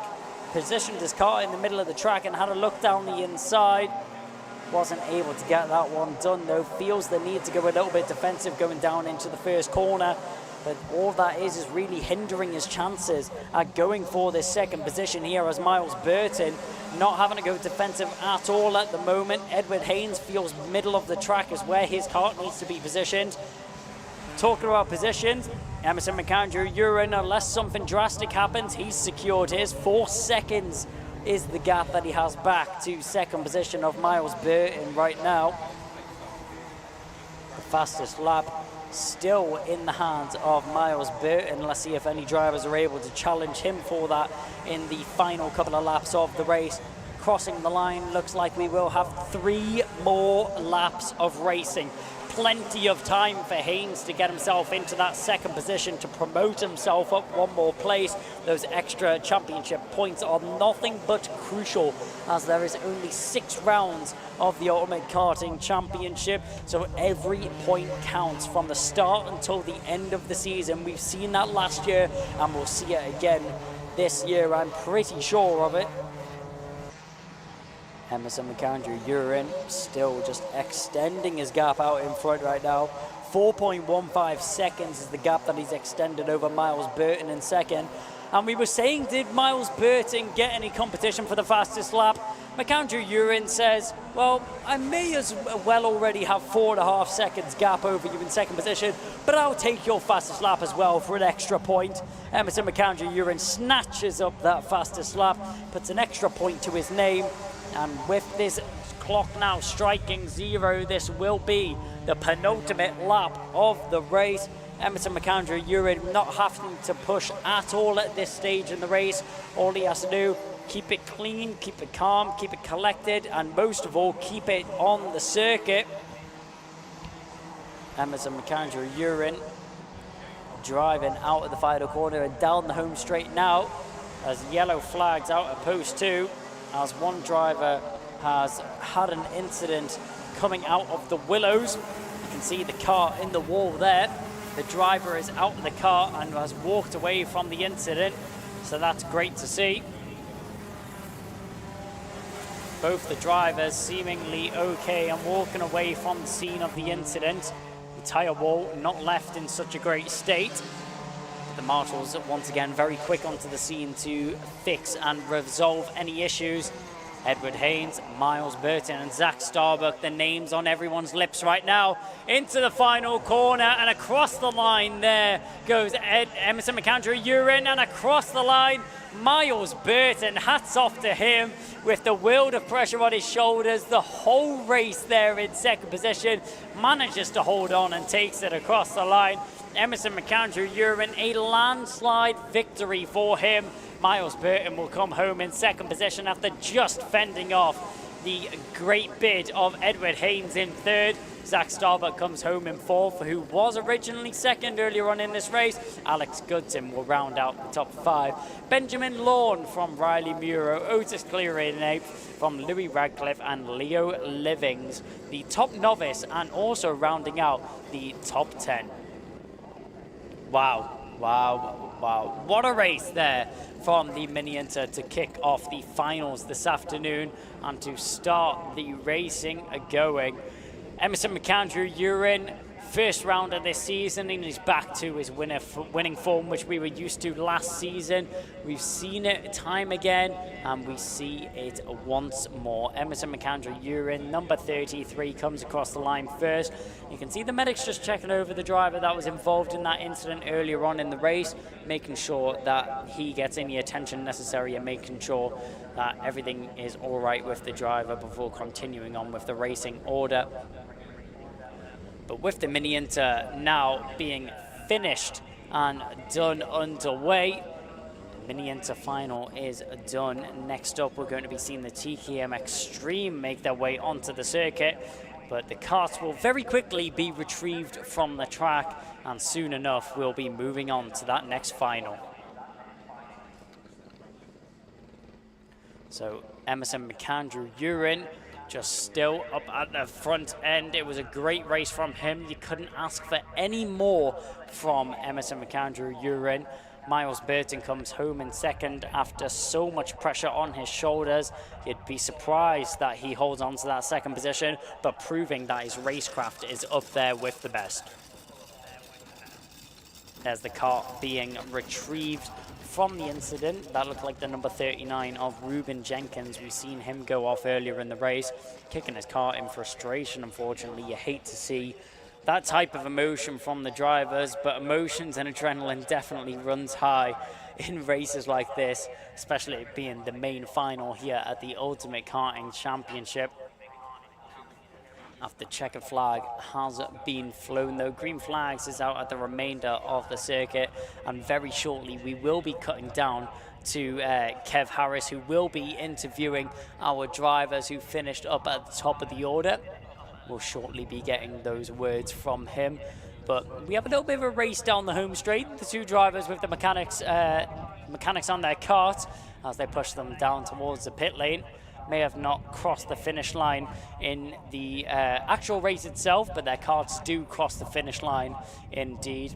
The mechanics getting a little bit of a jog on there, a little bit extra exercise in the sunny track here at Kimbolton. As we've mentioned multiple times before, the old World War II bomber plane site. It was used by the US Army during World War II. What was previously used for planes arriving in and out of the base, we now use for a karting circuit on what is a very low elevation track. Only 3 kilometers change in elevation on this whole circuit, and that is just due to the camber of the circuit itself. All of the corners being very flat and very straight. It's a very driver-friendly track. A lot of the drivers that are competing this weekend is actually quite a few of them their first time at this circuit, so it's great to see them getting into the rhythm of things fast. An easier of the tracks on the calendar to pick up for the first time. The drivers have had quite a bit of testing though to get themselves used to the conditions and used to the circuit beneath them, so it's great to see everyone up to a competitive racing pace by the time we meet at the finals. All of the marshals just having a little bit of a clear up on the track as we wait for racing to be resumed once again. The marshals have been doing a great job all weekend to keep things running smoothly. The Orange Army, a big hats off to all of them.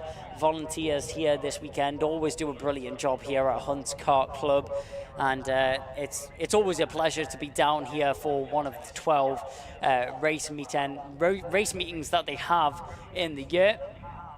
Carts now coming onto the home straight, and that's a brilliant sign because that does mean that very shortly we're going to have the TKM Extreme Finals out onto the circuit and ready for racing again. So with the mini inters being done, as I mentioned before, we're going to cut down to Kev now.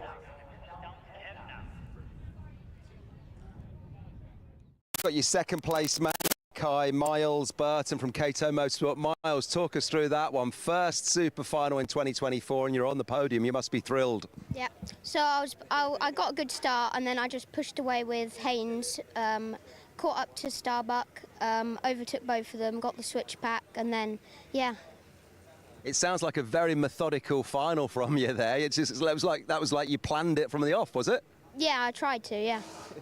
Wow. So just tell us who you'd like to thank then this weekend. Who's been looking after you to make this happen? My mum, my dad, Cadet Motorsport, Art, and Excel Body Repairs. Well, listen, huge respect to you and your whole team. It's a fantastic result. There's the tale of things to come then as the season goes on. We're going to see it round 2 and for the rest of the season, hopefully?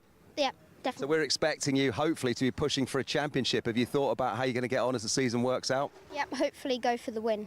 Brilliant. Well, very best of luck. Well done to you, Miles Burton there from Cadet Motorsport. Huge congratulations. Thank you. I'm just going to try and get our first place man in, Emerson McAndrew. And Emerson, well done to you, mate. I've put you on the spot here and put a mic in front of you many times before last year and previous years, and you've done it again. What a great start to 2024. Yeah, this weekend's been amazing. The kart's just been fantastic, the power and everything, and it's been great to drive. Brilliant. And just talk us through that race, because obviously you were lining up on pole position there, so you put yourself in the best start position. But behind you, you had Edward Haynes and Miles Burton, Riley Moreau, Alex Goodson, Zach Starbuck. They're all big names. Were you not under a little bit of pressure? Yeah, going into turn 1 in the bus stop, I just had to defend, and then once I looked back and saw I had a gap, I just had to get my head down. Well, you got your head down and you did the win. Who would you like to thank? Who's been looking after you once again? I'd like to thank my family, Dan Holland Racing, Time Engines, and everyone who's supporting me. Listen, well done, Emerson. Huge congratulations. I'm sure it's going to be the first of many wins this season. We've got our eyes on the championship, have we? Yeah, I'm just going to go for championship points from now on since we've had a great weekend. Huge respect to you and your whole team. Well done, Emerson. Thanks so much. Go and give them a high five. Thank you. Right, so there we go then. There's Emerson McAndrew, your winner there in Mini Inter. Kai, we'll come back to you and grab some of the replays. There was plenty of action in that one. As you mentioned there, Kev, action aplenty. The replays are here on your screen. It was a bad start there from Riley Muro as he went flying off the circuit, and that's not what you want to see at the start of a race.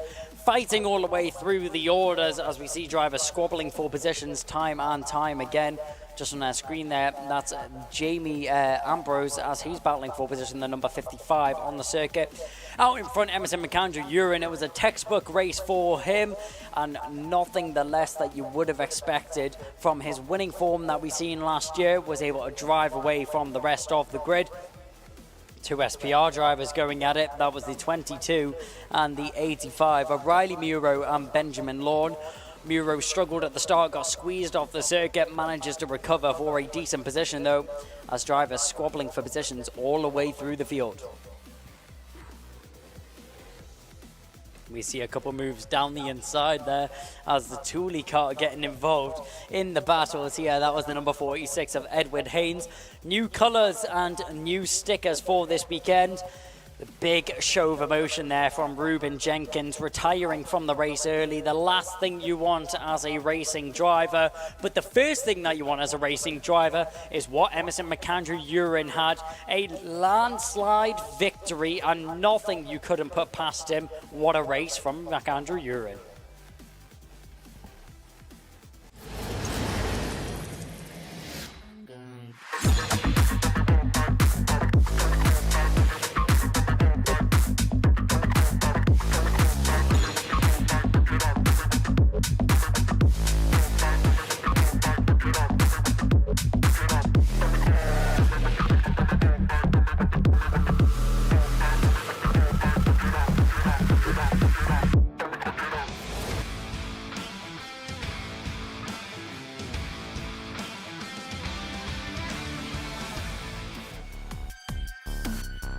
So a short and brief advertisement break brings us into the grid for the TKM Extreme Final. Adam Sparrow starting on pole position, joined alongside by Kai Springfield. And then it's going to be Kian Bennett and Christopher Whitten on the second row of the grid. Sean Abbo and Liam Robinson will start in 5th and 6th. 4th row of the grid is Yehan Kalichern from William Bloom. Then it's going to be James Whitaker, Spencer Lane, William Bryan, Duke Jarman, Jack Stewart and Harrison Morrow. Rounding out the 7th row of the grid, the 8th row consists of Michael Cornell and Al Patterson.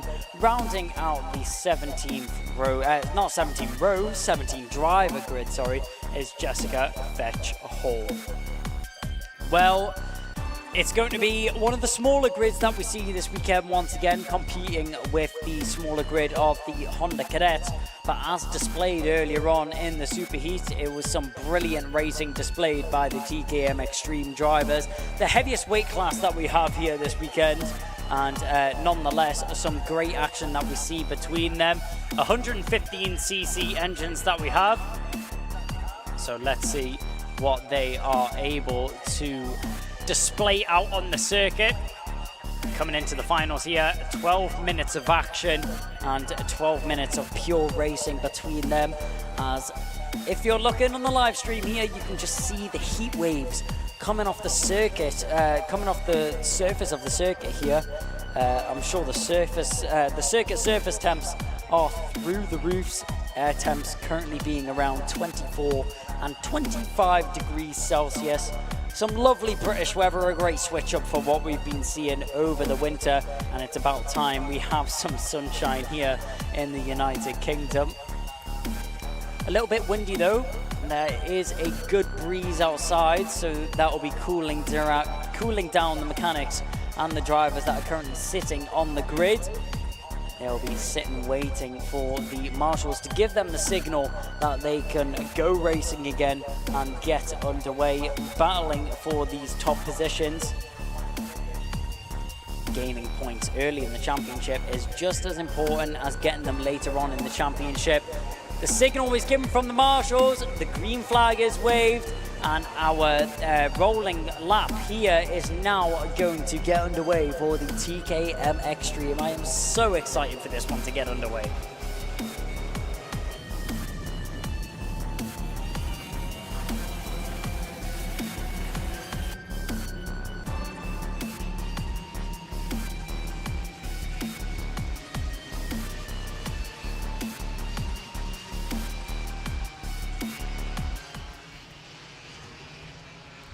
So as the formation lap now comes to a close, our drivers round the Dan Weldon corner and onto the TKM straight.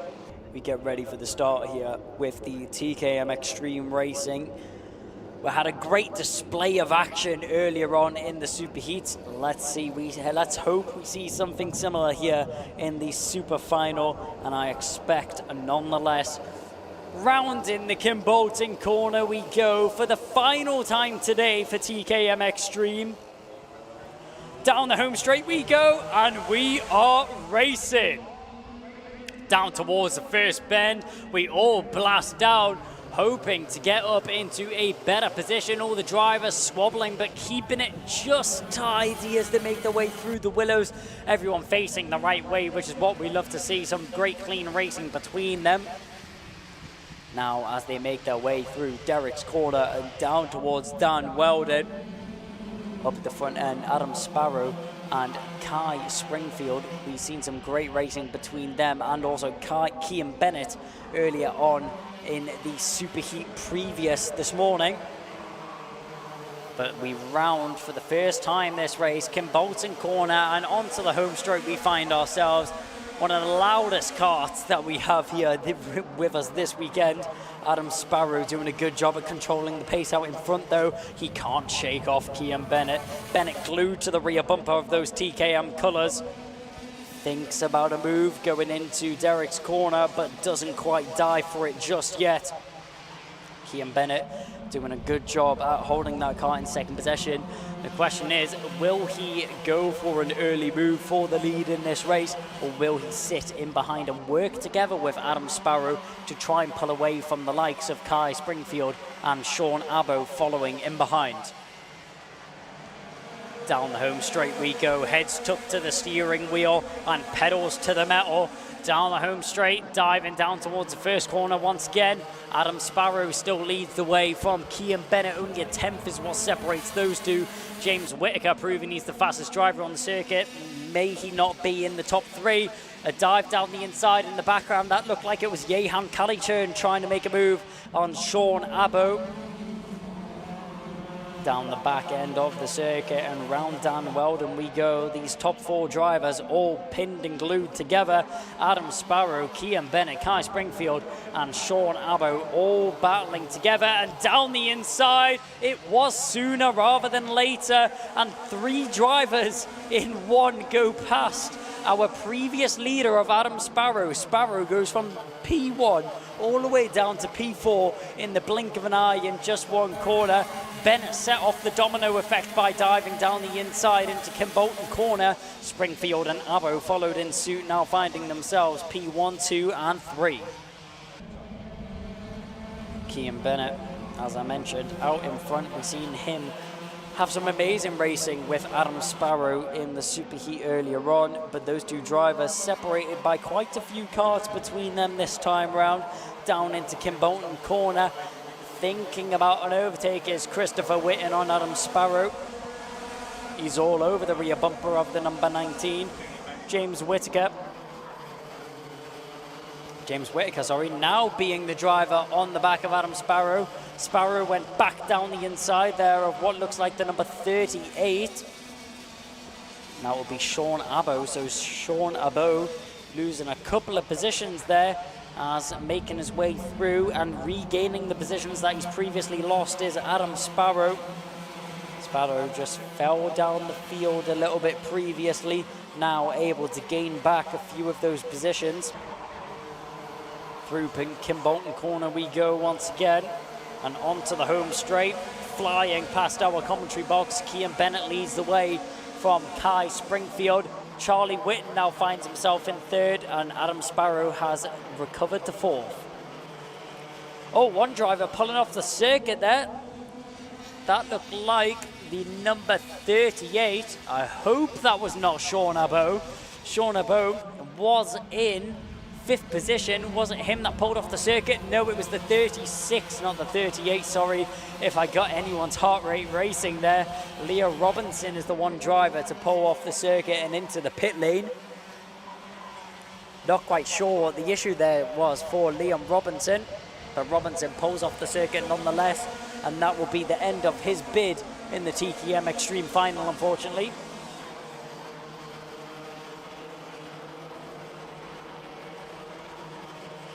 We see our drivers going through the first bend here, having a look at the number 75 there of Harrison Morrow.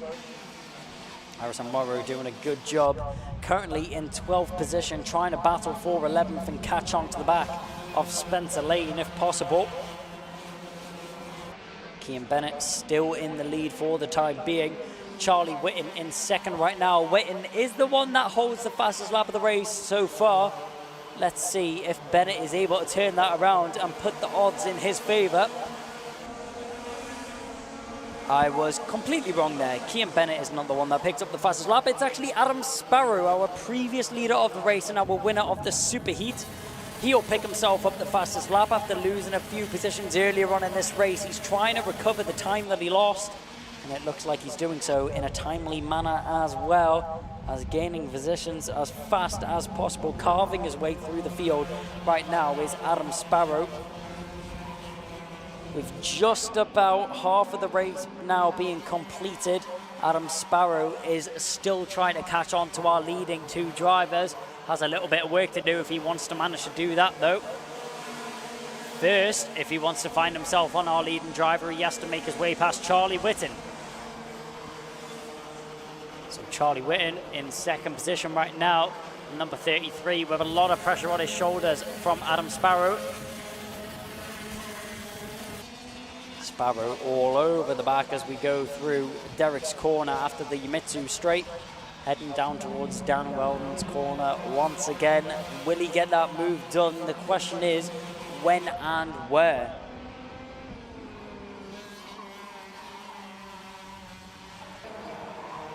Biden Artame waiting to see when this opportunity will arise. I'm sure as soon as Adam Sparrow goes for the move, Kai Springfield will also try and follow in suit, although a little bit further back than he was a couple corners ago. Wonder if he will be able to sneak through whenever Sparrow goes for the overtake, or is Sparrow going to opt to work together with Charlie Whitten to try and catch on to our leading driver of Cian Bennett at this moment in time?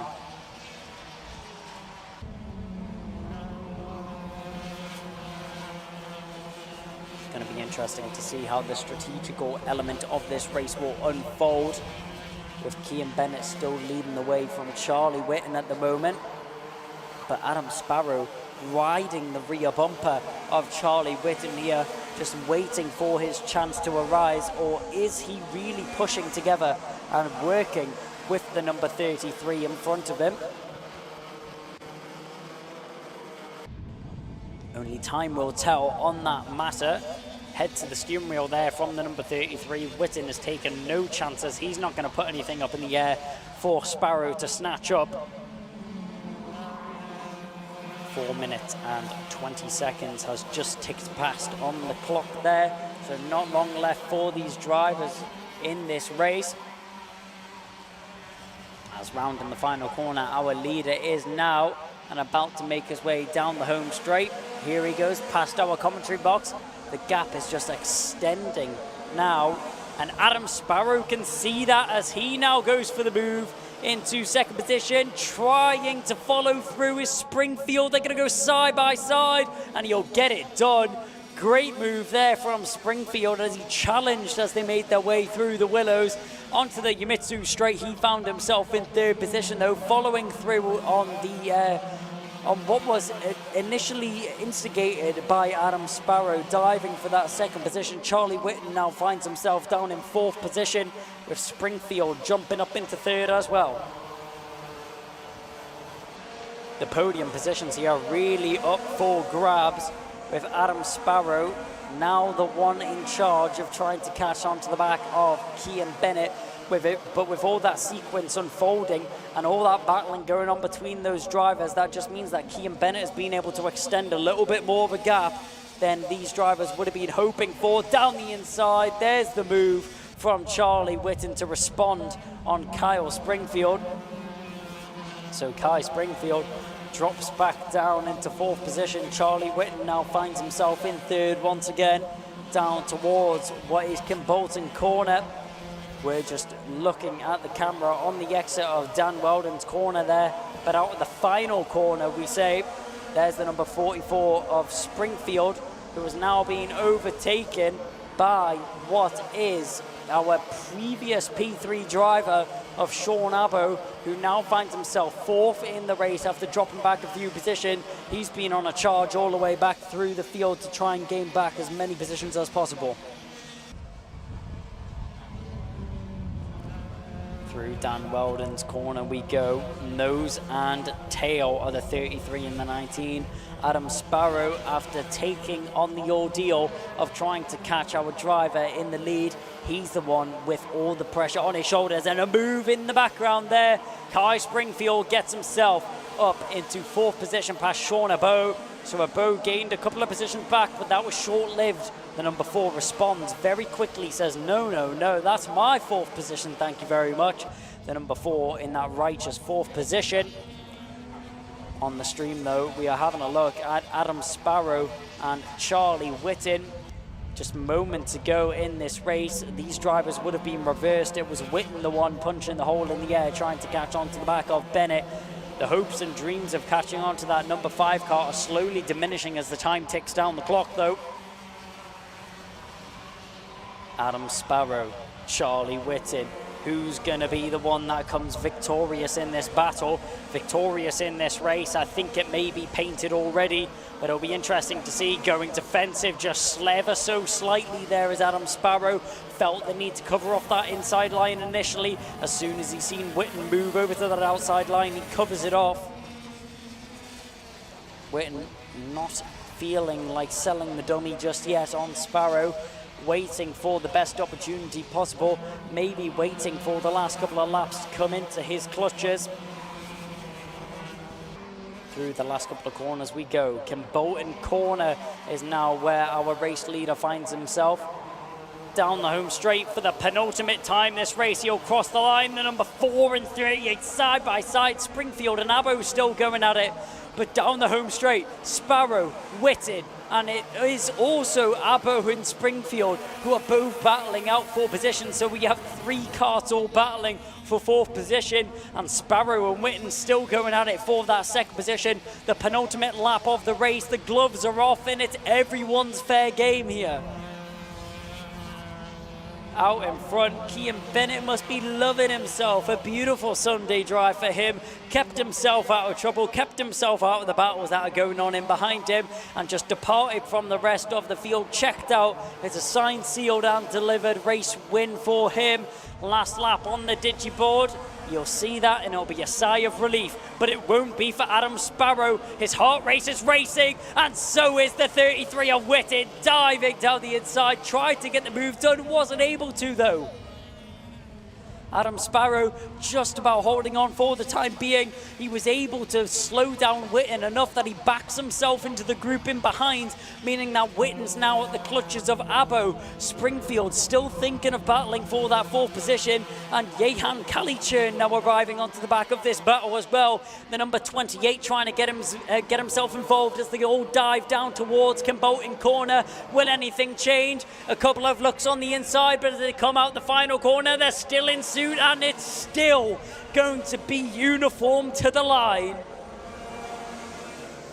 with all that racing going on, Kian Bennett 4.1 seconds in the lead of that race. He'll dive across the line, not a care in the world about the karting behind him, and will take another landslide victory, the second of the day.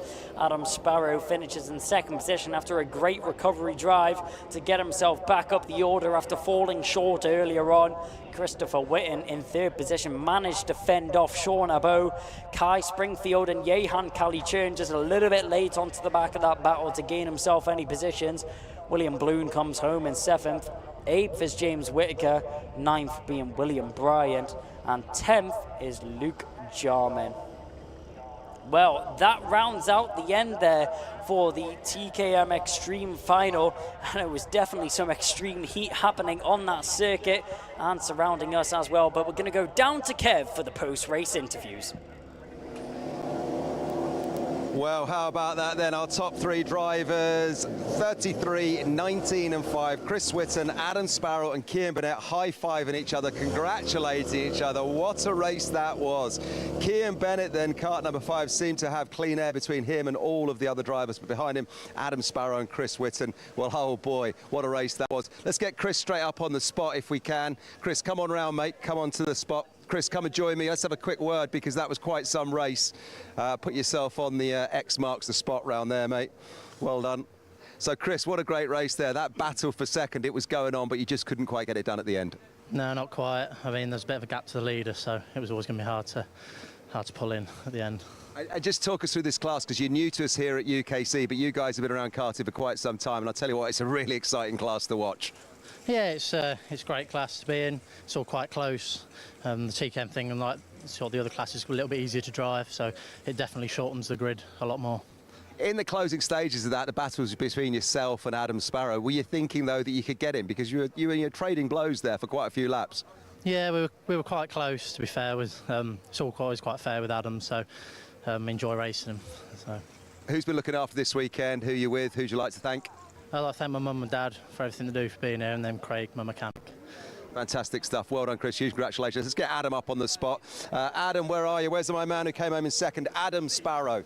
Come on, Adam. Come and put your feet on the spot here, mate. This is great. Adam, what a great race. Closing stage of that one. You are sweating. That was quite some battle. You held on to second. Well done, mate. Yeah, good little battle. First, I'd like to say a massive thank you to the MX5 shop and Talco Racing for their support. But yeah, it was a good race. Chris did a cheeky dummy, but I managed to hold it around the outside. But I just lost the back of Kian after being manoeuvred a little bit wide. But second still a good result, and I think we come out top of the championship. Yeah, I think you will. That was really good. You've been great all weekend. It was great watching you in the super final as well. This class really delivers close racing, doesn't it? Oh yeah, it's probably the closest racing you can get in karting, to be fair. And you don't have to spend money in a massive team to be able to be at the front. Look, loads of priorities at the front of the grid, so yeah. Brilliant, good to see. Who's been looking after this weekend? Who would you like to thank? Anyone you've missed there? I know you name-checked a few at the start. Well, my dad, of course, on the spanners, and the rest of my family as well, so yeah. Brilliant stuff, well done. We're going to see you here all the other rounds. We've got 5 more rounds of the championship, hoping to do them all. Hoping to, but it's just depending on funding, because we're doing the BRSCC Management 5 Championship as well, so it's all about whether there's any clashes and funding as well. Well, listen, if you could make it, we'd love to see you again. Great racing. Thanks for coming. Thank you very much. Right, let's get Kian Bennett up here then. Where's my man Kian? Come on onto the spot, mate. Stick your feet there.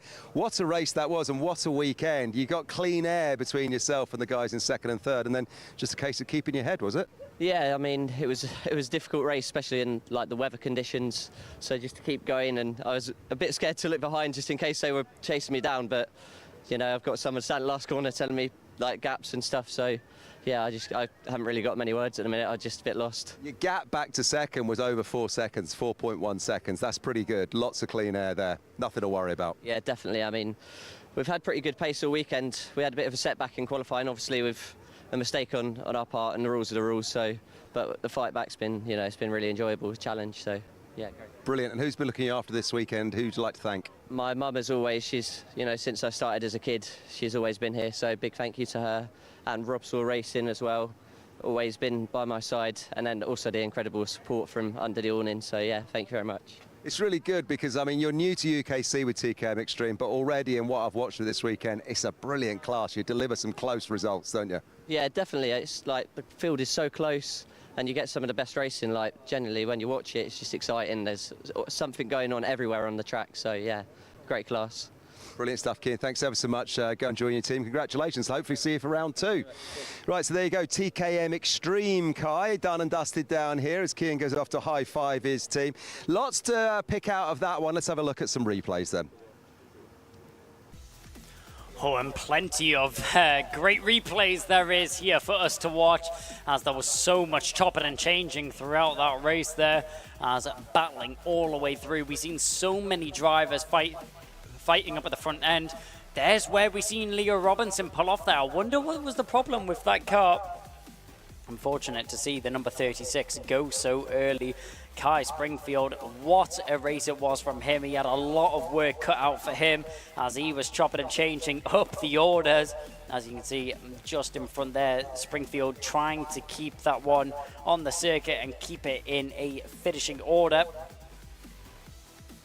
As now flying through the final corner, you can see our drivers all squabbling for positions. That was probably at least 2 or 3 driver and position changes in the last couple of laps, or per lap, should I say.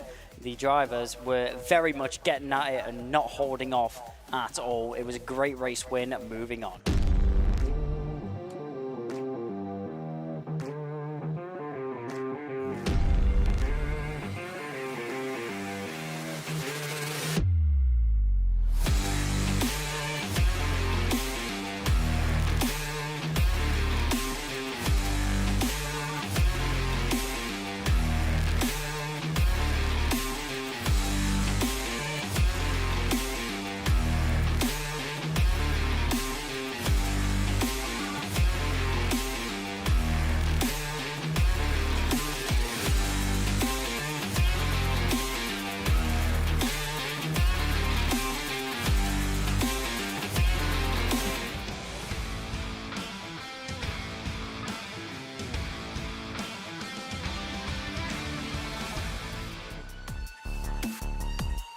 Well, some of our youngest drivers to take to the circuit are getting ready to fight for the gauntlet.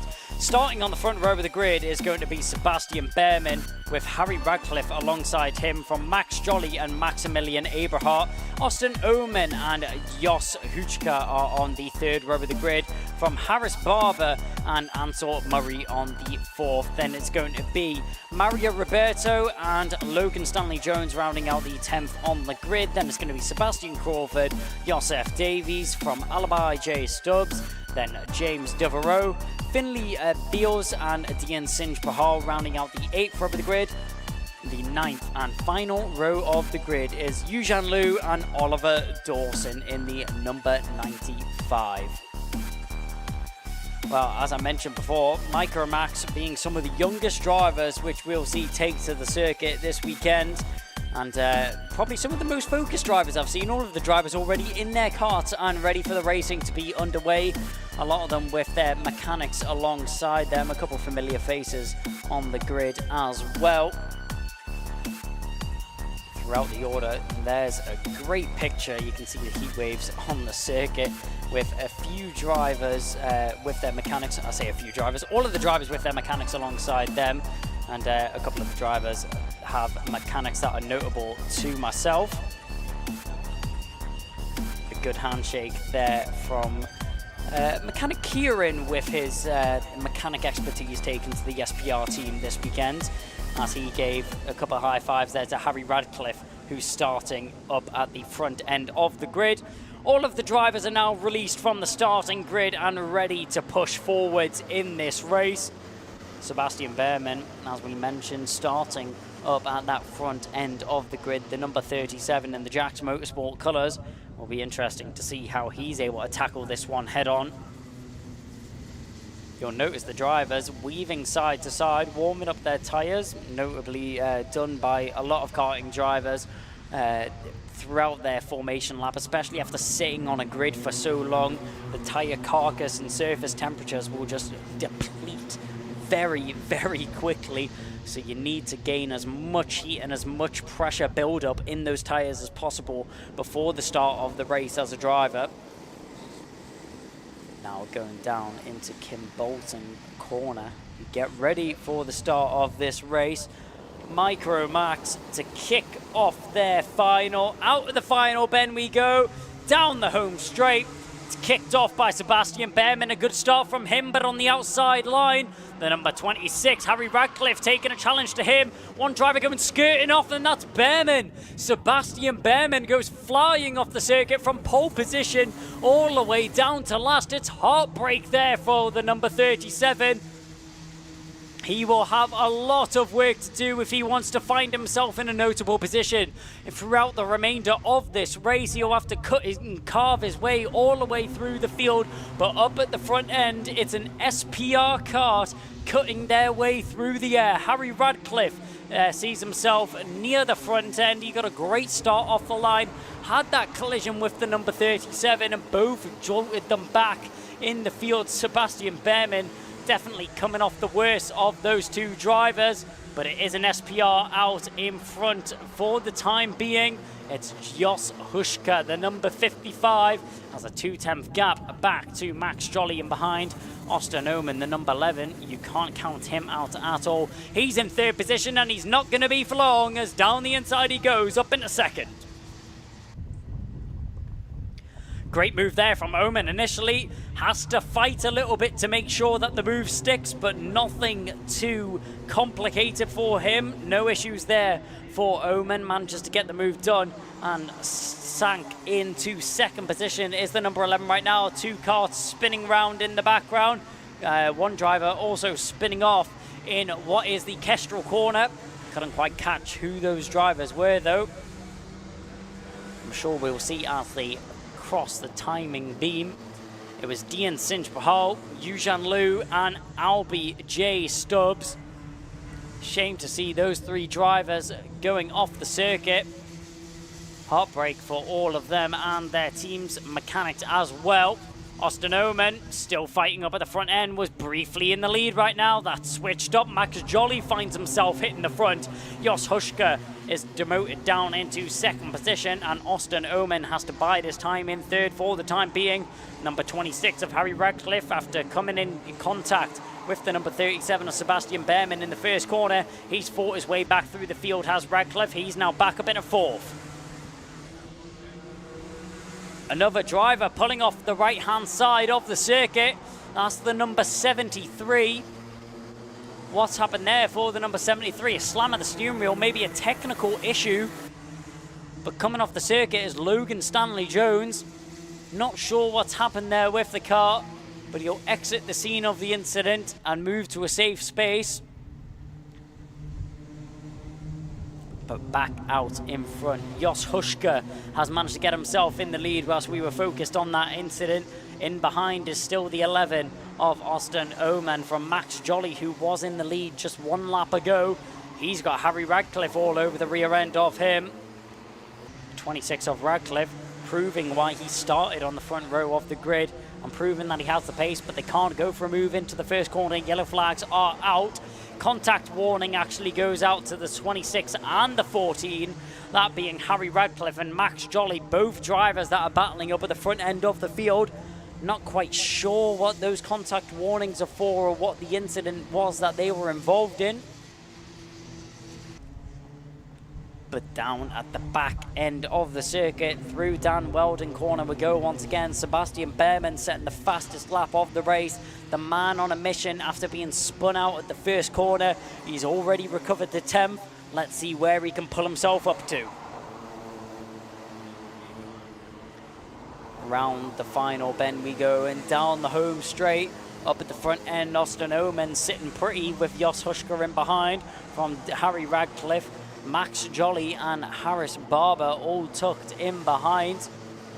These 5 karts, just one driver attempts an overtake and everyone will try and follow in suit. Be like a domino effect. Down down towards the final the back end of the circuit once again.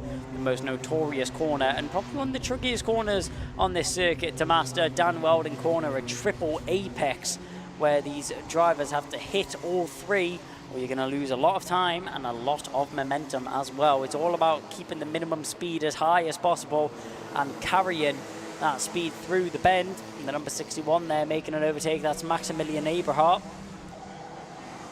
So Eberhardt gets himself past Maria Roberto. Sebastian Behrman manages to slip past both of them though in doing so. So Sebastian Behrman now finds himself in 7th position, was just in 10th 1 lap ago, 3 places made in 1 lap. This is brilliant work that's being done from the number 37. Miracle race here from Sebastian Behrman to be able to gain back these positions that he lost so early on. But back up at the front end, the 5-car chain has not broken at all, although the top 3 are a little bit closer intertwined between each other than the others may hope they are. Down the home straight, a little check over the shoulder there from Jos Huschka. He'll look back and see the fastest man on the circuit. That's Harry Radcliffe, the number 26, which has now picked up 2 contact warnings in this race. So the stewards will be keeping a very, very close eye on the number 26 of Harry Radcliffe right now. 2 contact warnings is never a good sign in one of the races. So Radcliffe will have to be on best behavior for the remainder of this race. As we now make our way through Kestrel corner, down towards Kimbolton corner as well. Switch back from the front of the grid, keeping our eyes here on the number 76 of Joseph Davies, as he has a lot of pressure on behind him from Finlay Beals. The fastest driver on the circuit right now. Not a surprise there, it's Austin Oman. He's the driver who's punching the air out in the front. Oman just marginally slower in that first sector there from Jos Huschka. His teammate in behind is an SBR 123. Now I'm sure the team will not be wanting to mess this one up with 3 SBR drivers covering the podium. It would be a great virtue and a brilliant race from all of them if they're able to finish in a top 3 order dominated by SPR. SPR being Sam Pollitt Racing, a great organization with some top quality drivers clearly on display here in the Micromax final.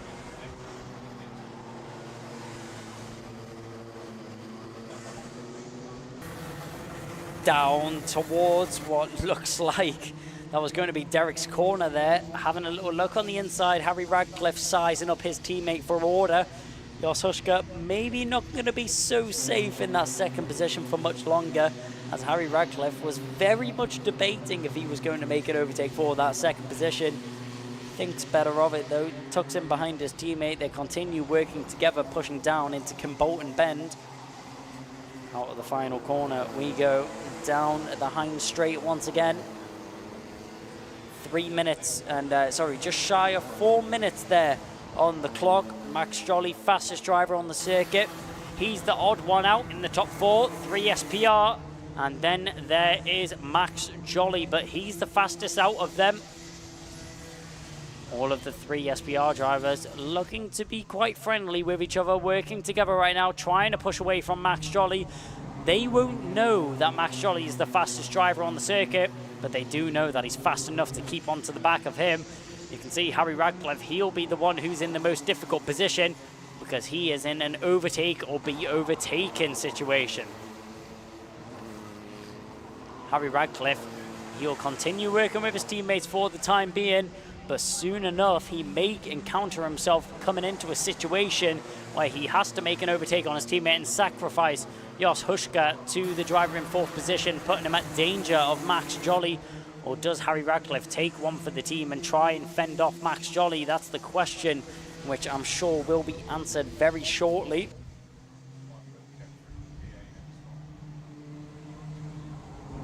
Down through Dan Weldon's corner once again. Sam Pollitt Racing dominating the top 3 right now. Austin Oman out in front still from Jos Huschke and Harry Radcliffe. All of these drivers being very well behaved on the circuit, not thinking of even overtaking their teammates. Very well disciplined indeed. It's great to see teamwork and team racing like this. But talking about drivers being very well behaved and not overtaking their teammates, I think that may have been a little bit of commentator's curse there. It didn't last for long. Harry Radcliffe went down the inside of Jos Huschke there into the first corner. Max Jolly wasn't able to follow through, even though he may have liked to. So Jos Huschke is now the driver which is put in danger of the fast charging Max Jolly, the fastest driver on the circuit right now. Saying that, Max Jolly has completed the fastest lap, being a 47.33. Austin Oman has matched that time. Obviously, the fastest lap will still go to Max Jolly, though, since Jolly was able to complete that fastest lap before Austin Oman was able to, even though they are tied on fastest lap times. Here comes Jolly. He'll take both of them. The two SBR teammates are squabbling, and squabbling a little bit too much indeed. Harry Radcliffe and Jos Huschke were going at it once again. Radcliffe holds on to his teammate's position, but Max Jolly sits back, says thank you very much, I'll cruise past both of you, and finds himself now in second position. Max Jolly from 4th to 2nd in just a couple of corners. Great racing from him. A tap on the helmet there from Harry Radcliffe, signalling there to Jos Huschke, saying come on, we need to work together, we need to push past Max Jolly here. We're the two drivers in a team, he isn't. Out in front though, Austin Oman, 1.26 second gap. Nothing that Oman needs to really worry about, since he now gains himself the fastest lap of the race. A 47.3 goes the way of the number 11 car, which is leading the field right now. Very defensive goes Max Jolly, trying to get the switchback right now is Harry Radcliffe. He can't quite seem to get the angles right. He can't get the right amount of momentum that he needs to get the move done. Tucked in behind, checking over his shoulder. Max Jolly just making sure that he's safe. Will we get 2 more laps? Well, rounding the final corner, our leader is now. The clock is ticking down, but this will be the penultimate lap of the race that we find ourselves on. Intensity is increased by 100. Down the inside, Jolly leaves the door open, but he gets the switch back there. Radcliffe bought the bait, and following through is Jos Huschke. Huschke says thank you, now it's my turn to attack the number 14. The Hunter Motorsport driver here are Max Jolly. David versus Goliath in this battle. The two Sam Pollitt Racing drivers taking it to the Hunter Motorsport car. Sticks a nose on the inside there. Does Jos Huschke. He's not able to get it done, but yes he is, as banging wheels there is the number 26 of Harry Radcliffe, and Max Jolly managing to squeeze through on the outside is the number 26 of Radcliffe. Jos Huschke and Max Radcliffe managing to make his way past Max Jolly. Down the home straight we go. Final lap is upon us. Austin Oman's disappeared. He's out of the equation. The race win's already been handed to him. Now, we turn our attention. Everybody's eyes are on these 3 drivers.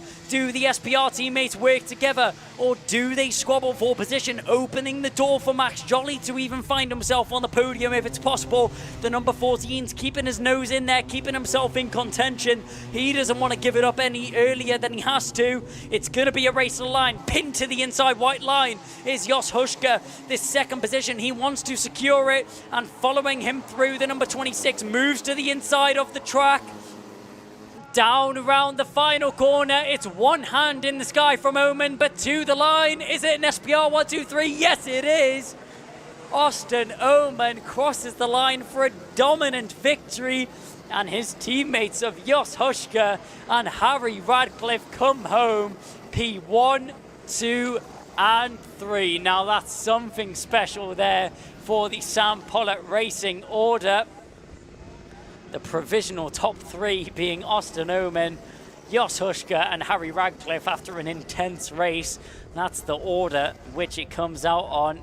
with Max Jolly applying a lot of pressure in behind. Just wasn't able to snatch it up though. Sebastian Behrman in 5th from Harris Barber, Maximilian Eberhardt, Maria Roberto, Josef Davies and Finley Beals rounding out the top 10 to finish us off there for the Micro Max final.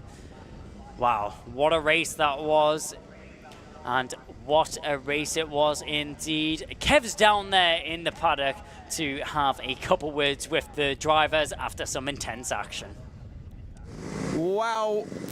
Wow, wow, wow. How about that then? Sam Pollitt Racing, SPR high fives are going off everywhere down here in the winners enclosure in Scrutineer. In Austin Oman home in first. In second place, that man Jos Huschka, and the man who came home in third, kart number 26, Harry Radcliffe. Look at the blue, the white and the orange overalls, enjoying the moment down here. So exciting for these three youngsters. But commiserations from Hunter Motorsports' Max Jolly, who just finished off in fourth, looking like he was going to be on the podium with a lap or two to go. Smiles are everywhere. Let's get our third place man up onto the spot. Third place was Harry Radcliffe. Harry, come on up to the spot. Where are you, man? Mr. Radcliffe, kart number 26, come and put your feet on the spot, so let's get a word from you, because what a weekend you've had and what a race that was. Harry, talk to me about that race, talk to me about this weekend. Yeah, well, it's just gone all my way, and I was so lucky not to lose that place at the ending to get on the podium. I'm so happy, and I think I've done one of the best jobs ever, yeah. I think Sam Pollitt Racing has done one of the best jobs ever, haven't they? 1, 2, 3 on the podium, but what about Max Jolly in the mix there? He's finished up in fourth in the Hunter Motorsport car. He was keeping you boys honest right to the line, wasn't he? Yeah, well, I honestly thought he was going to overtake us, but we went defensive on the last lap, and we can just about keep him behind. Who would you like to thank? Obviously Sam Pollitt Racing, but who in particular? Well, my mechanic, my mum and dad, and yeah, the whole team. Listen, well done to you. Huge congratulations. Harry Radcliffe, third place for round 1 of the 2024 Championships. Not bad, that, is it? Thank you. Well done. Right, let's get our second place man in here. Where's Jos Huschka? Come on in, Jos. Get your feet on the spot there, mate. Well done to you. Hey, huge congratulations to the team. What a team result. Talk to me about the closing stages of that race, because it was pretty hectic, wasn't it? Yeah, I mean, Jolly went through me twice, like when Harry defended down in this bottom corner. I thought I was going in barrier, but then somehow saved it. And then I started to push Harry as well, and we got past Jolly, and then suddenly I was just ended up in P2, and I was just really chuffed, and then just carried on. Well, listen, well done. It was a great team effort, because you were running 1, 2, 3 for quite a while, but then there was a moment where Max sort of shot past you to take a place, didn't he? And then rather Harry shot past you, and then Max found himself in the mix, didn't he? So it all got split up with a couple of laps still to go. Yeah. So at the bottom corner, Jolly went through, just lunge, and then Harry went through in this turn 1, and then I just was biding my time, and then they made a mistake and I just went through. Were you conscious of working as a team to make it a 1, 2, 3 for SPR? Yeah, we were just planning all the laps, just make a strat, push as soon as we got together. Listen, well done. Who would you like to thank?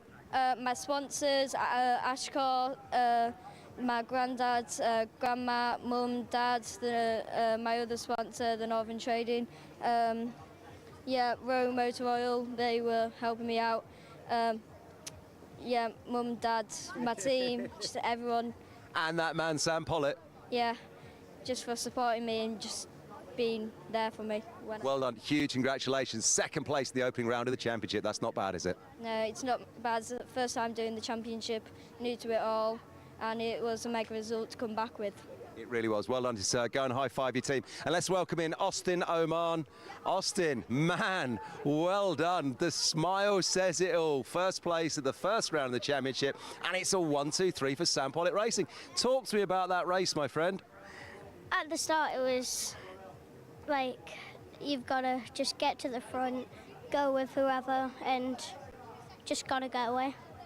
You did get away as well, didn't you? But behind you, it was all going on. Obviously, you had Jos there, you had Harry, and you had Max from Hunter Motorsport, of course. But were you aware of what was going on behind you? You had a little bit of clear air. I knew my teammates were involved, and I knew Max was somewhere and somewhere about, so, yeah. So you had a bit of an idea. And then when you've realised you've crossed the line and it's a 1, 2, 3 for Sam Pollitt Racing, what are you thinking? Has this ever happened before? Do you know, I don't think it has. I think in Junior Rotax last year we had it with KR Sport, but then following the end of the result, I think it got overturned. So I think they ended up with 2 on the podium. You might have done a first. I'll have to check my notes, but it might be the first time for a 1, 2, 3 for Sam Pollitt. Who would you like to thank? I'd like to thank my mum, my dad, Nigel, Sam Pollitt, and my teammates, and everyone that just watches me and helps me. Brilliant. We love watch you, Austin. Well done. Fingers crossed we're going to see you at round 2. Hopefully, yeah. Hopefully, yeah. All right, well done, Austin Oman. There he goes. There's your winner in Micro Max for the opening round here of the championship. And a 1, 2, 3 for Sam Pollitt Racing. Kai, I'm going to have to check my notes to see if we've ever had that before from a team in the UKC. I think the last time we may have seen it, like I say, might have been KR Sport, but I'm getting a bit old. The brain doesn't work as well as it used to. Back to you. Thank you so much, Kev. Great to hear from the top 3 there. Austin Oman, Jos Huschka and Harry Radcliffe, all 3 teammates. There was our pole sitter, Sebastian Behrman, being involved in a collision on the first corner of the race. He managed to recover himself up to 5th position. It was a great drive from him all the way back through the field, especially with the deficit that was handed to him off the start of the race. As these 3 started to battle at the beginning of the race, they then soon started to settle down and work together for the remainder of it. We had some battles all the way through the mid-pack. That's Maximilian Eberhardt all trying to get these moves done.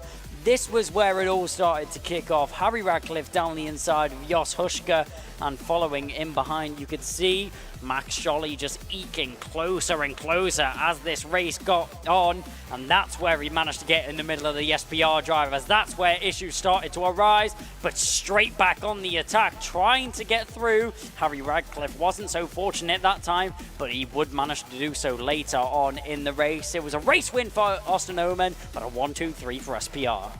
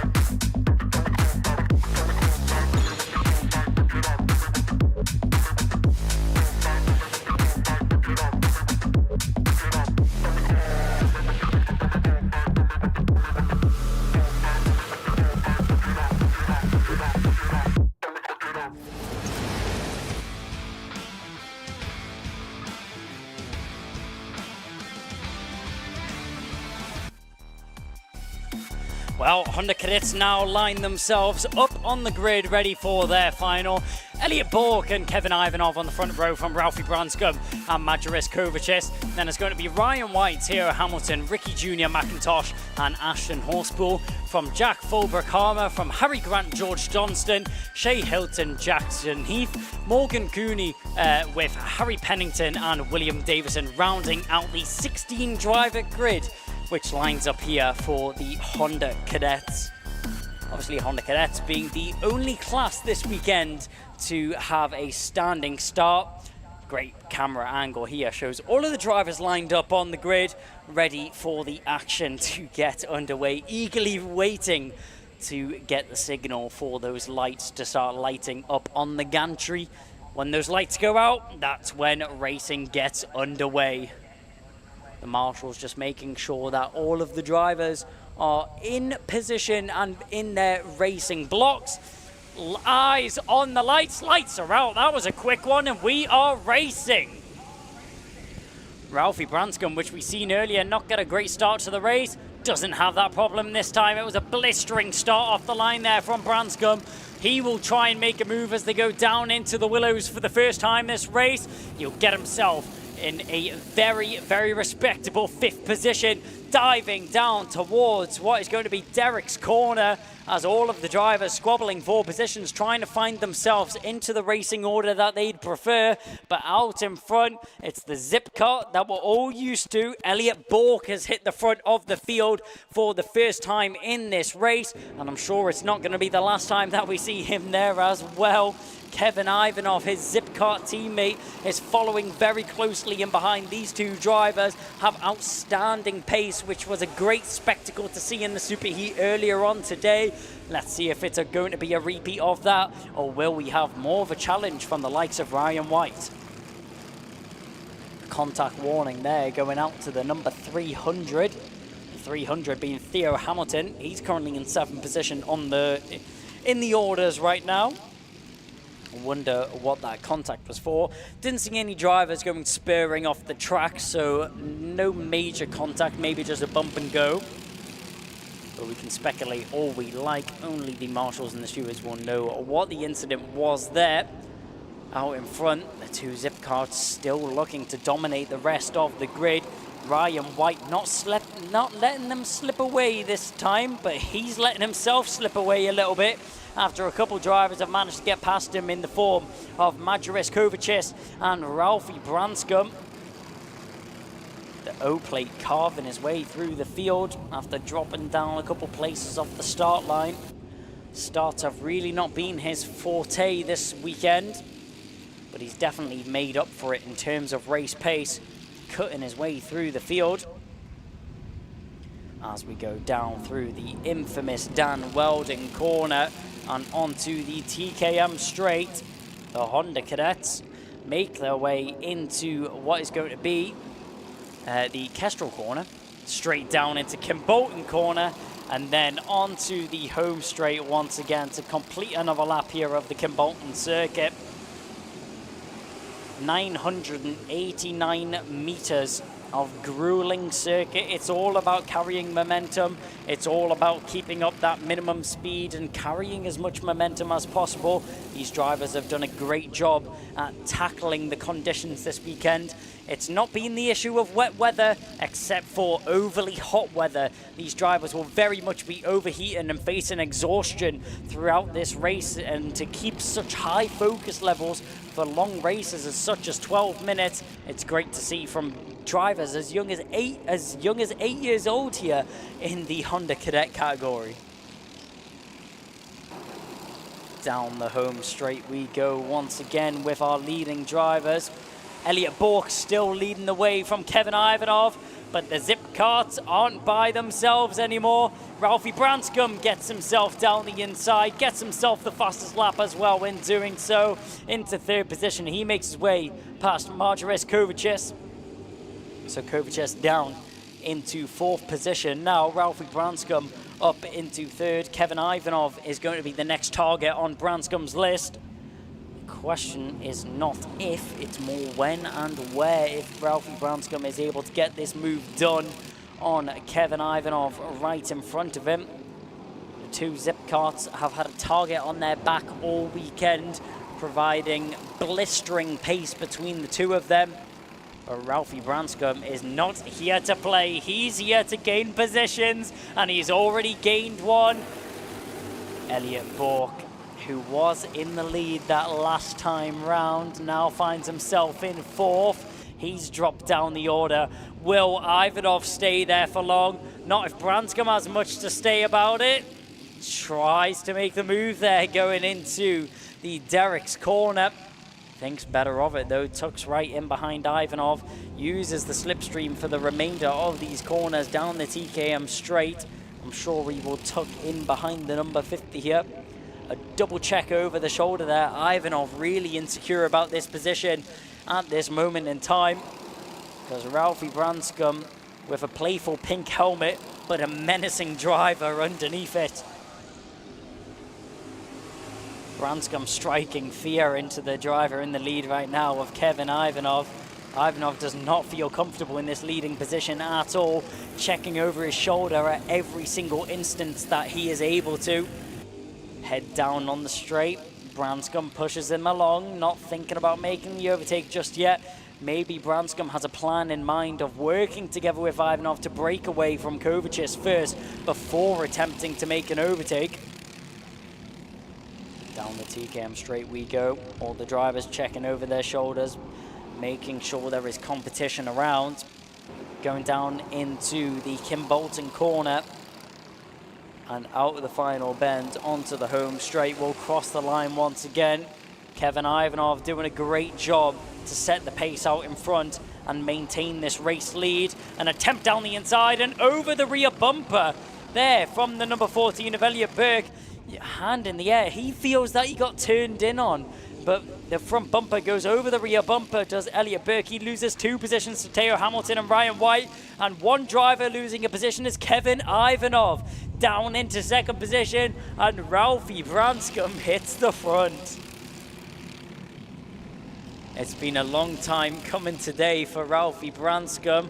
He's had a couple issues in his way, but nothing phases him just yet. Makes a little mistake there before he makes his way into the final bend. A hand up there from Kevin Ivanov saying, what are you doing? Come on, let's go.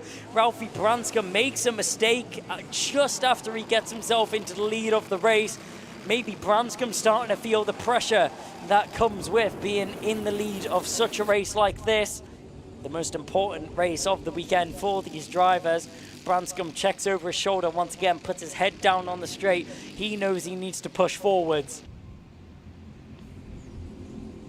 Branscombe doing a good job out in front to keep that car in a leading and winning position. Kevin Ivanov peering over the shoulder of Ralphie Branscombe right now. He knows what needs to be done to win a race, does Kevin Ivanov. He's done it before this weekend, but will he be able to replicate that in the biggest race that matters? Just over 4 minutes and 30 seconds is now remaining on the clock. The majority of the race has already dissipated. But Ralphie Branscombe out in front will be counting down the seconds and counting down the minutes until that last lap board and the checkered flag is deployed in front of him. But the question is Ralphie Branscombe going to be that driver which takes the last lap board and takes the checkered flag? We'll have to find out in this remaining 4 minutes that we have. A tap on the helmet there. That's a signal from Ralphie Branscombe telling Kevin Ivanov that they should work together and push forwards, try and break away from the pack which is chasing them down. Hounding all over the rear bumper is Kevin Ivanov. Ralphie Branscombe out in front. Maybe getting a little bit insecure about his position, and it's understandable because down the inside, there goes Kevin Ivanov. He's seen a little bit of a mistake being made there from Ralphie Branscombe. Branscombe turning around on the straight, maybe missed his braking point by just a margin, went a little bit deep into the first corner of Stowe Corner and got a terrible exit, opening the door into the Willows for Kevin Ivanov. Ivanov capitalizes, says thank you very much, hands himself into the lead of the race. Ralphie Branscombe may not only lose just one position here, as Theo Hamilton, our fastest driver on the circuit, is peering all over the rear bumper of Ralphie Branscombe right now as they go down the straight. Branscombe once again desperately signalling to Theo Hamilton, saying, come on, let's work together, let's push forwards, let's get past Ivanov. But if Theo Hamilton works with Ralphie Branscombe and listens to those signals, that's a completely different question. Some battling in the midfield here. 5th position, that's Ryan White trying to go at Kovacic, as Kovacic finds himself in 5th position now. Ryan White has dropped down into 6th, last year's champion here in the Honda Cadets of the Ultimate Karting Championship. Into the final bend we go. Branscombe had a look at the inside, teasing that move to Ivanov. He's edging closer and closer to the back of Ivanov, waiting for the opportunity to arise for him to get that move done. Into the first corner, he feels it's going to be. Following through, Theo Hamilton gets himself into 2nd as well. Punching forwards, happy with his performance so far. Ralphie Branscombe is grasping at everything that he can to hold on to this race lead that he's already built for himself. It's going to be a difficult one with 3 very competitive drivers, all pushing as hard as possible to try and get themselves into the lead of this race. Theo Hamilton, Kevin Ivanov, and Elliot Burke, the driver with the fastest lap of this race. They all go down the home straight here. 1 minute and 30 seconds remaining on the clock. It's coming down to the wire here, but what more do you expect here from the Honda Cadets? Some of the best racing which we've seen all weekend from the smallest grid that we have here this weekend. Down the inside, a look to the inside there from Ivanov. He's going to push wide as Theo Hamilton. Is he going to hold on to it, or is Burke going to follow through as well? Burke tried to get the switch back as they went down towards Dan Weldon's. Hamilton just about holds on to it there. The number 14 not able to slip through and follow his teammate. But out of all of that, Ralphie Branscombe builds himself a little bit of a bridge, a little bit of breathing room between him and the drivers in behind. Branscombe with everything to lose right now. One small mistake, one little hiccup, and that opens the floodgates for the drivers, all hungry for this race lead in behind him. Kevin Ivanov, he's worked so hard all race to find himself in this position, but can he be denied by Ralphie Branscombe, or can he deny Ralphie Branscombe? Going down into Dan Weldon's corner for the penultimate time of this race.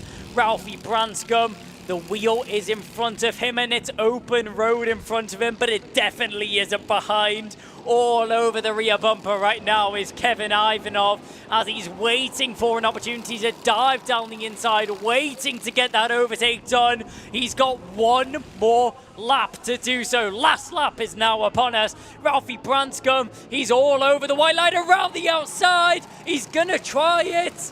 It's gonna be a difficult move and he's not gonna get it done. Kevin Ivanov tried it around the outside there of Ralphie Branscombe and couldn't get it done.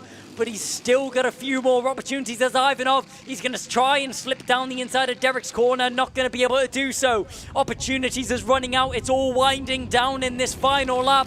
Ivanov has a look at the Weldon corner. Not able to do so. Now your last real opportunity is Kimbolton corner. He's going to try and get a good run into it. Dive to the inside, or will it be the outside? That's his option. He's only got one option. That's the switchback. It's going to be a race to the line, but who's going to get it? Branscombe just about edges it out as he celebrates across the line. Brilliant racing all the way to the wire there. Ralphie Branscombe just about takes the race win over Kevin Ivanov. Kevin Ivanov did not give that one up until the last moments of the race. He wasn't letting Branscombe get an easy win at all, but Branscombe drove brilliantly to take that one home and put it under his belt in the first round of the race. Ivanov second, Kovacic third from his teammate of Elliot Bork in the zip car as well, finishes fourth eventually. Ryan White comes home with fifth after battling all the way throughout the race from Horspool, Grant, Hamilton, McIntosh and Fulbrook Harmer rounding out the top 10. Wow, 2 more races remaining today, and Honda Cadet being the third last race of the day definitely sets some standards for us to follow up here in the seniors and juniors, which are going to be coming. And with the Hondas now pulling into the pit lane, we will very shortly be moving down to Kev Harris, who has the drivers for the post-race interview. A win for Ralphie Branscombe and his new Lenny Messenger Motorsport overalls. He's a happy man, but he looks worn out. And full credit, though, to the man that came home in second in the zip kart number 50, Kevin Ivanov, just punching his thighs there, disappointed that he didn't take the win, but he was a great competitor. And this man who came home in third then, Margiris Kovacis, well done to you, sir. Huge congratulations to him, but commiserations to Elliot Bork, who he thought at one point might do the business. And also shout out to Theo Hamilton, racer number 300, who looked for a moment or two that he was going to get himself on the podium. So huge congratulations to our Honda Cadet racers. We'll get the man who came home in third first, Margiris Kovacis. And let's see what he's got to say. Kart number 15, he's been doing brilliantly all weekend long. And let's hear from him now. Margaret, fantastic race there. Put your feet just either side of that spot there. Keeps it nice and simple for us. Talk to us about the closing stages of that race. You're on the podium. You must be pleased, but it wasn't easy, was it? No. Probably midway through the race, I lost quite a lot of positions, and I thought it was all over, but I kept my head in the game, pushed through, and it worked towards the end. Do you know, that is great advice to every kart racer that's here. Keep your head in the game and just push through, because you don't know what's going to happen in those closing corners in this, do you? Yeah. Because Kimbolton, really, most corners you can just send it and that's your race over, but... Brilliant, fantastic. That's Kimbolton. You can just send it. Who would you like to thank? Who's been looking after this weekend? My stepdad, Stuart, my mum for supporting me, and all my family members at home. I tell you what, do me a favour, just stare down the barrel of that lens, tell the world your name, tell them what class you're in, tell them what position you just finished in. Margiris Kovacis, Honda Cadet, number 15. There you go, pay attention to that name. I'm sure we're going to hear from him again in the UKC. Well done to you, sir. Let's get our second place man, who is in, well, second on the end, Kevin Ivanov. We might be able to get a shot of him. Well, we can get a shot of him, actually. Look, he's getting the fan put in his face over there. Kevin is not very happy right now. We're going to try and do a driver's interview. Helmet's still on. He's in tears. I tell you what, while we're waiting for Kevin, let's just see if we can get Ralphie up here, or we get a picture of Ralphie, because Ralphie's going to hop on the spot. He's going to be thrilled. He's going to be absolutely thrilled, I'm sure. Brand spank new overalls, new team, but finishing where you left off on the top step of the podium. How does it feel, Ralphie? It feels amazing. I couldn't feel better. We made a last-minute change and it worked. It really did, but I tell you what, you had to battle for it. Those boys that were around you who are also joining you on the podium there, Margiris and Kevin, they really made you work for that one, didn't they? Yeah, Kevin was getting really, my nerve, I was like, just, my heart's beating up my chest. I don't even know what to say. It was just so close across that line. Yeah, and I think a couple of moments there, like in the closing laps, he actually had the lead on you and you lost it and then you had to come back, didn't you? Yeah, it was very difficult, but I managed to get the lead at the end of it. Brilliant. Who would you like to thank? New weekend, new season, but who are we thanking this time?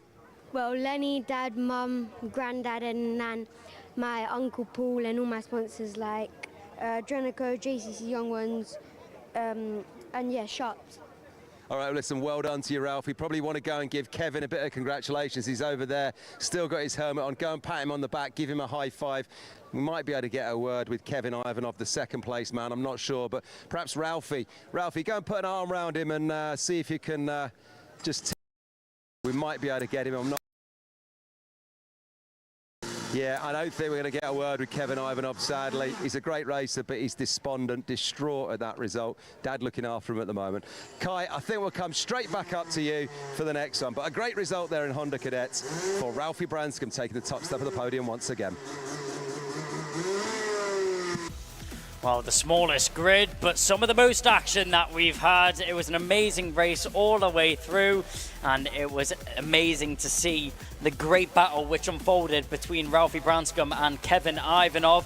There's Ralphie Branscombe. He had to carve his way through the field after a subpar start that he would have been hoping for. He found himself very quickly up at the front end and battling throughout. There's the jump over the rear bumper there for Elliot Bork. Tried to move down the inside, clipped the rear bumper of his competitor, and that set him on the back foot going through.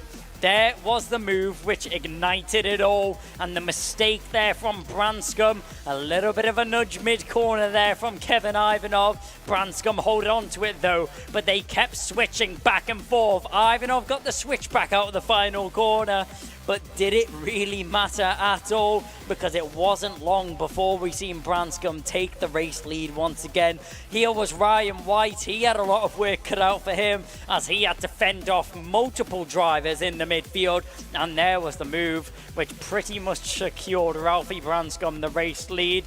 And trying to get involved as well with Theo Hamilton. He ended up finishing in 8th position after battling within the top 3. He would have been hoping for a little bit more from that. But here was the 2, which put on the spectacle. The attempt of the move around the outside, just running a little bit wide there, did Kevin Ivanov. Ralphie Branscombe got the switch back, took it to the line. An amazing race from both.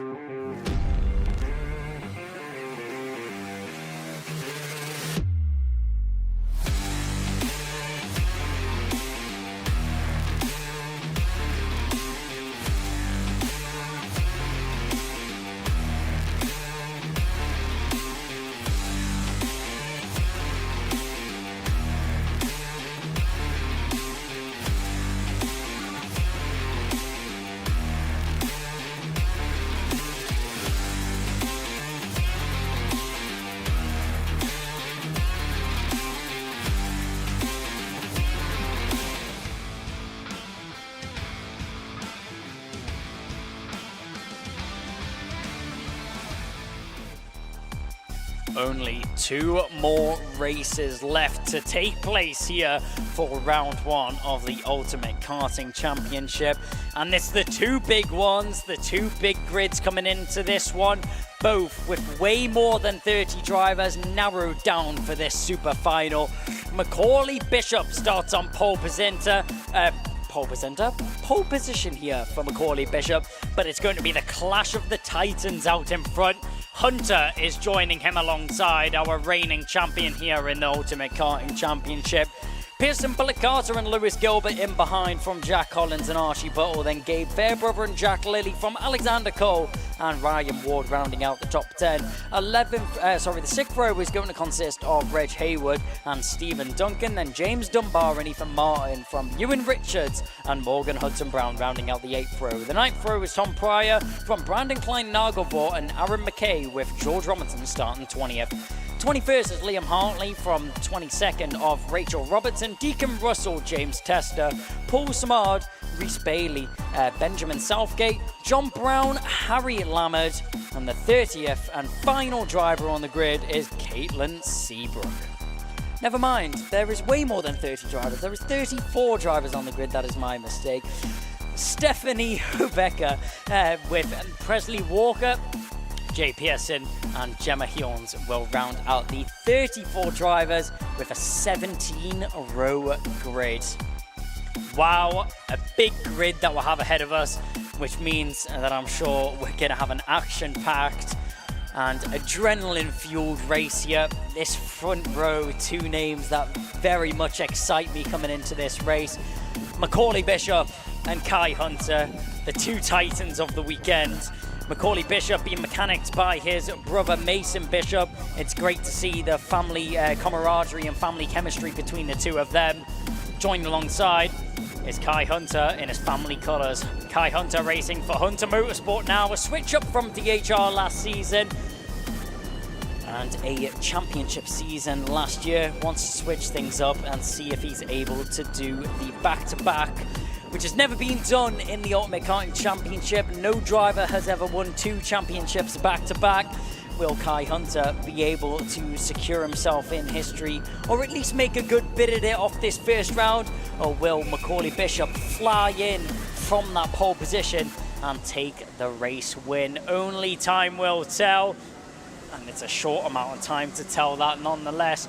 14-minute final here. And we love to see these drivers getting away from the grid and out for their formation lap. 14 minutes of pure action-packed racing, an average of a 41-second lap time here from the senior Rotaxes, the quickest kart that we have taking to the tarmac for the Ultimate Karting Championship, and only the Ultimate drivers have made it back to this final 30 after quite a few drivers have been eliminated throughout the heats and the super heats as well. Only the best of the best will stand on top of the podium, but the question is, who do you think that name is? Put your predictions in the YouTube chat if you're watching along at home on the Alpha Live YouTube channel, and let's see how this race unfolds. Macaulay Bishop, Kai Hunter, Pearson Bullock Carter, Lewis Gilbert, and many more. Across the line we go. 14 minutes is ticking down on the clock, and into the first corner. Bishop's going to jump it. Hunter's going to try it into the willows. Not able to get it done. A couple of drivers squabbling and getting pushed out wide as they made ourselves through the first couple of corners, but everyone keeping it in the right way. Out in front, Macaulay Bishop still just barely edging it over Kai Hunter right now. It's very close between the two of them. As we go down towards Kimbolton corner for the first time to round out the first lap of this race. Everyone white lining it as we go down towards Kimbolton corner. Nobody wants to risk being overtaken since the field is so tight-knit on the end of this first lap. Macaulay Bishop, the DHR driver, out in front right now on the LN car chassis, rocking the Great Britain coloured suit. Oh, and that's unfortunate there. One driver off the field already. That's Caitlin Seabrook. That's such a shame to see there for the number 88. Falls off the track and will fall off early. Nothing that she will be able to do in the remainder of this race. Such a shame to see there. As around the final bend, down the home straight once again.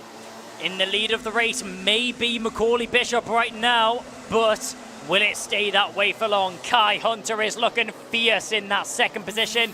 He's stuck all the way, all over that back end of Macaulay Bishop right now. That LN car is not able to shake him as he dives down the inside. Kai Hunter, an early attempt for the race lead, and this has really started. Oh, and they both go round. Macaulay Bishop and Kai Hunter, the two titans of the race coming into this.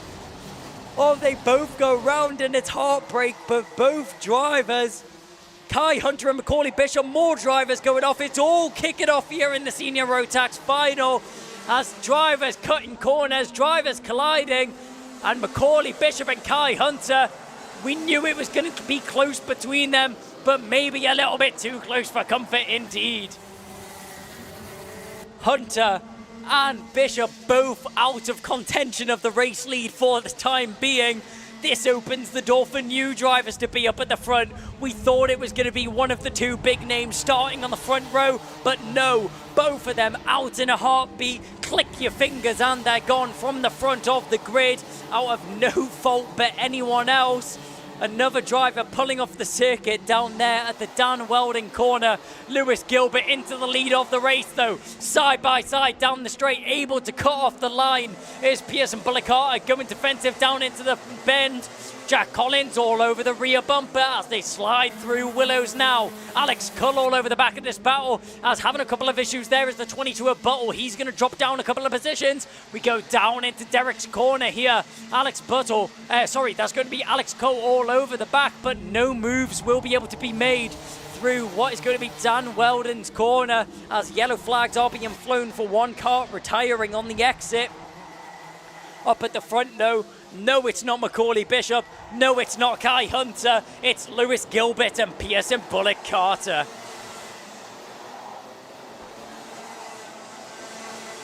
What a race that is going on right now. Such a shame about what happened between the two big drivers of obviously Macaulay Bishop and Kai Hunter. The battle all started between Derek's corner. Neither driver wanted to give up that racing line, just bubbled over and ended up with both of the drivers heading off the circuit. So down into the final bend we go, and around the final corner, across the straight. A little look over the shoulder there from Lewis Gilbert. Gilbert doing a brilliant job. Pearson Bullock Carter just sitting in behind in second position right now. Archie Buttle in third, just waiting for anything to happen between them, but he can't wait for long, as down the inside, Gabe Fairbrother, after banging wheels between them, Fairbrother now finds himself in third, but this just let the front two drivers break away from the remainder of the pack. Fairbrother finds himself in third. In fourth, that's Archie Buttle right now. Alex Cole just sitting in behind the two of them. This field separated by millimeters between many of the drivers. Hunter carving his way back through the field. Bishop carving his way back through the field. Bishop currently sitting in 10th. Where does Hunter find himself? He's in 19th. Hunter definitely the worst of the two coming off of that one. Out in front, Lewis Gilbert just about holding off from Pearson Bullock Carter. Gabe Fairbrother in third position, a tap on the helmet, telling Archie Buttle we need to work together. Around the final corner and down the home straight. As if my vocal cords weren't shot enough, this race has really put them through their test. Put the drivers through their test as well. Through the willows we go. Up at the front end, Lewis Gilbert just about managing to fend off Pearson Bullock Carter for the time being. Bullock Carter's going to have quite a bit of work to do if he wants to get past Lewis Gilbert. Gilbert, a seasoned driver who is known for outstanding racecraft. So it will be a tall order if Bullock Carter wants to find himself in the lead of this race. Let's see if he manages to do so as the time ticks down and the race unfolds.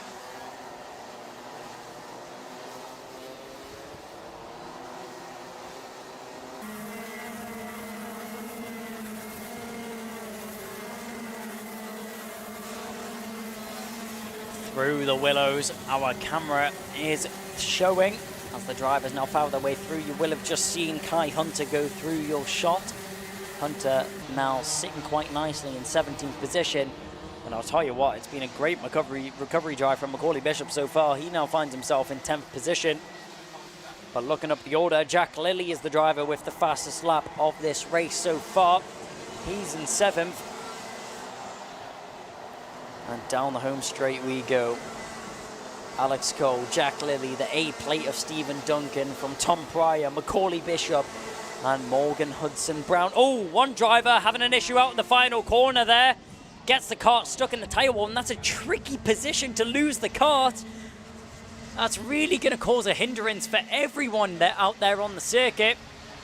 And number 63, having an issue on the final corner, that's Harry Lamond.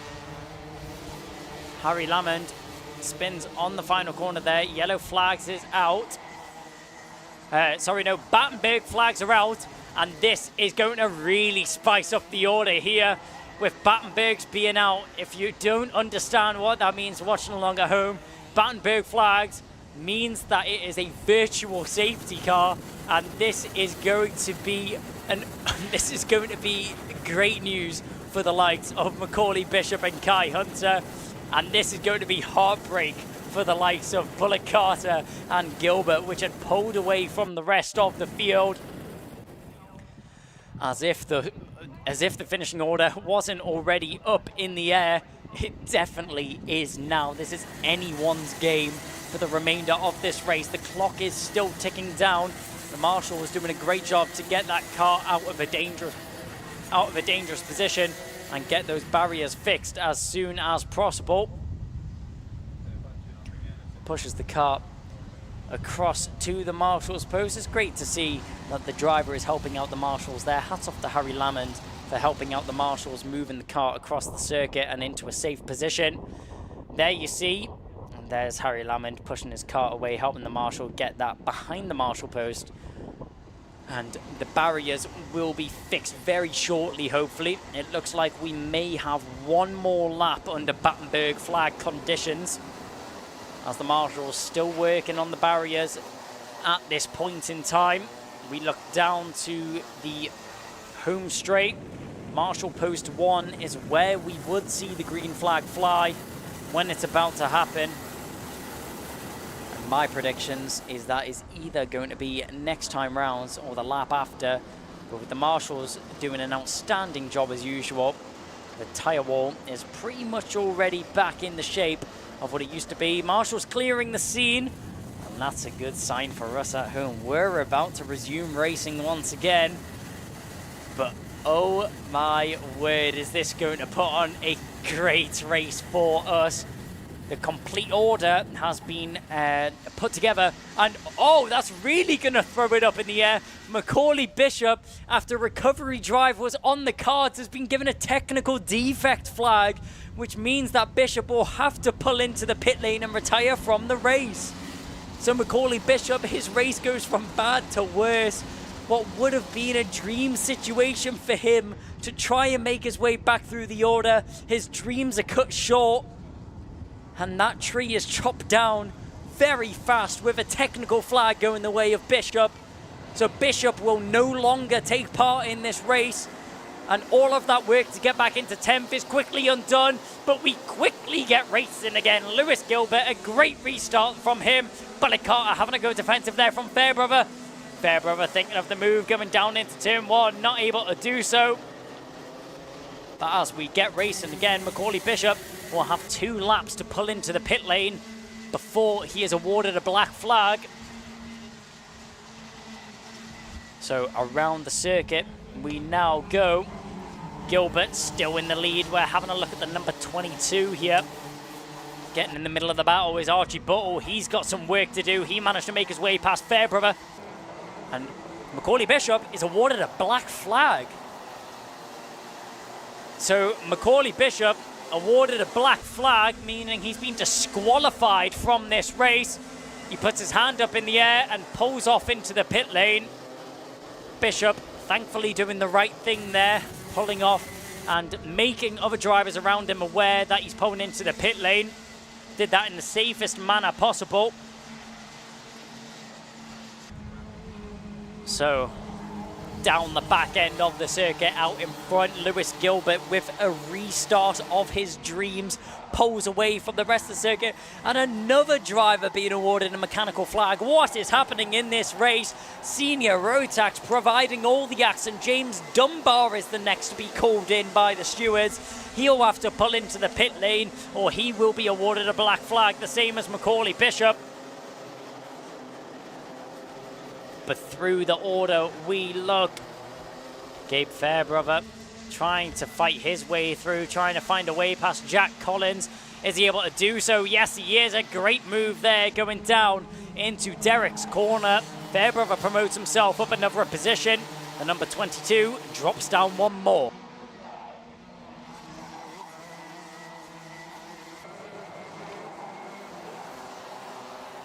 Through the final bend we go. Fastest lap, Kai Hunter, the man with a mission. Feels like this race is going to be cut a little bit short for him.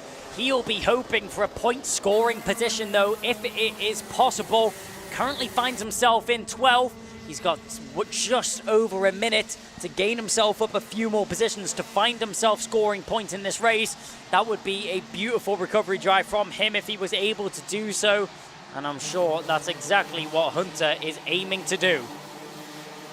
We're having a look at the number 25 there. The one driver with pressure from Kai Hunter. The 101. He has nothing to lose, and he's not going to lose a position, but the driver in front of him will. Brandon Klein-Nagelvoort is the next driver to fall victim to Kai Hunter. Sorry, no, that was Morgan Hudson-Brown. Morgan Hudson-Brown is overtaken by Kai Hunter. Brandon Klein-Nagelvoort is going to be the next on Kai Hunter's list.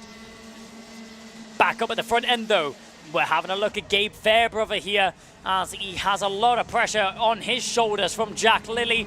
Lilly's going to try it around the outside. It's going to be a difficult move, but he gets it done around the outside of Dan Welding corner. How often do you see that done? Hats off to you, Jack Lilly, but I don't think Gabe Fairbrother's going to let that one slide. Has a little look up the inside, going down into Kimbolton corner. Isn't able to make anything work, though. Final lap of the race. This race has went by like a blast. Into the first corner, Alex Culler's a lot of pressure on his shoulders as he's trying to fend off Stephen Duncan and Brandon Klein-Nagelvoort in behind. All of that battling on in front is opening the door for Kai Hunter to contend for racing points.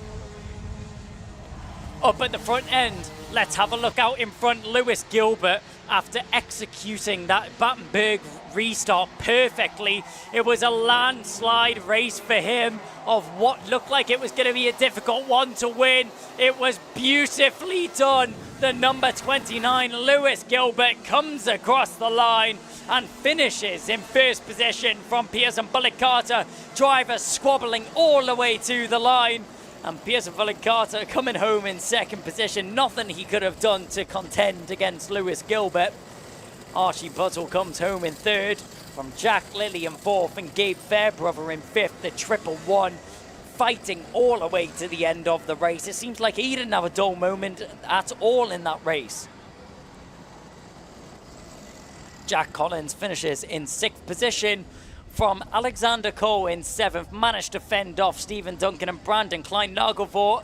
And Kai Hunter, an outstanding recovery drive from him. He will finish in 10th position at the end of the race to get himself some championship points and gets himself an extra point there for the fastest lap as well.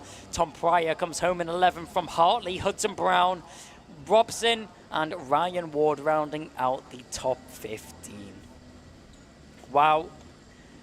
Well, Senior Rotax definitely did not disappoint with action there. I feel like there was not a single dull lap there. Something was always going on throughout that race. I mean, what do you expect with a 34 driver grid filled with the best talent of UK motorsport? Senior Rotax, hats off to you. Definitely a contender for the best race of the day.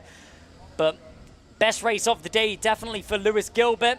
And down in the paddock and down at the grid there, we're soon going to go down to Kev to have a word. Senior Rotax scrutineering area, Kai Hunter coming in to congratulate Lewis Gilbert, and credit to Kai, fastest lap, finishing way down the order after that opening lap incident or second lap incident, but well done to him, congratulating the ultimate winner who was Lewis Gilbert from Craft Motorsport. Second place then Pearson Bullock Carter from Jax Motorsport, just putting his back protector on his cart there. And then third place Archie Buttle for KR Sport, just walking this way. We'll get Archie on the spot straight away, we'll have a chat to him. Come and put your feet on the spot here, Archie. Well done, mate. Hey, quite some race. It all kicked off at the start, but you were the benefactor out of that. Third place on the day. Talk us through it. Well, I didn't expect it coming into this weekend. I missed Friday because of exams, so just went for everything, really. Just when McCall and Kai went off, it was always going to be carnage, and it was so close together, it was always going to happen. When that happened, it was just clear, really. Such a competitive class. You boys really have to keep your head. 14 minutes plus the lap. It's nerve-wracking in that seat, I bet. Yeah, and just hot today, especially. My mouth is just dry. I'm struggling to speak a bit, but yeah, that's it, really. I was commentating you earlier in the superheat, and I think you were in the heat early. You've had a heat and a superheat today. I commentated both those races. It was brilliant to watch. You've been hard charging all day, so you say, you know, you weren't expecting it, but I think it's well deserved, mate. Who would you like to thank? Well, obviously KR Sport, my dad and the Spanners, especially Sean and Martin today and yesterday, mum and sister at home, and everyone else in the family. KR Sport continues to be dominant, eh? You were good in Junior Rotax last year. You're going to be good in Junior Senior Rotax this year? Hopefully. It's been a good start, so... And are we seeing you all the rounds, hopefully? Yeah, all of them.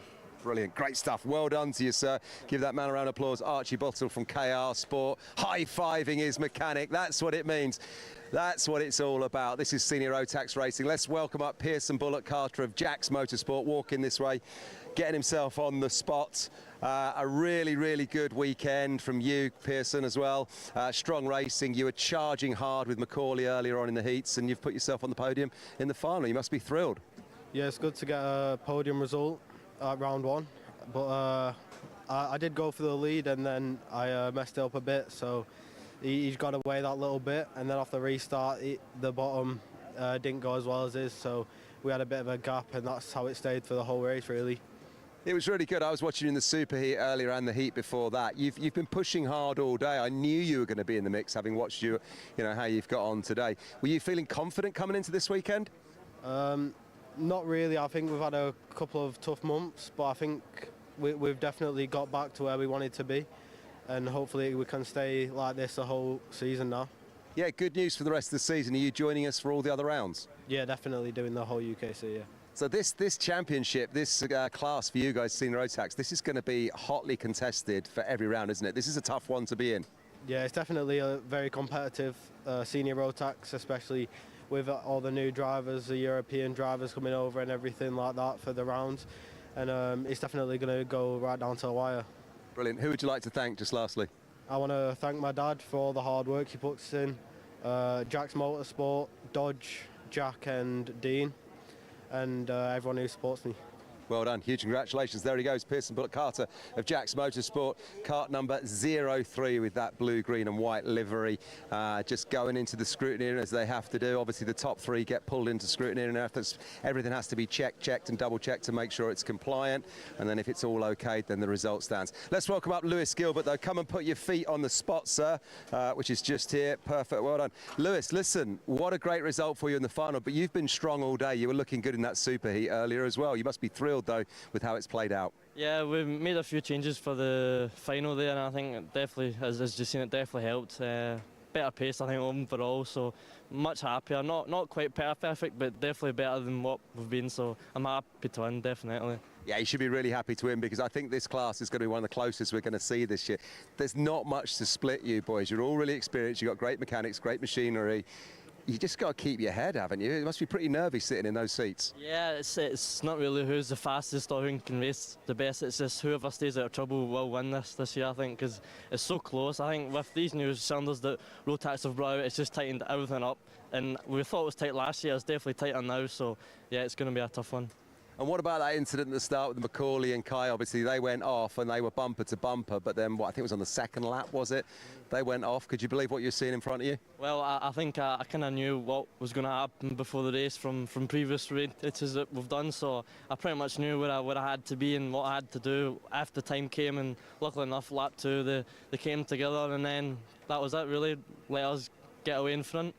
Still got to keep your head. Well done, sir. Who would you like to thank? Just like to thank Craft Motorsport, Potenza Racing Engines as always, for the endless work. And my mum and dad, Luke Hughes, Kyle Fowley, everyone back at home has helped us. Just, yeah, great support.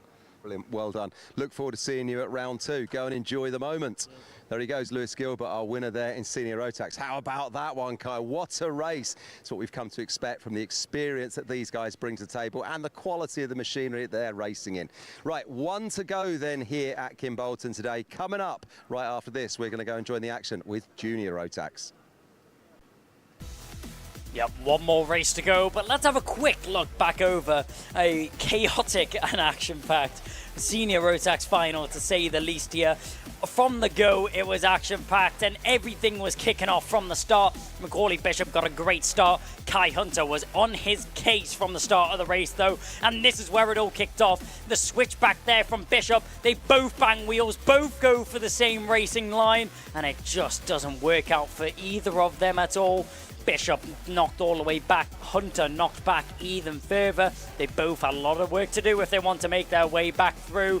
But in the mid-pack, Gabe Fairbrother, the man on a mission, made so many overtakes this race, was battling from start to finish and did not yield whenever he had to at all. Here's Kai Hunter making his way back through the order. Did a great job at fighting through to finish in 10th place to get some championship points under his belt for the Hunter Motorsport car. there was the incident on the final corner, which unfortunately seen Harry Lamond go out of the race and bring out the Battenberg flag. It was from the restart where Lewis Gilbert took control. He drove away and took home the rest of the race. Gabe Fairbrother was the centre of attention though, with so much pressure in front and behind, as he had so much to do throughout the whole of the race, but it was eventually Lewis Gilbert who walked away with the win after pulling about a half a second gap.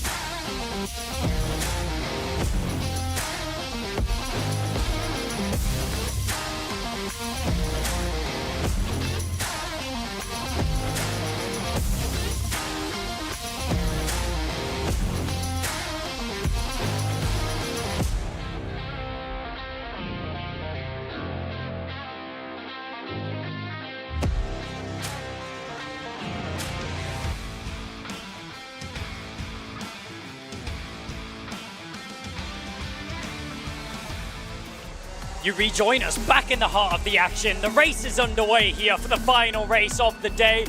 Junior Rotax are going to finish it off in style and finish it off with a few drivers going off at the first corner. Never mind just a few. There's about 6 or 7 karts involved in an incident down at the first corner. Just looks like a ricochet effect of one driver spinning out, everyone joining in suit, unfortunately. Out in the front though, it was a good start there from the number 222. That's Jacob Ashcroft. He's been displaying his case all the way throughout this weekend. He's doing a great job right now. Has Jacob Ashcroft all throughout the course of this weekend. Another driver taking to the grass. Yellow flags are all the way waved down the main straight, and a Battenberg flag is out. So the racing pace will be killed. All of the drivers have to slow down to a walking pace. This will once again bunch up the whole field. We've seen a Battenberg flag earlier on in the senior Rotax race as well. The same format will be followed, same procedures will be followed. The scene of the incident will very quickly be tended to by the marshals, and whatever the problem is, it will be very quickly rectified. Around the Willows section here and down towards what is going to be Kimbolton corner. It looks like this may have been a short-lived Battenberg flag. Question is, will we get racing this time round? It doesn't look like we will. So Battenberg flag will still fly. So Battenberg flag is still out as we go down towards the first corner. Not quite sure from my point of view what the reason is for this Battenberg flag still being deployed. Drivers having to stay aware of their competitors around them, slowing down to a considerably slower pace, as multiple drivers were involved in an incident in the first corner. Just a couple of the names: Jacob Dukes, Kai Veitch, Lewis Goff, William Antrobus, Oakley Grafwaite and Zach McDonald. The 2 drivers that have retired from that incident though are Charlie Neve and Charlie Cox. So multiple drivers having incidents down at the first corner, but we go racing once again. The restart is underway, diving down towards the first corner. And through the Willows, we now find ourselves up at the front of the field.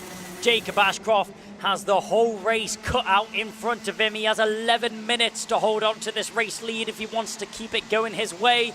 Or will anybody be able to put up a fight here to the DHR car in the lead? It's a DHR 1-2 right now, then broken up by another Strawberry cart in behind. That being Aryaman Bansal.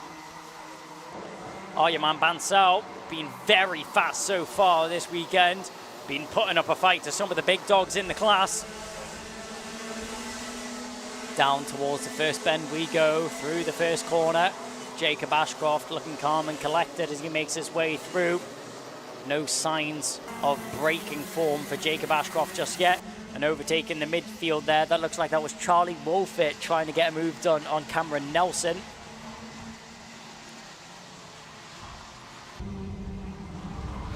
So a couple of drivers trying to get themselves involved in the mid-pack and gain themselves up a couple of possessions to better themselves going forwards into the latter stages of this race. Down the inside, there's a move. That's Joshua Smith making the move on Aryaman Bansal. Joel Dixon Cohen has sent a contact warning. So a contact warning board is shown on the gantry there for the driver of Joel Dixon Cohen. The number 167 is currently pedaling around in 16th position. Jacob Ashcroft, no surprise there, picks up the fastest lap on that previous tour of the circuit. Brilliant driving so far from him all weekend. 222 diving down towards Kimbolton corner, and now rounding onto the home straight once again with just shy of 10 minutes remaining in this race. Cole Denham now finds himself in second position. He's the driver who's going to be pushing, trying to take the fight to Jacob Ashcroft.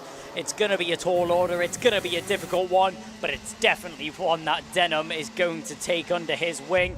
Another contact warning being handed out there, this time to the number 80 of Zach McDonald, one of the drivers which was caught up in the incident down at turn 1. Down through Kestrel corner we go, and towards Kimbolton corner once again up at the front end. Jacob Ashcroft, the question is he comfortable out in front, or is Cole Denham going to bring a fight to that lead? Jacob Ashcroft currently just asserting himself and asserting his dominance over the rest of the field. Sets another fastest lap. So managing to just slightly extend his lead over Cole Denham. Got fastest lap by just 11/100ths of a second. As they go down through Dan Weldon's corner once again. Ashcroft using all the runoff. A mistake in the background there from Denham. That's not going to catch him onto the back of Ashcroft at all, but what it is going to do is that's going to leave him closer and closer into the grasps of Aryaman Bansal. Yeah, 1.08 seconds is now the gap which Ashcroft has back to Denham. So Denham, more of a defensive drive at this point in the race than he has an offensive drive, and overtaking the background. So that's going to be a move, what looked like Lizzie Mentia trying to assert herself further up the order. That may have been Mentia going for the move for fourth. We'll get confirmation once the drivers file back through past our commentary box and across the timing line. Around the final bend we go. Is it another fastest lap for Jacob Ashcroft? No, but he matches his best. Yes, that was a move there from Lizzie Mentia. Gets herself up into fourth past Cameron Nelson. Aryaman Bansal drops down a couple places on that previous lap. Finds himself down in sixth position for the time being. Originally was in sixth at the time of that lap starting.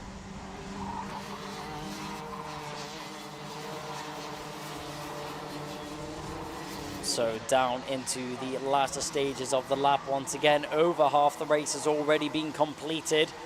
Jacob Ashcroft in a world of his own for the time being. 1.3 seconds is the gap which he's managed to pull over the rest of the field. Joshua Smith is the driver with the fastest lap though. Harry Bartle now picking up the fastest lap that time round. So multiple drivers showing that they have the pace to be fighting up at the front end of the field.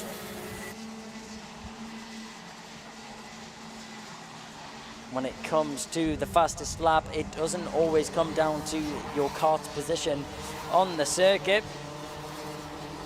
Multiple drivers contending at that fastest lap further down the field. We're just having a look here at Aryaman Bansal. Aryaman Bansal glued to the rear bumper of Lizzie Mentia, who picks up the fastest lap there. And also a contact warning going out to Lucas Blamford, the number 59. Where does the number 59 of Blamford find himself situated in the order for the time being? seems to be a little bit lower down than he would be expecting or what he would be hoping for. 8th position is the place for Lucas Blanford. Still a good haul of points to start off the championship tight.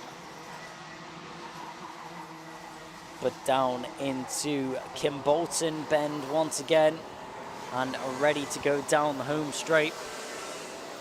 We push down the home straight once again. Lizzie Mentia just trying to hold off Cameron Nelson and Aryaman Bansal. Both drivers putting a world of pressure on her shoulders. 4 minutes and 50 seconds remaining on the clock now. As the clock is ticking down, time is winding down, and the closing stages of the race are now becoming upon us. Jacob Ashcroft, he'll just be watching that clock, waiting for the time to strike 0. He has no worries about the drivers in behind him. Cole Denham, though, that's a completely different question. He's actually having to go defensive at this stage in the race to fend off Joshua Smith. Lizzie Mentia tucked in behind as well as they go down towards the first corner. Down the inside, trying the move. Mentia gets it done as well. So Joshua Smith got the move done there on Cole Denham, following through in Lizzie Mentia. Lizzie Mentia, the number 4 seed from last year, looking to improve that as she now finds herself in 3rd position in this race. That will be a brilliant start to the season for her. She would be elated with that result. Around the final couple of bends we go, and across the home straight. Jacob Ashcroft still leading the way, picks himself a new fastest lap. Joshua Smith in 2nd, Lizzie Mentia in 3rd. Will it stay that way though? That's the question. Jacob Ashcroft, the fastest lap by what is around a 10th of a second. As we go through Derek's corner, drifting, hitting every single apex. All of the drivers managing so well with the heat and the conditions which they've had to face today. Grueling heat, which is not a common phrase which we would say over here in the United Kingdom, but it is great when we do get to see it. The sun has been out all day. The clouds have refrained from overcasting the circuit, but that does mean that the drivers have had to deal with the exhaustion of the heat whilst they are blasting around the circuit. And blasting around the circuit indeed is Lizzie Mentia. She throws herself the fastest lap of the race, and she also finds herself in 2nd position in the race now.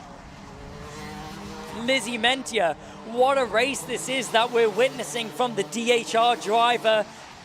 A switch up for this season, puts herself in the DHR kart, and now fighting in 2nd position. Great defensive positioning there from Mentia, puts the kart in the middle of the track to fend off Joshua Smith. Smith not able to put the kart on the inside, not able to put it on the inside. Inside line is going to be given to Lizzie Mentia, but just gonna lose it there through the willows as Joshua Smith manages to get the switchback coming out of the first corner. Mentia's DHR teammate Cole Denham still tucked in behind her. Will they work together to try and get past Smith, or will it be a free-for-all? Will it be a free-for-all indeed? Will there be a chance for Cole Denham to get the move done on his teammate of Lizzie Mentia?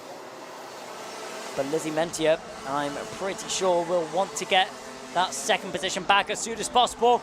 Going defensive into the first corner does Josh Smith. He asserts himself on the inside line and asserts himself still in 2nd position. Charlie Wolfett picks up the fastest lap of the race. Hand in the air from Lizzie Mentia. This is just handing the race to Jacob Ashcroft as he disappears into the horizon for these drivers. 3.3 seconds is the gap he's managed to pull himself over the remainder of the field. No worries in the world for the 222 out in front.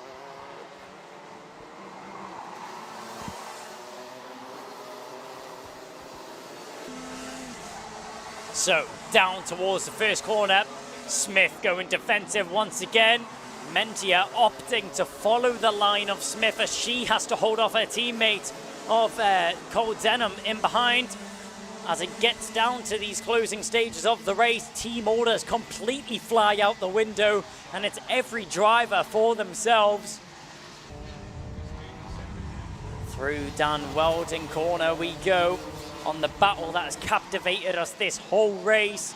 Joshua Smith hanging on by a hair in second position right now. Down the home straight to mark the penultimate lap of the race. Jacob Ashcroft has this one in the bag. Does not need to worry about this one at all. Joshua Smith just teasing Lizzie Mentia with that inside line. Mentia not opting to stick her nose into the first corner. Smith going less and less defensive as the race continues on. An odd strategy, but seems to be working out for him and the Jax Motorsport team. Second position right now, but will it stay that way? With only one more lap remaining after this one. This is where it all goes up in the air. Across the line, Jacob Ashcroft, he has the race in his bag unless something happens. But across the line, Joshua Smith, he has a lot to work for if he wants to hold on to this one. Doesn't opt to go defensive, doesn't want to lose any time to Mentia that he doesn't have to. Mentia in the slipstream though is in prime position to go for an overtake if she just manages to eke a little bit closer to the back of that number 11. They go through the Derrick's corner and now down towards Dan Weldon corner. Is she able to gain a little bit more time to attach herself onto the rear bumper of that number 11? Smith looking comfortable out in front, doesn't even feel the need to check over his shoulder, and he's played it perfectly. A game of chess was that one. Ashcroft crosses the line with an inevitable victory there, but Joshua Smith, a defensive masterclass, went defensive early, parked the brakes, and asserted himself a little bit of breathing room to get himself second position on the circuit. Wow, what a race to round out the day that was. Jacob Ashcroft, hats off to him, had no worries in the world and dominates the field once again. The 222 is used to that one indeed. Joshua Smith comes home in second, but a brilliant race from Lizzie Mentia driving back through the field to finish in third position. Cole Denham, her teammate, will finish in fourth from Cameron Nelson. Aryaman Bansal, Harry Bartle, Mikey Walker, Ollie Wise and Lucas Blamford will round out the top 10 there. A couple of big names which we would have expected up at the top of the field, unfortunately being caught up in that incident down at the first corner. So being set back a little bit, they had more work cut out for them to do as they had to fight their way through the field. Unfortunately, that's how racing is sometime. But amazing racing all the way throughout the field. There was battles all the way to the line, especially that battle for second position. I think everybody watching along at home was intrigued by what was about to unfold there. Joshua Smith, though, played his cards perfectly as he got himself that second position on the road. Lizzie Mentia will have to settle for third position, even though I'm sure she would have been praying to end up in that second position after working so hard the whole race. Cole Denham, her teammate, just shy of a podium after finding himself in the lead of the race earlier on, just before that Battenberg got a great start at the start of the race. Wasn't able to maintain that one, though, unfortunately, for the number 4. In the pits, though, for the final time this weekend, Junior Rotax has finished their race, and you know what that means. Kev Harris, let's have a word with the drivers. Well, here we are then down in scrutineering, and it is first place for Jacob Ashcroft. Business as usual for him in Junior Rotax. Josh Smith then coming home in second for Project One. Well done to him. But huge congratulations to Lizzie Mentia. Look at that, sporting the DHO overalls this year. Started on row 7, 13th on the grid, and she's put it home in third. Let's see if we can get a word with Lizzie as we get her over onto the spot. Come and put your feet on the spot round here, Lizzie. I mean, Lizzie, there's got to be a smile on your face there. You started on row 7, 13th on the grid, you brought it home in third. Talk to me about that race. Oh, it was honestly so difficult, but it went so well. Like, I couldn't have asked for anything better. The race planned out exactly how I wanted it to. The start was perfect and just kept pushing through. Oh, I mean, what a great opening weekend. You've been strong all weekend, but did you come into it thinking that you might get a podium? Well, I was hoping so with the 0-4 on my plate, but yeah. Nicely done. Am I right in thinking as well, this is your second podium in UKC? You got a third at round 4 last year? Yeah, it's my second one. Brilliant. And there was a moment there in that race where it looked like you could have been one step higher as well. Yeah, it was possible. It was a hard race with obviously Josh Smith, but he's a great driver, so it was quite hard to get past. Brilliant. And just a quick word about the team. What about Jacob Ashcroft ahead of you there by some margin? DHR obviously doing a great job with all of you. Yeah, I was hoping it would be a top 3 when obviously I seen Cole in second, but it was good that it was a top 2. Fantastic. Who would you like to thank this weekend? Who's been looking after you? I'd like to thank my parents for obviously pushing me as far as I can and getting me to this point. I'd like to thank Dan Holland Racing for everything that they do, and my mechanic Matt. Well done to all of those people there. Give her a huge round of applause. That is Lizzie Mentier, 3rd place of the day. Well done, Lizzie. Go and high five your mechanic Matt. There she goes. How about that? And look at this. High fives to Joshua and his team as well. Let's get Joshua up from Project 1 on the spot. Come and put your feet on the spot here, sir. Wow, wow, wow. This junior Rotax class is tough, isn't it? But you held your nerve in that one there to bring it home in second. Talk to me about your race. Yeah, I know. It was all no words, to be honest. It all parked up, and I read every situation the best I could and got into second and then dealt with it accordingly. I mean, it was a tough race, to say the least. It's a tough class. It's probably been a tough weekend, isn't it? 72 driver entries overall. You've got to get through the heats, the Super Heat, and then make it the top 34. It's a long process to get to this point, to get to the podium, isn't it? Yeah, definitely. I mean, it's a lot of background work that goes into it, and how hard the boys work behind the scenes is, I can't thank them enough, really. Yeah, and just one moment there towards the latter stages. Looks like Lizzie got the jump on you, went into second for a few corners. Looked like she could have been where you're stood right now. Yeah, I know. Maybe. I didn't let it happen, though.